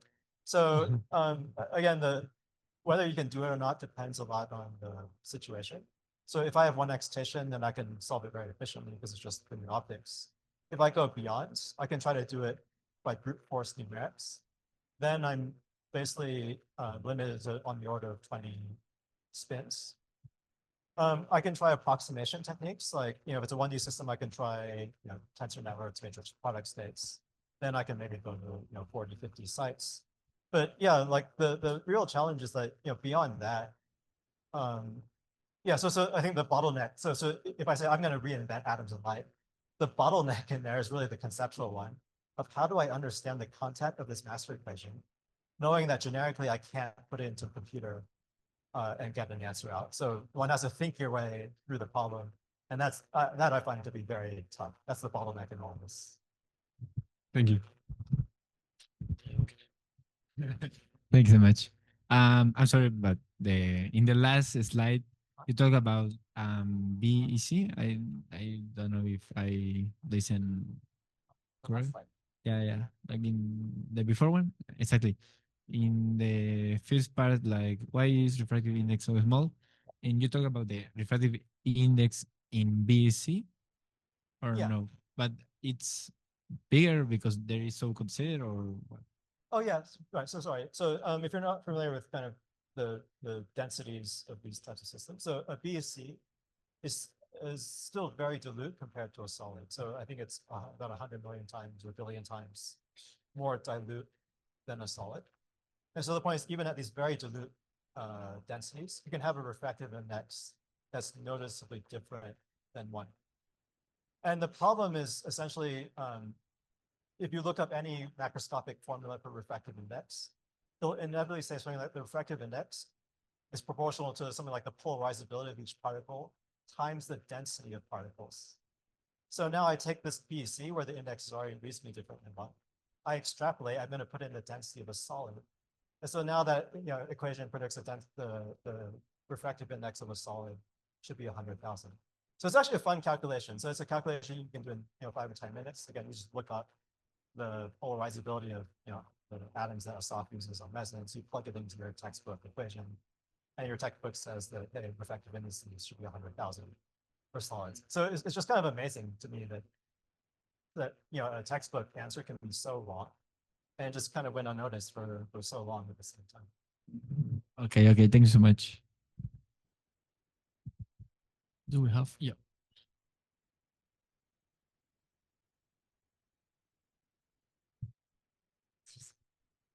Thank you, Professor. I have a question. I don't know if in the way that you made the single photon approximation or the creation of that kind of particles affect in the way that it's interact with the array that you are creating later, or doesn't matter? To make sure I understand your question, you're asking, does the property of the single photon or the state of light? Yeah, in the way that you create the single photons as well, if that kind of way affect the interaction between the atoms and also the consideration of the perfect scattering in that case? Yeah, so the two things that matter are, so the perfect reflection only occurs when I shine in light exactly on resonance. So the moment I shine in a pulse of light, I'm not going to get exactly 100% reflection. So it does depend on the bandwidth of the photons. So the larger the bandwidth of the photon, the weaker the reflection becomes. It also does depend on the polarization of the light. So, atoms, so a particular atomic transition only talks to a particular polarization of light. So if I shine in light with the right or wrong polarization, I can get either 100% reflection, or the atoms will just look like they're not there. So at a level of single photons, the shape of the photon or its bandwidth and the polarization, they do matter. Okay. We have time for one last question. Thank you. At the end of your talk, you mentioned that textbook models predict sometimes very high refractive indices, but in which kinds of scenarios do you think that we would actually see those high refractive indices? That's a really interesting story. So if you take if you start from a 3D array of atoms, so I showed you the case of 2D.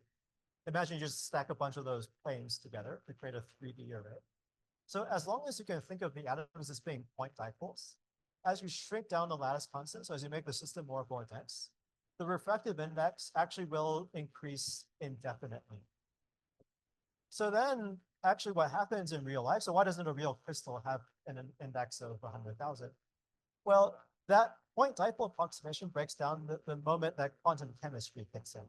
So once these atoms get so close together that the orbitals start to see each other and start to hybridize, then you actually get new inelastic processes where you can shine in a photon and it really kind of changes into some new degree of freedom of the electrons. And so it's actually the quantum chemistry, if you want, that kills the refractive index of the materials we see in real life.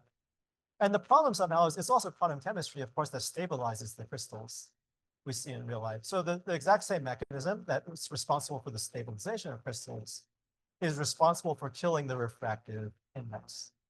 So then it turns out that the highest refractive index that you can get, or at least that we can predict, is you end up being atoms just to the point before quantum chemistry kicks in. So you want them to be kind of on the order of a few nanometers apart. And at that point, we predict that the refractive index can be as large as 30. So we think that that's the ultimate limit of refractive index in optical materials. Thank you. Okay, let us thank our speaker again. Okay, everyone, we will continue with our scientific talk from Veronica Ahufinger. Sorry. So she's gonna talk to us about ultra cold atoms. So please let us welcome our speaker.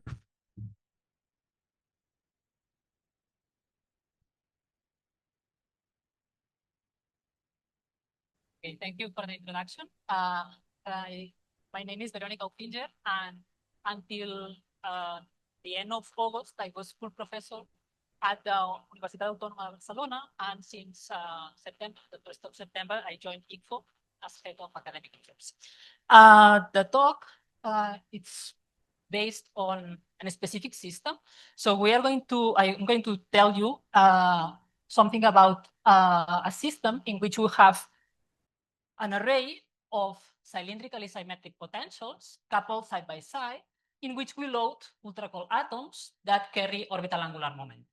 These systems has an interesting feature that they have, in these systems appear complex tunnelings in a natural way. These complex tunnelings are a key ingredient to study topology. And in particular, topological systems at the single particle level have been studied a lot, and they are well understood, but there are still a lot of open questions when interactions are present in the system. So then we have worked with these systems quite a lot in the recent years, and last year we published a perspective article in which we summarize all our results. And this was done in collaboration with different people. In particular, the group that I led at the Universitat Autónoma de Barcelona, the Quantum Atom Optics group, was participating in this work. In particular, Eloi Nicolau, Gerard Pellegrí, Joan Polo, and Jordi Montpart. Then also there was a long-term collaboration with the Quantum Transport Group at the Universidad de Aveiro, in particular Anselmo Márquez and Ricardo Díaz. And we also collaborated with Andrew Daly, currently at the University of Oxford and at that time at the University of Strathclyde. So let me just introduce the outline of my talk. I will start with an introduction where I will discuss the concept of tunneling and different ways in which complex tunnelings can appear. And in particular, I will focus on the system that we are going to study. Then I will focus on the main part of the talk in which I will describe a particular system that is just a staggered chain of cylindrically symmetric potentials. And then I just will conclude. So let me start with the introduction. As all of you know, tunneling is a paradigm of quantum mechanics. Okay, and one key example is just the Nobel Prize of this year that was awarded jointly to John Clark, Michael Devoret, and John Martinez for the discovery of microscopic quantum tunneling. Here we are interested in a completely different system. We are interested in tunneling of ultra-cold atoms, in particular bosons, in certain potentials. In particular, if you want to study, if you want to compute tunneling between two vibrational states of two one-dimensional harmonic potentials, you know that you have to compute this integral, the overlap integral between the wave functions, and you will get a real quantum, right? Nevertheless, there are different ways in which we can induce complex tunnelings. For instance, we can use Raman-assisted tunneling, or force the optical lattice, or use a combination of radio frequencies and Raman fields.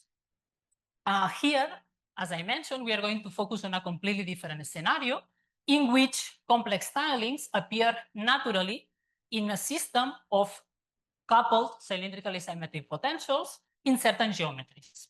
Okay. In particular, the cylindrical symmetric potentials that we are going to consider are ring traps. And there have been also a lot of experiments in which ultra-cold atoms have been loaded in these ring potentials. Here you have a couple of review papers that you can check, but there are many different approaches.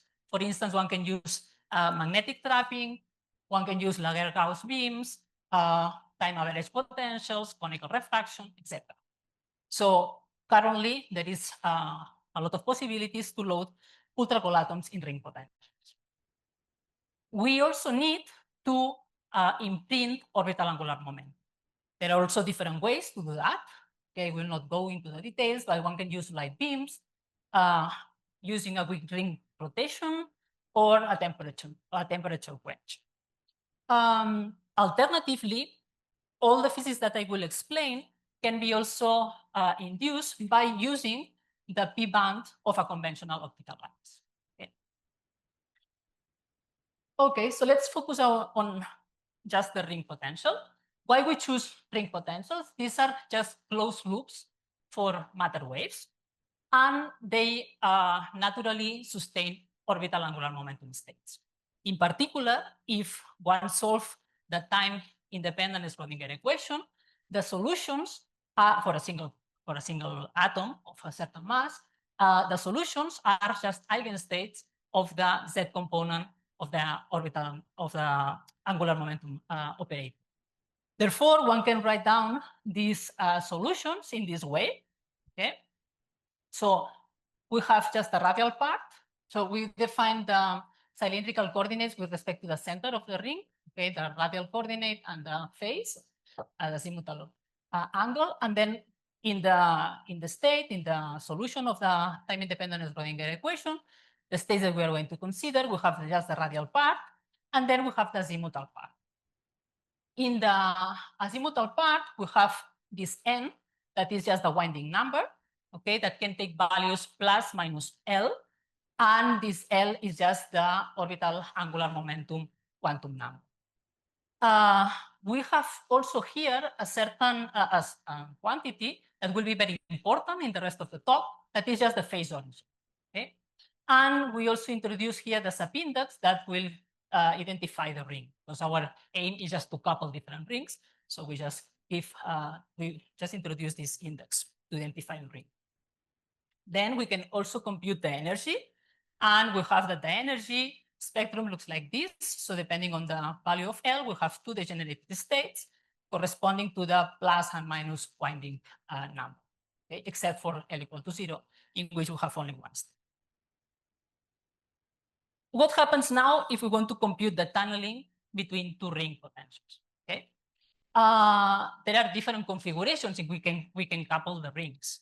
In particular, if we keep the cylindrical symmetry, so for instance, if we couple the rings concentrically, or if we consider stacks of rings, and we compute just the tunneling rates, we will get real quantities. Nevertheless, if we break the cylindrical symmetry and we consider more than two traps, we will get complex tunneling amplitudes. And this is the case in which I'm going to focus in the rest of the talk. Let me just consider the simplest situation in which we have two rings coupled side by side. So we just define D as the distance between the two rings. We define the cylindrical coordinates with respect to the center of each of the rings, and we identify each of them with L left and R right. Then if we look at the energy spectrum, we will have, since the energies for different Ls are well separated, the dynamics can be restricted, or in fact is restricted to one of these manifolds. So we will have these four states that correspond to atom at the left with plus circulation, atom at the left with minus circulation, atom at the right with plus circulation, or atom at the right with minus circulation. Then let me just introduce how we compute the tunnelings and how we see that these are complex. If we consider just the system, a single atom loaded in the system of two coupled rings, we know that the trapping potential and also, of course, the Hamiltonian is invariant under the X and Y mirror transformations. Okay, so this is quite clear from this plot. Okay, the mirror transformation, the X mirror transformation corresponds just to change the sign of Y, and the Y mirror transformation corresponds to change the sign of X. Okay, so just the specular image of the system with respect to the Y-axis or the X-axis. What we are interested here is how are the states modified under these transformations, these mirror symmetries. So in order to do that, let me show you an example. Okay, so let's consider just a single atom in the left trap with L equal to 1 and winding number plus 1. Okay, so it is state like this one. Then if we just apply the Y mirror transformation, the state transforms into this one of here. Okay, so we apply the Y mirror to the left with plus winding number, and we get the atom at the right. We change the sign of the circulation, -1, and the state acquires a certain phase.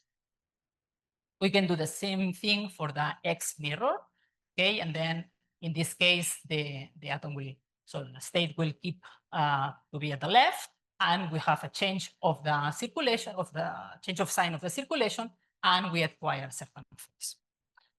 We can just generalize this for any state, okay? And we get these expressions.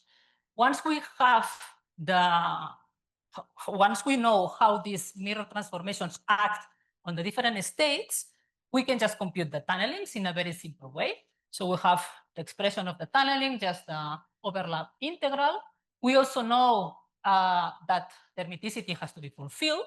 And just by knowing how this mirror transformation act, the definition of the couplings and the hermiticity, what we can get is that in this system, there are 3 independent coupling amplitudes. Let me just describe them. So the first one is what we call self-coupling. This corresponds to the coupling, the tunneling amplitude, that connects the states in the same ring, but with different circulation. Okay, this self-coupling appears when we break the cylindrical symmetry. Okay, and this we will call it G1. Then we have the cross-coupling that connects states in different rings, but with the same circulation. This we will call it G2. And then we have a third tunneling amplitude that is the cross-coupling, meaning between the 2 different rings, but between states with different circulation. And this we will call it G3. If you have a look at the expressions, what you can see is that the 2 tunneling amplitudes, G1 and G3, that connects states with different circulation acquire a certain phase. Okay, they become complex. But now you could say, okay, but this phase that this acquire depends on the origin of the phase that you have introduced. And then I have complete freedom to choose this origin of the phase, and then I can just choose this to 0, and then I get that all the tunneling amplitudes are real. And this is right in the case of 2 rings, but this will not be true when we include a third ring. And this is what we will see in the next slide. But before going to the case of 3 rings, let me just show you how is the dependence of this coupling strength as a function of the distance between the 2 rings, because this will be important later on. Of course, when we increase the distance between the 2 rings, the tunneling will decrease. But what is important here is the relation between the different tunneling amplitudes. So what we see is that the G2, that is the coupling between states of different ring and with the same circulation, is always smaller than J3, that corresponds to the coupling between states of different ring and different circulation, but they become equal for large distances. And what is important also is that J1 this is the self-coupling. So the coupling between states within a single ring and different circulation is always 1 order of magnitude smaller than the rest. And typically we neglect the role of this J1, the self-coupling. Okay, so now let's go for the 3-ring case. In this case, as I mentioned, we will not have that all the couplings are real because we have to make a choice of the origin of the phase. And this will imply that some of the couplings will get always a certain phase. So then let me just discuss the system. So we have 3 rings in a triangular configuration. We label them with L left, C central, and R right. And we fix the origin of the phase along the line that unites the left and the central ring. Then, according to what we have seen, all the couplings along this direction will be real. Okay, so this is what I've been discussing in the previous slides. But now what happens is that the couplings along the line that unites the C ring and the right ring will acquire a certain phase. They will become complex in the case in which we have exchange of orbital angular momentum. In particular, G1 and G3 will acquire a certain phase and they will be complex. So in this system, these complex tunneling amplitudes appear just naturally by loading these orbital angular momentum states. What we are considering here is that this angle, the central angle, is large enough in such a way that the left and right rings are not coupled. Okay. Then we can just consider the system as two ring systems when we compute the self-coupling for the central ring. Okay, so we'll have contributions from this direction and contribution from this direction. And what is interesting is that for certain angles, this self-coupling in the central ring will vanish. Okay, therefore, as I said before, the J1 is 1 order of magnitude smaller than J2 and J3. And moreover, for certain geometries, it will vanish. Okay, so this will always neglect. So now what we see is that in this particular situation, when we have more than 2 rings, we just by loading orbital angular momentum states, we get complex tunnelings along certain directions. Okay. And as I said at the beginning, we are going to take advantage of the appearance of these complex tunnelings to engineer topology.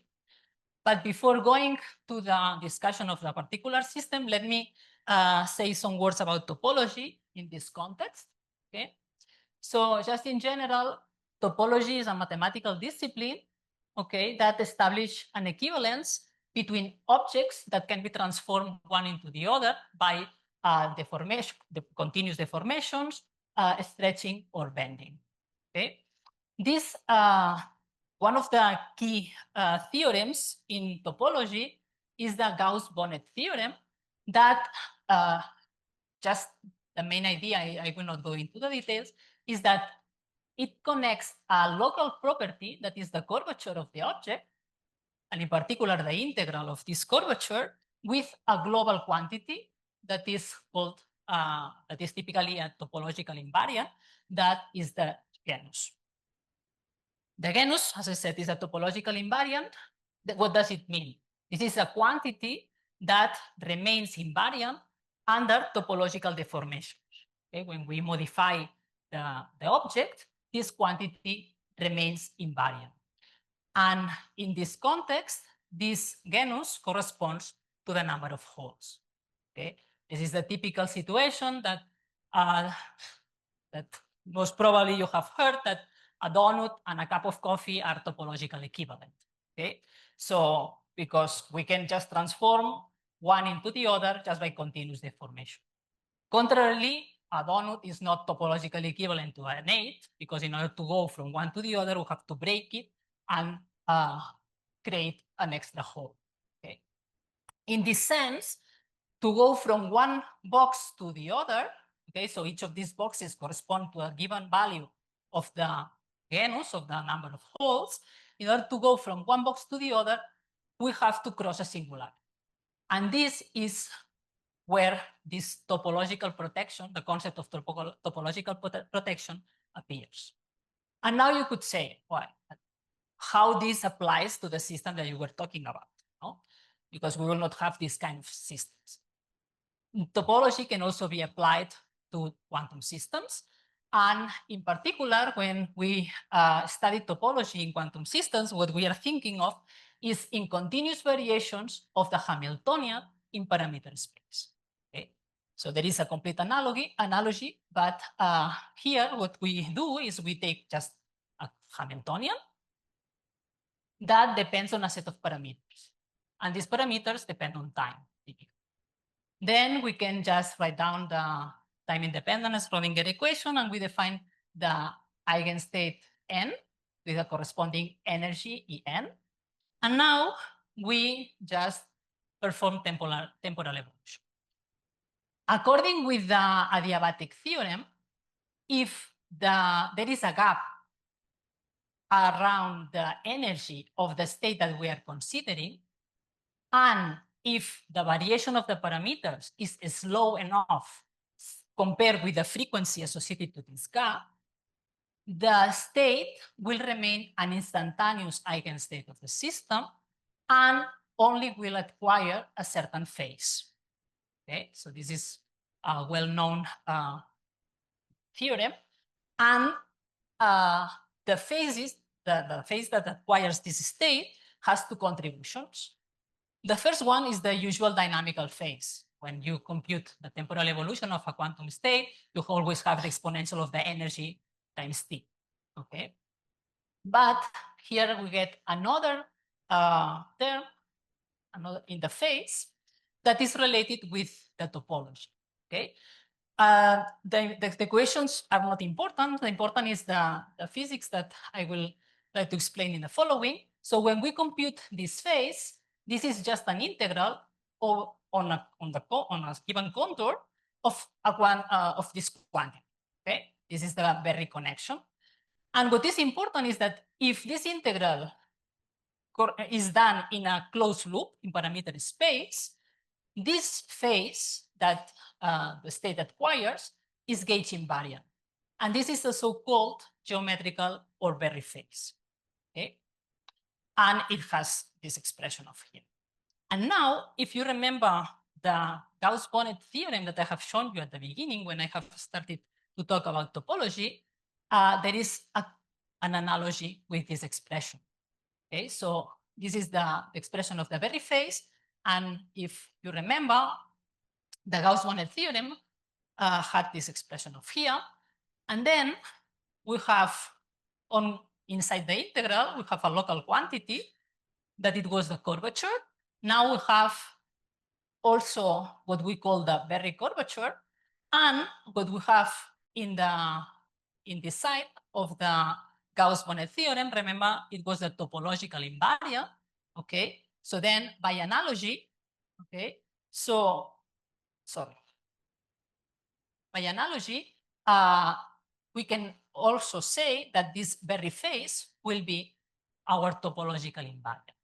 Okay, we are interested in systems, in periodic systems. Remember, our aim is to describe these arrays of cylindrically symmetric potentials. Okay, so we will deal with lattices, with periodic systems, and then when we apply the definition of this Berry phase into a periodic potential, what we will have is that now the integral will be in the Brillouin zone. So you know that when we have a periodic system, we have the band diagram that is that we calculated in the Brillouin zone. So now the integral will be within the Brillouin zone, and the states will be the eigenstates of our system will be just the block states. Okay. So then, if we want to compute this topological invariant for a periodic system, that is what we will do. We have to solve this integral. Okay.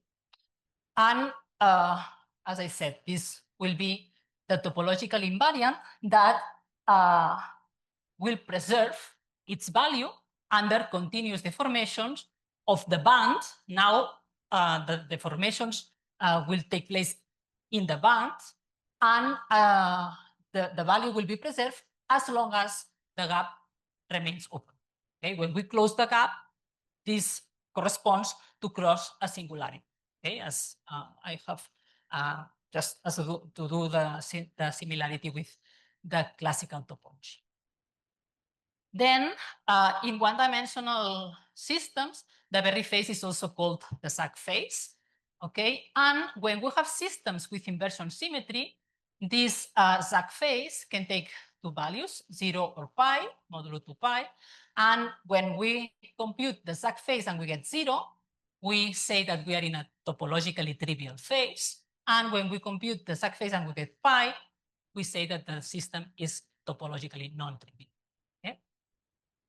Another very important ingredient is this bulk boundary correspondence.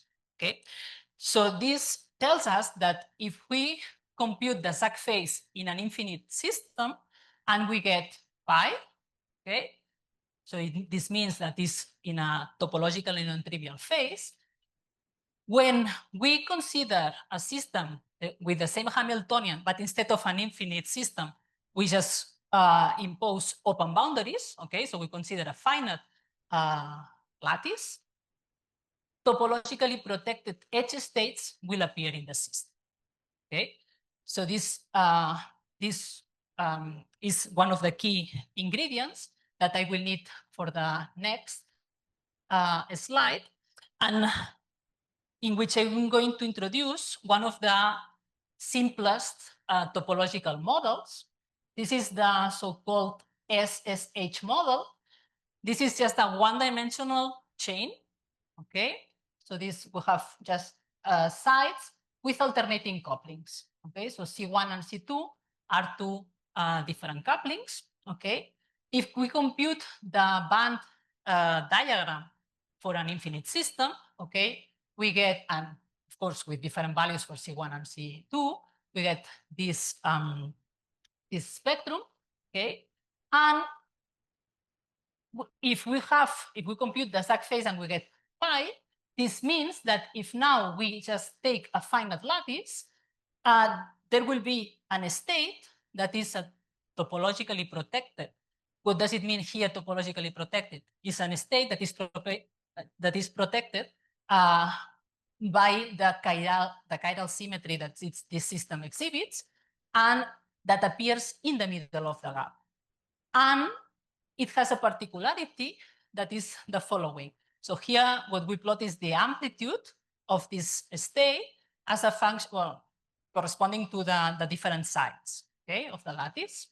And then what we see is that we have only non-zero amplitude in alternating sides. Okay, so this is one of the features of the topological edge states in the SSH model.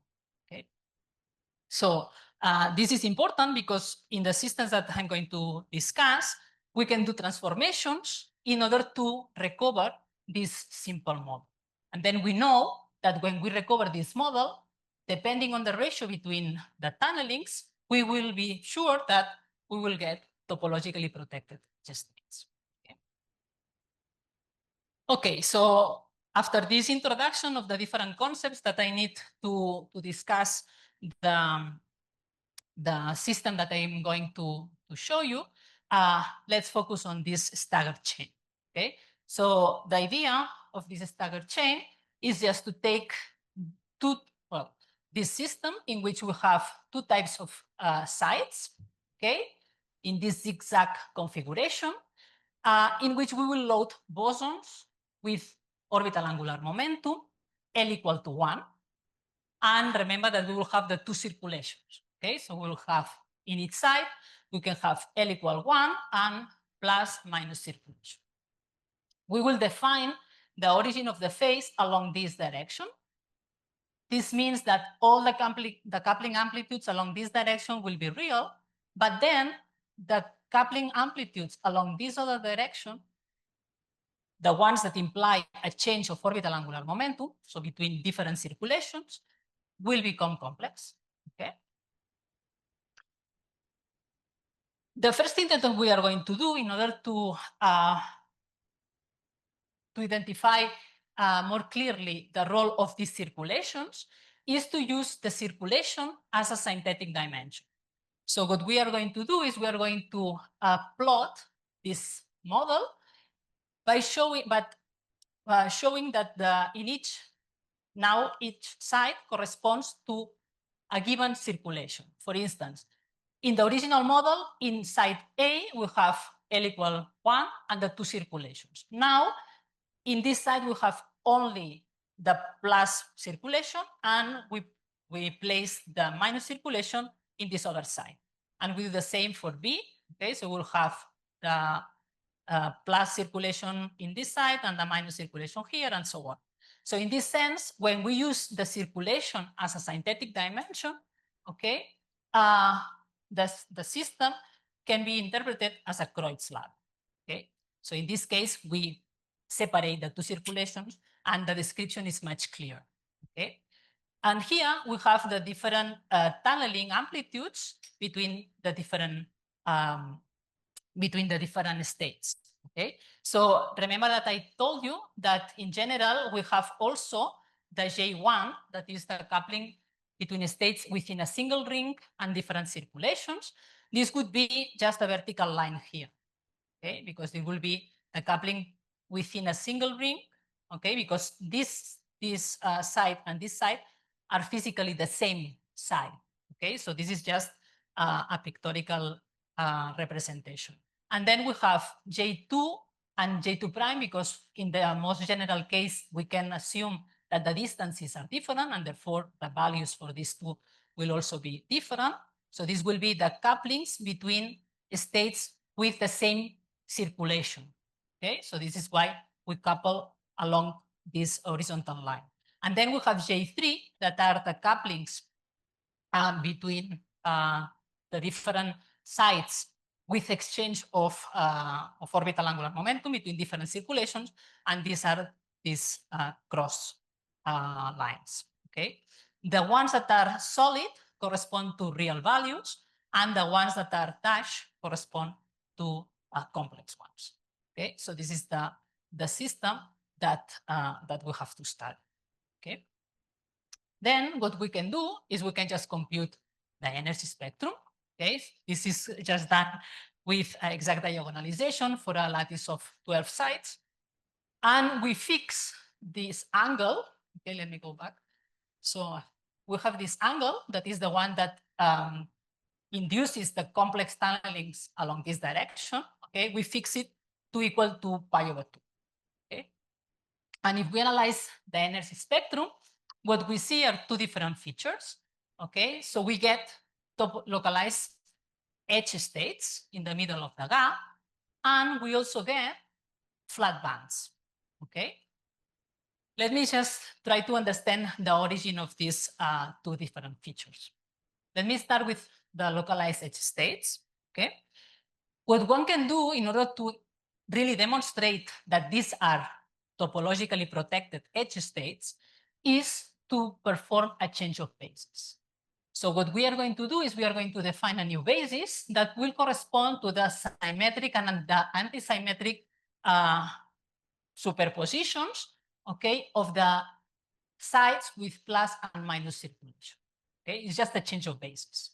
But when we apply this change of basis to our Hamiltonian, what we get in the case of this particular angle, pi/2, are two decoupled SSH.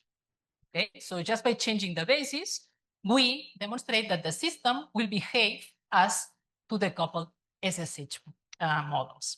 Okay, these two models, these two SSH systems will have opposite topological phases. So one of them will be ZAC phase equal to 0, topological trivial system, and the other one will have a ZAC phase equal to pi. And then we know that we will have edge states that are topologically protected. Okay. Moreover, if we consider very large distances between the rings, okay, these two decoupled SSH will be in the dimerized limit. What does it mean? It means just that instead of having two alternating couplings, one of the couplings is Z, and we just have an array of dimers. Okay. So then this explains the origin of these two localized states in the middle of the gap, and that shows that they are topologically protected. Okay. What about the flat bands? The flat bands are associated. To pi flags in the plaquettes. Okay, and in particular, when we have flat bands, there are a special kind of states within these flat bands that are the so-called compact localized states. These are states that have finite amplitude only in a certain finite number of sites that are very close to each other. And the amplitude is 0 everywhere else. Okay. And when we have this situation, a phenomenon that is called Aharonov-Bohm caging can appear. What does it mean? It means that what we will do is we will initialize our system in a state that can be written down as a superposition of these localized states. Then, when this happens, the dynamics of the system will be just restricted to the sites in which these states have non-zero amplitude. Therefore, we can just trap the population in a certain finite region of our lattice. Here we consider as initial state we populate one of the A site with plus circulation in site 4 here in the middle, okay, and we plot the population of all the sites involved and the total population in the cage that correspond to the population in this finite number of sites. So the atom will remain trapped in a finite region of the lattice. It will not expand. Okay.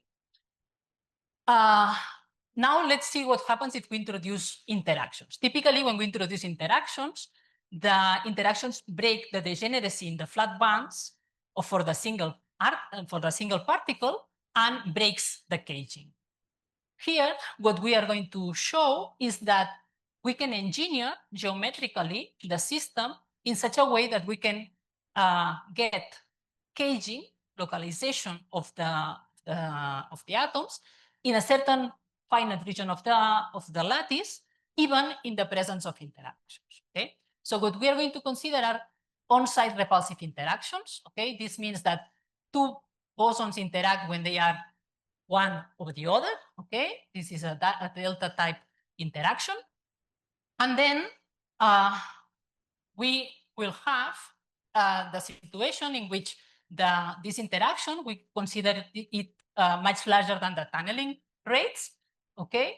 And then in this situation, we will have two bosons in the same site, okay? So we just load two bosons in the presence of these interactions, and then we will have that a bound state is created, okay?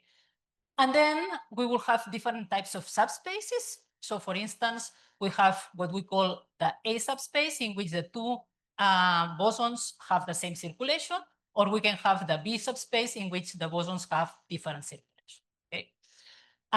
What we are going to do is we are going to do second order perturbation theory, and then we will get an effective system that looks like this. Okay, it is also a Kreutz ladder, like the original one, but now we have effective tunneling rates, and the angles are different. Okay. Moreover, we get also on-site potentials due to the second order perturbation processes that connect one state with itself. Okay. And then, since we have the same kind of system as the Kreutz ladder, we can do the same change of basis, symmetric and antisymmetric, okay? And we can also get this,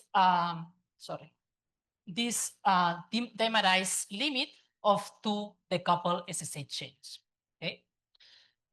The problem here is that when we do this second order perturbation theory, we get different on-site potentials for the states in the sites in the bulk and the edges. This is due to the fact that the number of mediating states are different, okay?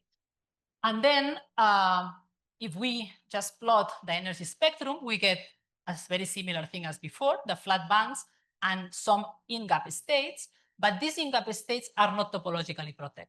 These are just due to the fact that we have this bulk edge potential mismatch. So we have different on-site potentials in different sites, and this trap the state in a certain position.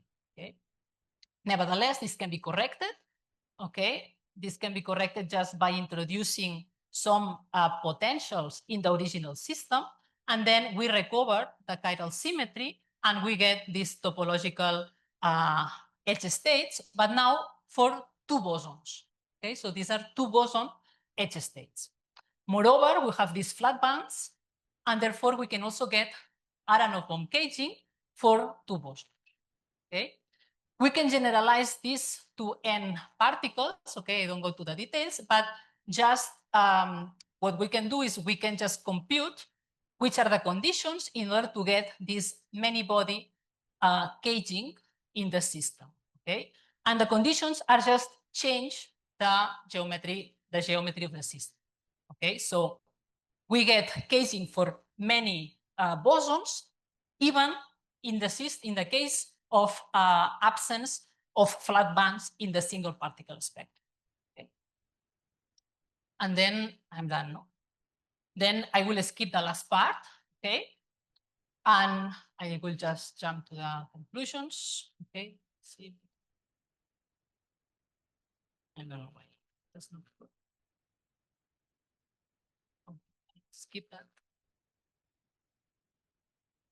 Yes, and just to conclude, I would like to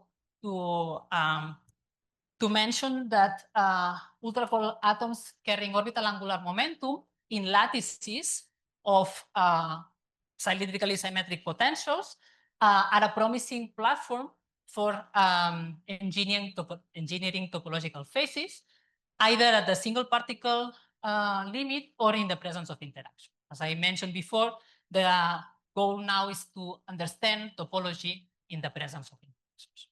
And thank you for your attention.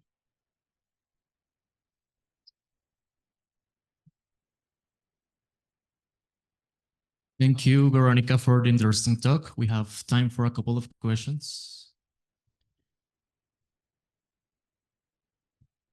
Thank you.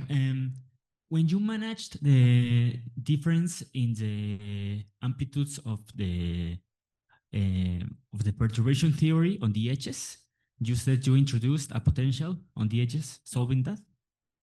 How was that?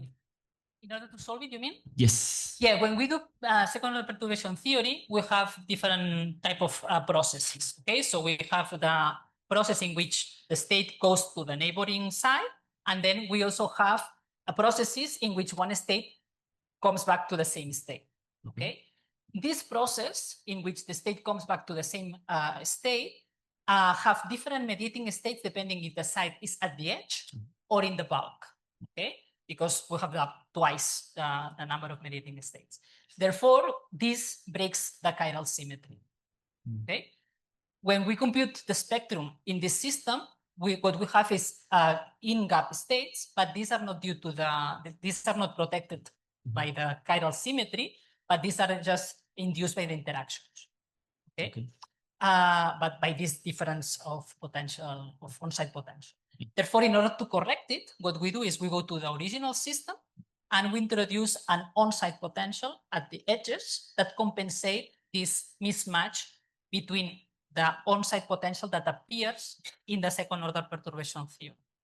And then we recover the chirality in the effective system.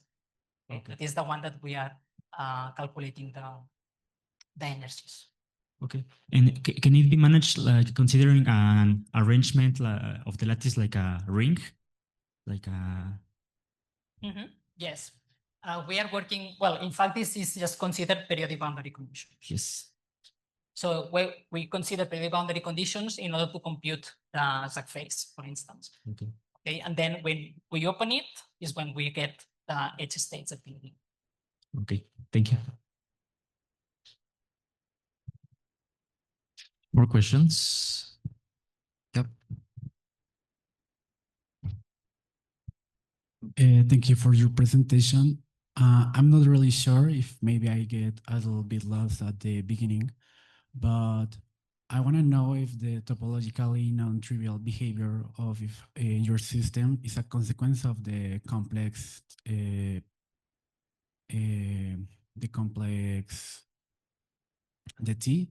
coupling between the sites, or is it just more a consequence of the potential?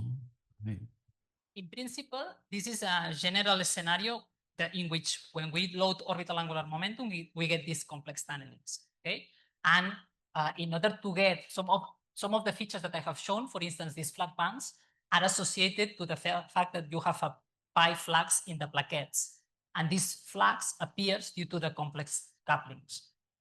Okay, so all the physics is associated with the complex tunnelings. Thank you.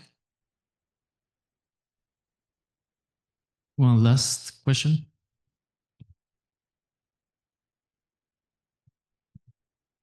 Thanks, Veronica. Very naive question. So do you have an intuitive picture of a Verri phase? So what is the Verri phase? But in an easy example, I mean, there is this bone phase, but do you have other example where I can grasp better what is the Sag phase or the Verri phase, for instance? Yeah, this is a phase that you get when you perform a closed path in the parameter space. So you modify adiabatically the parameter space, the parameters of the system, okay? And if you just take this variation in the parameter space, if you have a closed loop, okay, the state acquires a phase that is geometrical in the sense that you have this, this is not a dynamical phase like the one that is associated with the energy, but is associated to the variation of the parameters themselves. Okay, so it's geometrical. This I see, but have an example. So I put a spin 1 half, and someone can engineer what would be a Verri phase I can engineer. Well, a Verri phase in the system, the Sag phase is a Verri phase, for instance. So you have a particle in a periodic potential, okay, and you change your system within the first billion zone. Okay. What do you mean that you change that? While you move one electron on the No, you in the parameter space. So you change the parameters of your system. So for instance, well, here for instance. So this is the geometrical phase, okay? And what you have is you have here the parameters in the lattice are the quasi-momentum. Okay, so you modify your quasi-momentum along a closed path in your first billion zone. Okay, and this gives you a phase. That is this Verri phase. Okay, so once I just spin 1 half, and then I will rotate that magnet in the slow spin 1 half rotates, and then it always comes back to the same position. So it's the equivalent of acquiring a Verri phase. Can I say that my spin acquired a Verri phase by doing this? Maybe we have to sit down and discuss it in detail. So I'm not quite familiar with this system, but we can discuss it. Okay, let us thank our speaker again and head for the break.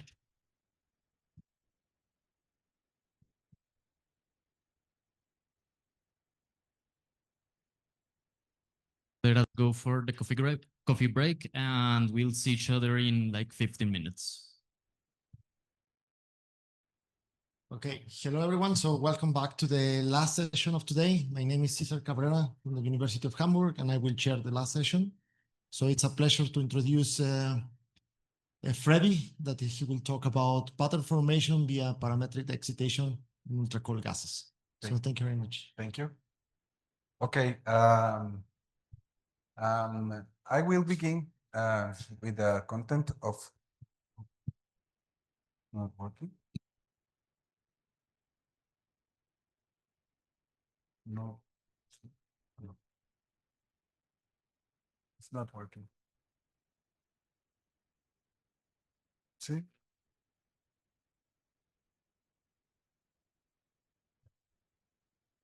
Okay. With this is the content of this talk. I begin with a brief introduction of about the parametric excitation and ultra cold gases, and after that I will describe a little bit how the variational approach works, and after that I will specify some results, numerical results about the experiments and the things that we work in the lab. Okay, and after that I work in the conclusions. Okay, we begin with the definition of parametric excitation. In a mainly form of to explain this kind of excitation is only the dynamical variation of some parameters of the sample or the system. You have one or two or three parameters to vary in time, and we can create some when use some oscillations, resonance, or instabilities, depends of the amplitude or frequency of the excitation. Okay, and after that, when we for begin, we need to think about how the physical pendulum works. It's the most simple example of classical mechanics, no? And you know, we have some parameters of this physical system. We need an angle, a position of the center of mass, for example, of this rod, no, and a pivot, no.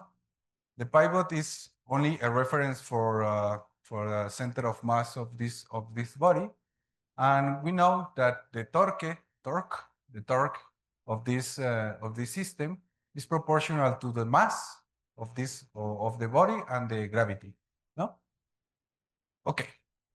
When you write the equation of motion of this system, we can see that the time dependent time dependent function is the theta of course of the motion of the body, and we have the similar form of the harmonic oscillator. No, it's actually is the same form of the harmonic oscillator, but without the small oscillations. No, we here we need an inertia momentum or describe this system. No, okay. The most important thing of this motion is that when you up the physical pendulum for up, here the position is unstable and the physical pendulum is going down. No, okay.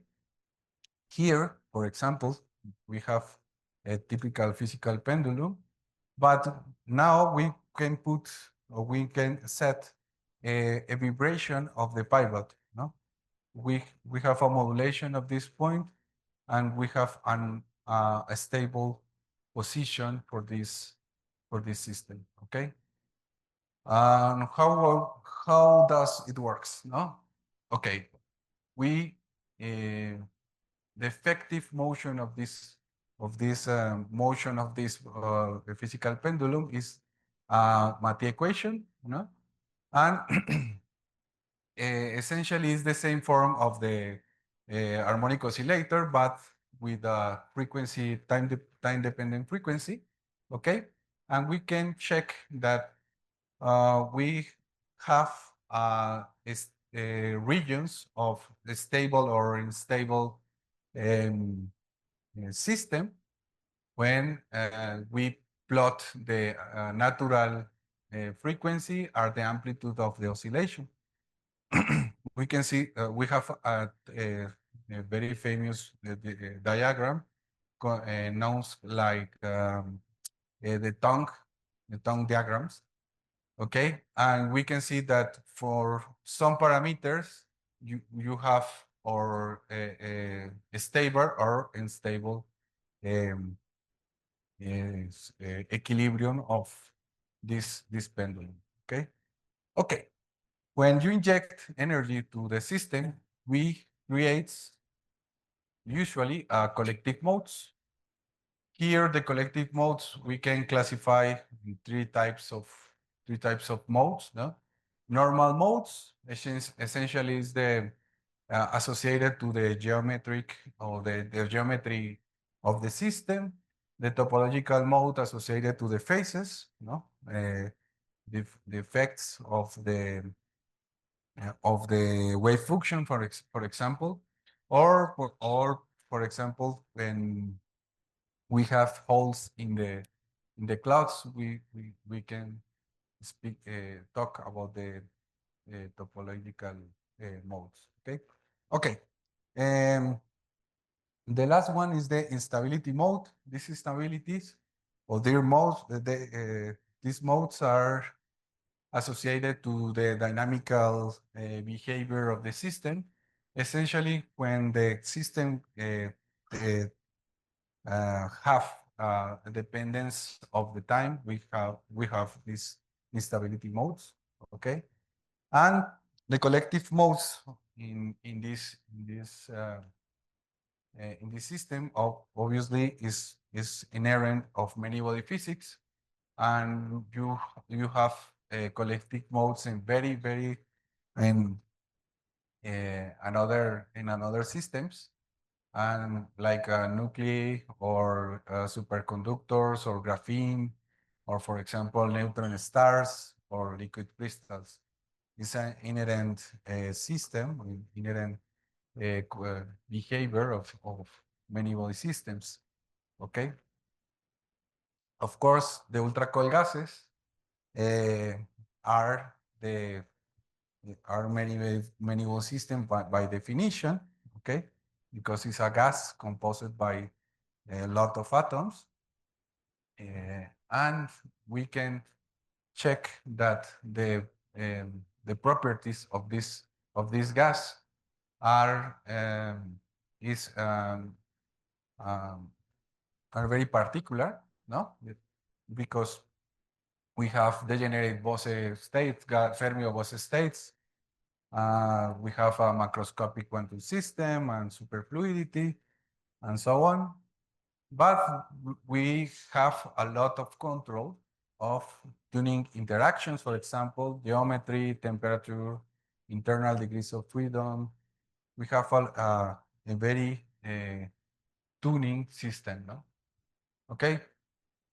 When we speak, we talk about the interacting bosons, for example, we can choose the most simple example is the Grosby-Tayevsky equation, because we can describe this the bosons in the ground state, okay, using pues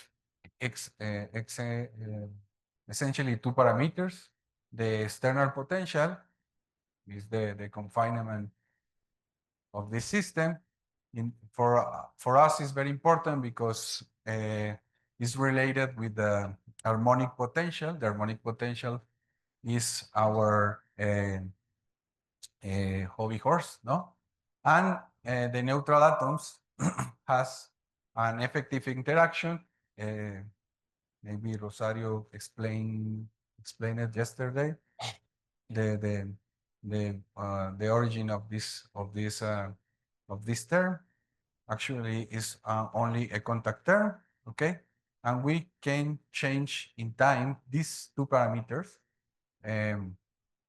That is actually the very important thing, no? Okay, we can control the external potential, the interaction in the experiment, okay? And actually, for example, in this case, we can image for the gases, the quantum gas. For example, we have a magnetic track, typical magnetic track with a cylindrical symmetry. Okay, we can, for example, a dipole trap when you see the elongated gas along the propagation of the beam.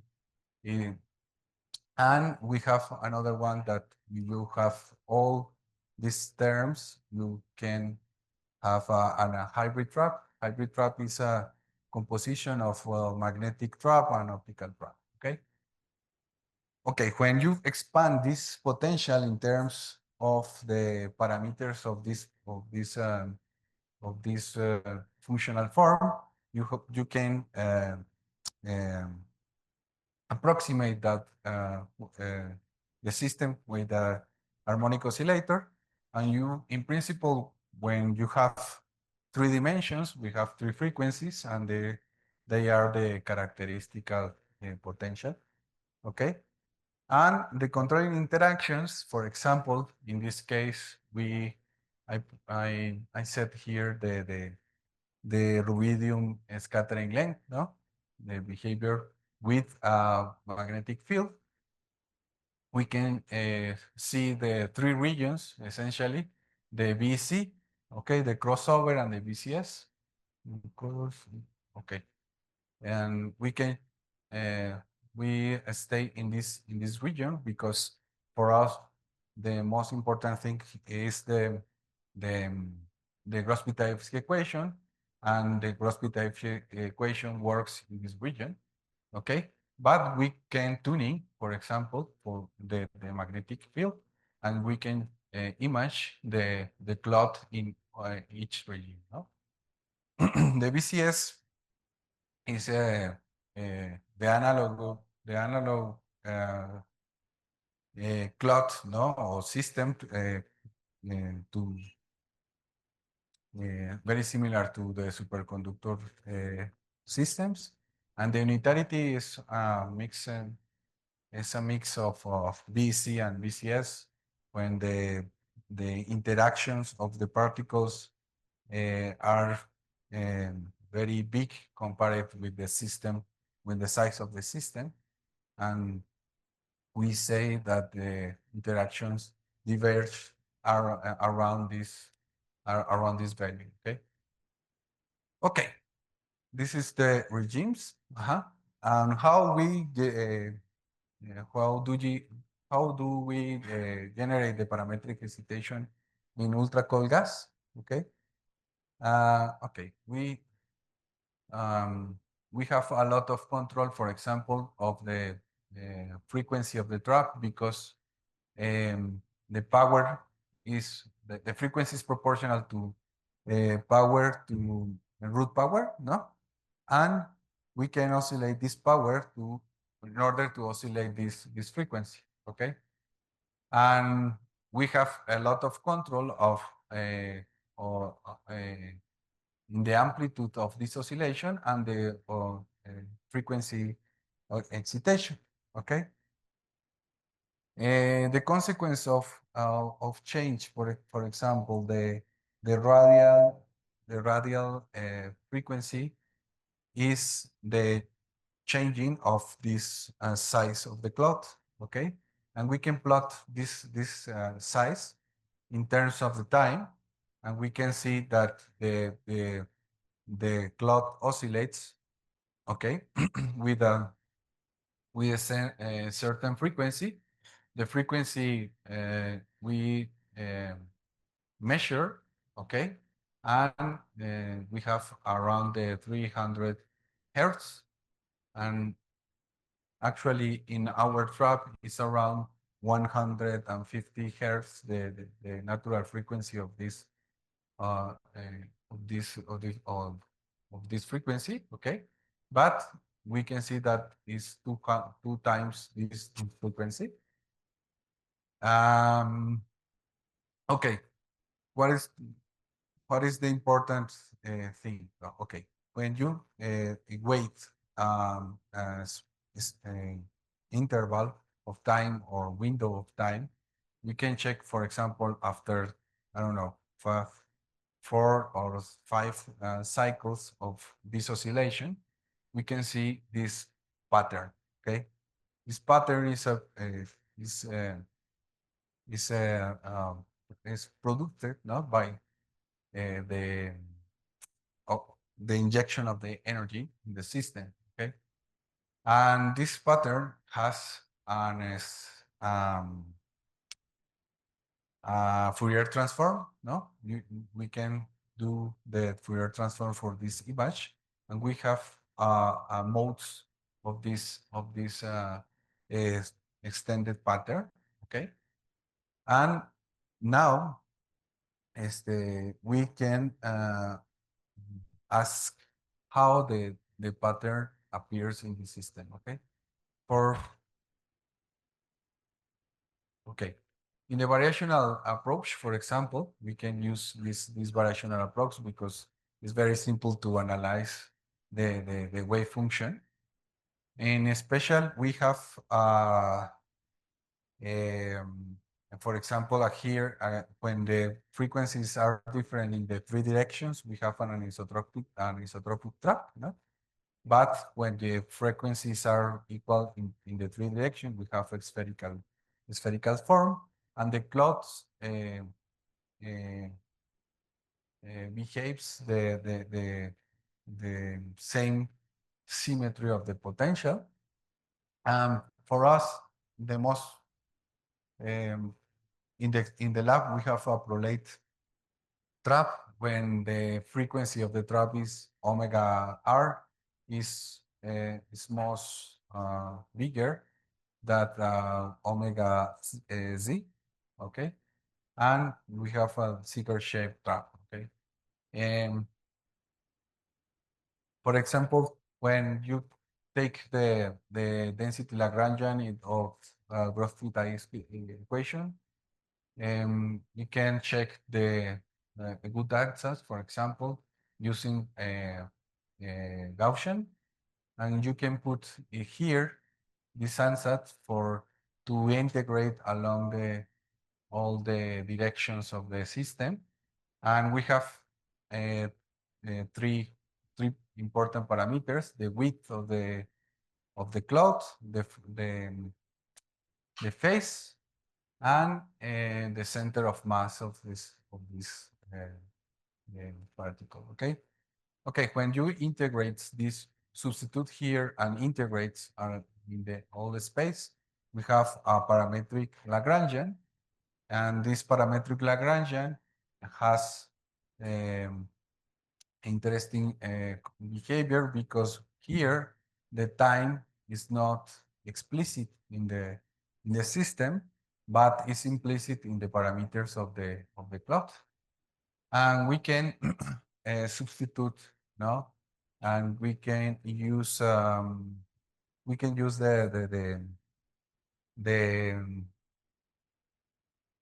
the Euler-Lagrange equations for the parametric Lagrangian and obtain this. Well, we have three equations for the center of mass and 3 terms for width of the system, and the center of mass, the couples of the equations, and we have a dipole mode. This is some normal mode of the cloud, and we have another one. The widths. Then we have here explicitly the scattering length, and therefore the nonlinear term appears here in the equations.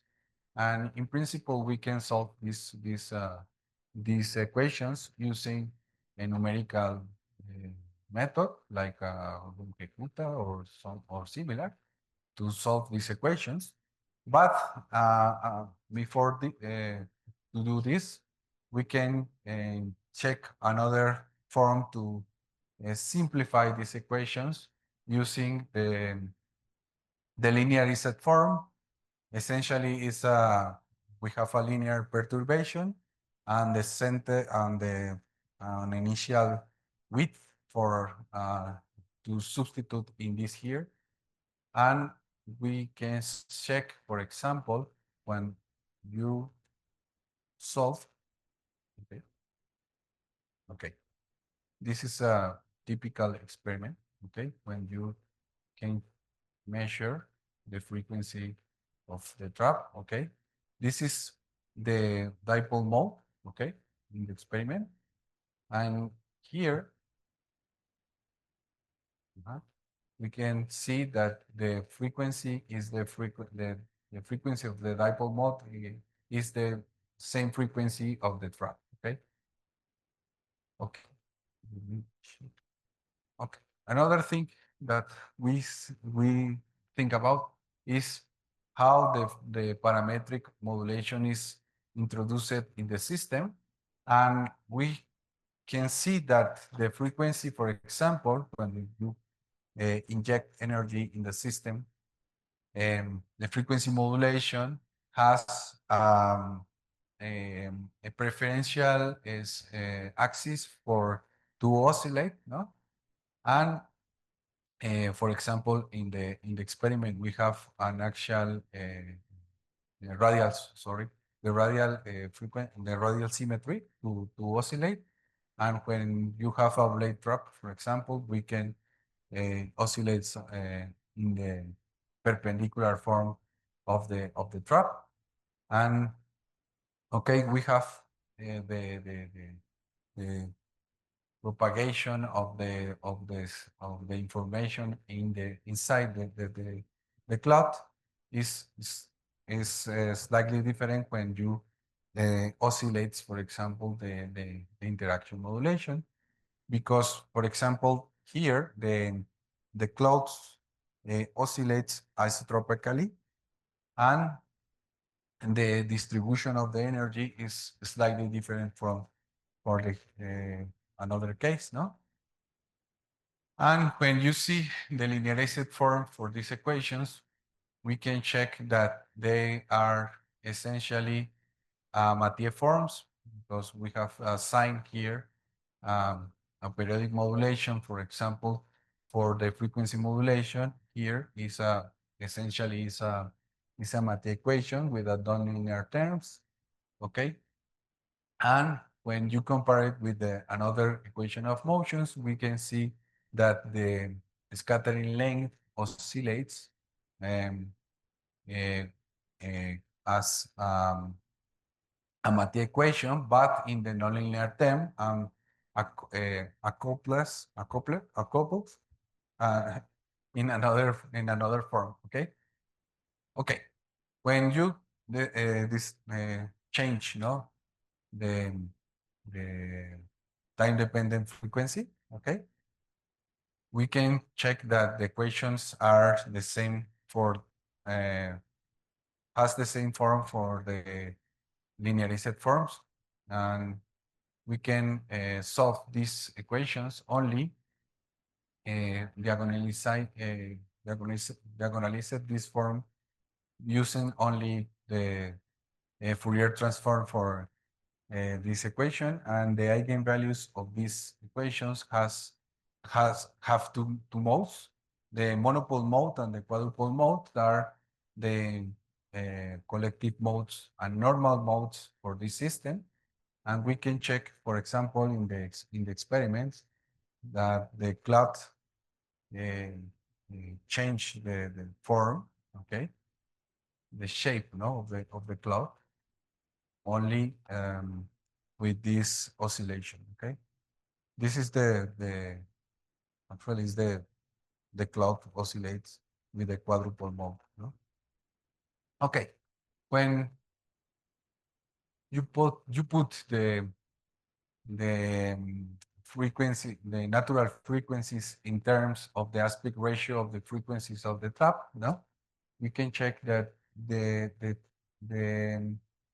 experimental behavior reproduce the theoretical variational approach, because the the frequency is 2 times the frequency of the trap, and we can check that the behavior of these frequencies or these normal frequencies change with the aspect ratio of the clock, no? Or actually change with the aspect ratio of the trap. Okay. Okay. Now we have some numerical results. Okay. For us, it's very important to reproduce the simulations in the experiment. Okay. And usually, for example, we have a cigar-shaped trap, or for example here the oblate trap, no? And we need that the simulation parameters coincides with the experimental system, and we need to construct numerically the resolution compared with the resolution of the experiment. And for example, we have half a micrometer. Here is a quarter of micrometer along these directions, for example.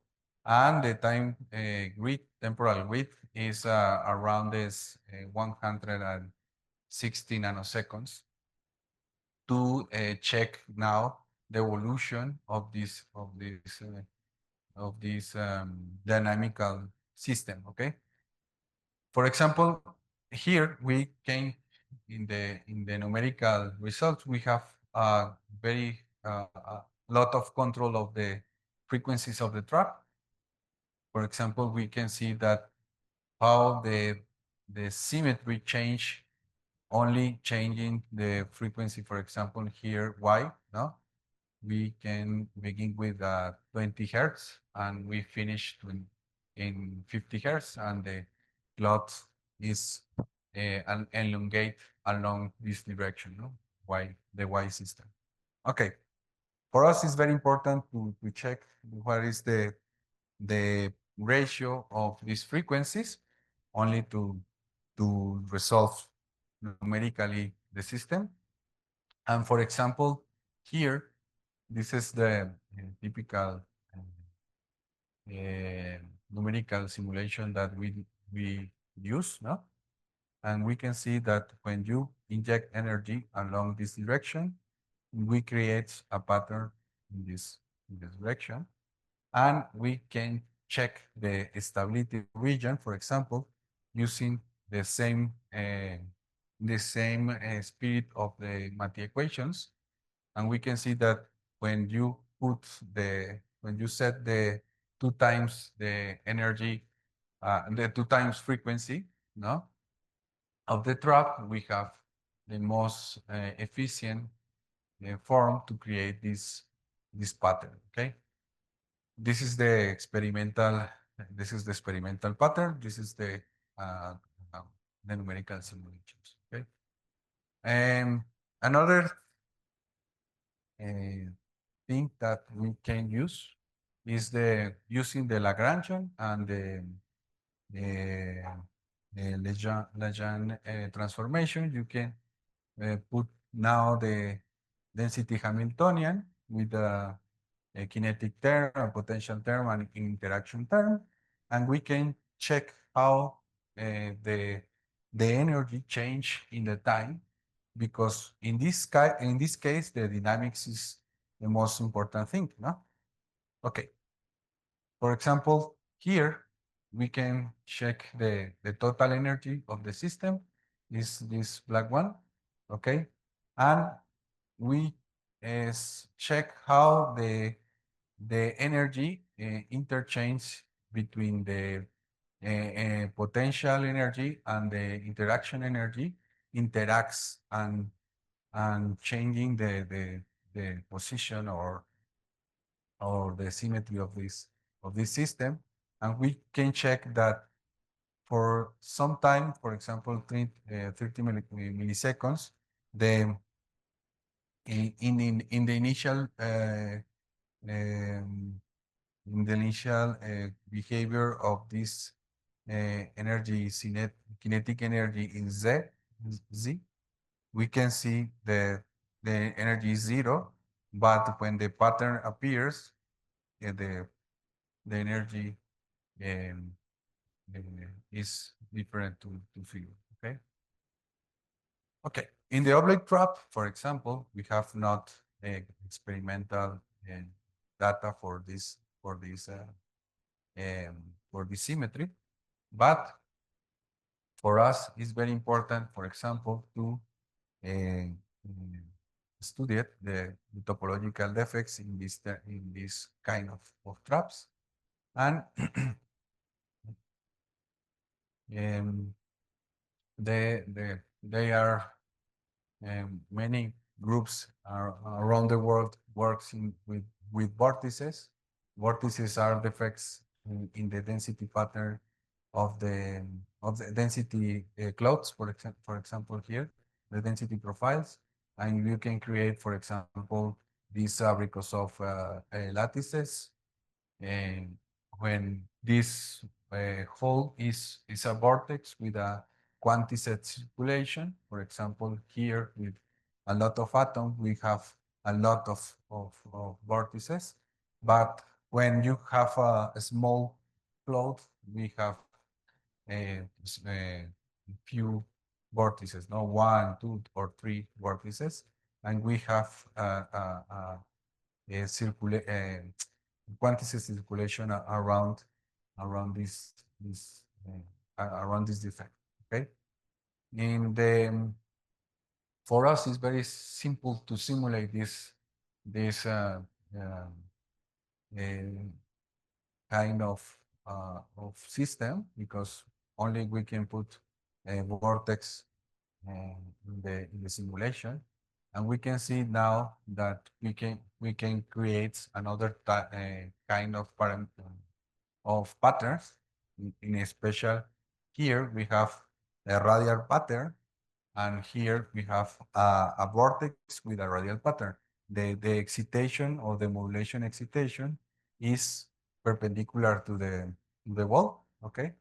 And we can see that the system have another competition between the normal mode, the collective mode associated to topological mode, and the instability mode, okay? Okay.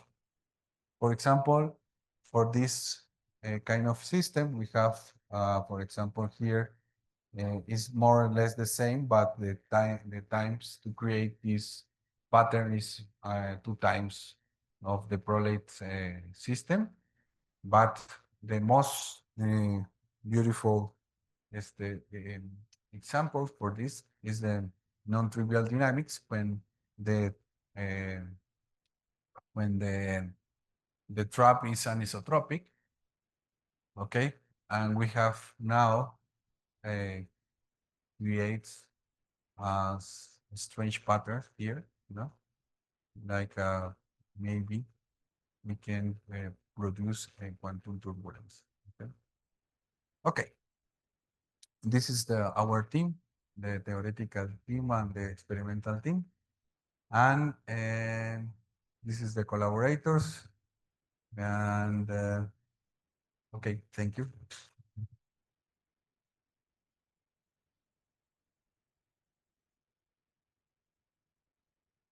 So thank you very much. Well, I think we have still time for questions, so please.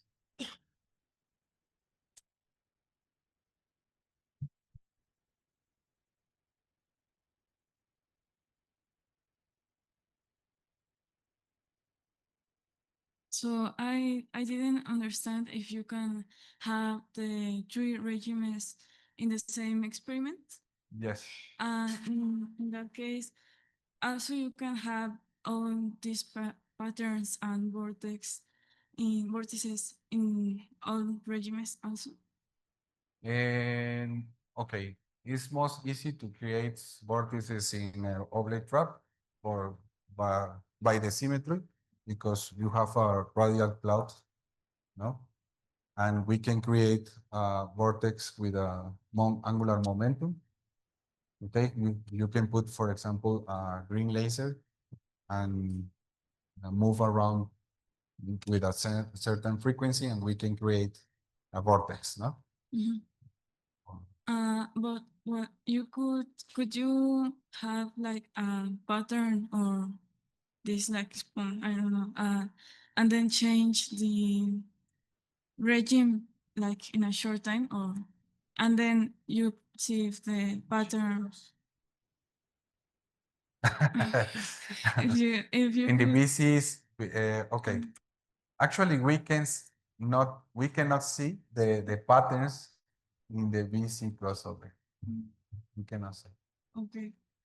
We have some answer for this but it's very a complicated form to explain, because now we believe that these waves created in the cloud is contra-propagating phonons in the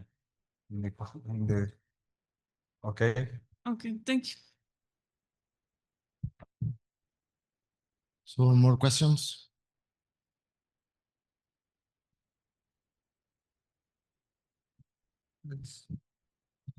And I have a question about the graph you showed of the size of oscillation near the beginning of the presentation. I'm sorry you explained it, maybe I didn't hear, but why is there like a big gap in the measured data?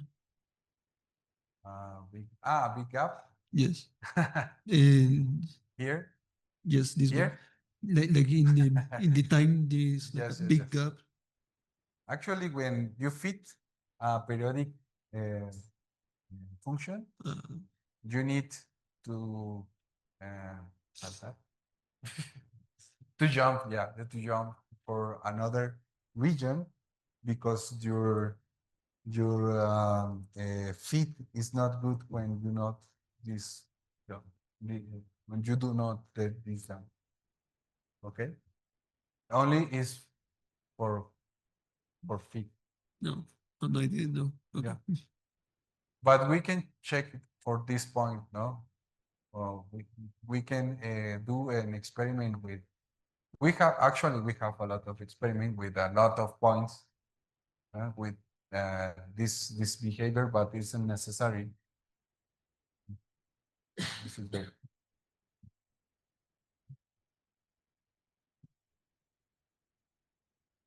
More questions?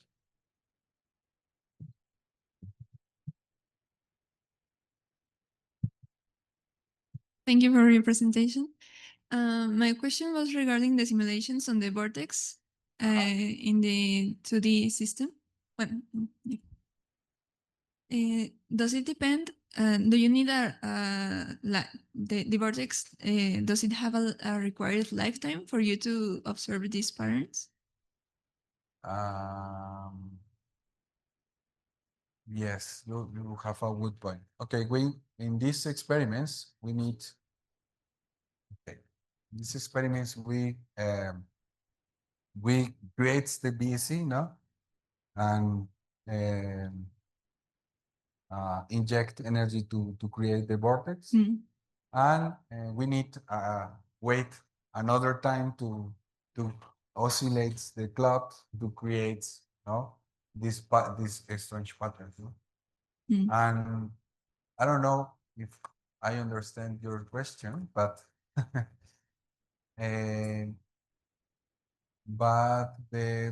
actually I think that the time of this the lift time of this vortex is sufficiently long to create the pattern inside, no? Okay. Maybe, I don't know. Okay, thank you.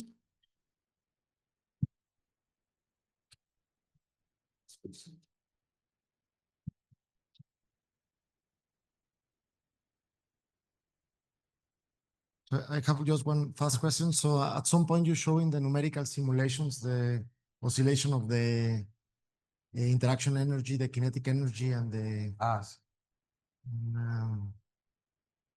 And I don't remember the other energy that you were plotting, but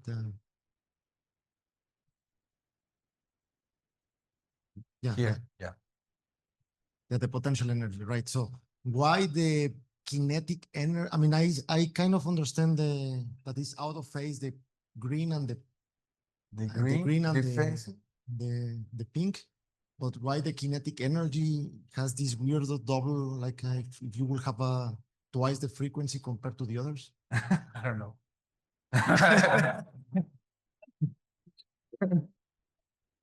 But it's a good question. I don't know. We think about this a lot of time, but essentially the frequency of all of these terms has the frequency of the breathing mode. It's the same frequency, but why the energy begins a little bit before the energy potential? I don't know.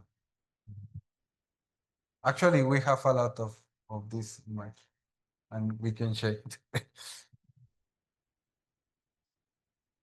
Okay, so then we don't have more questions, so let's thank the speaker again.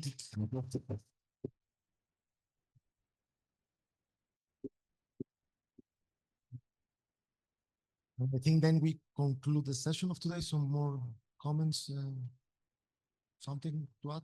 No? No. Okay, then enjoy the afternoon and then see you tomorrow.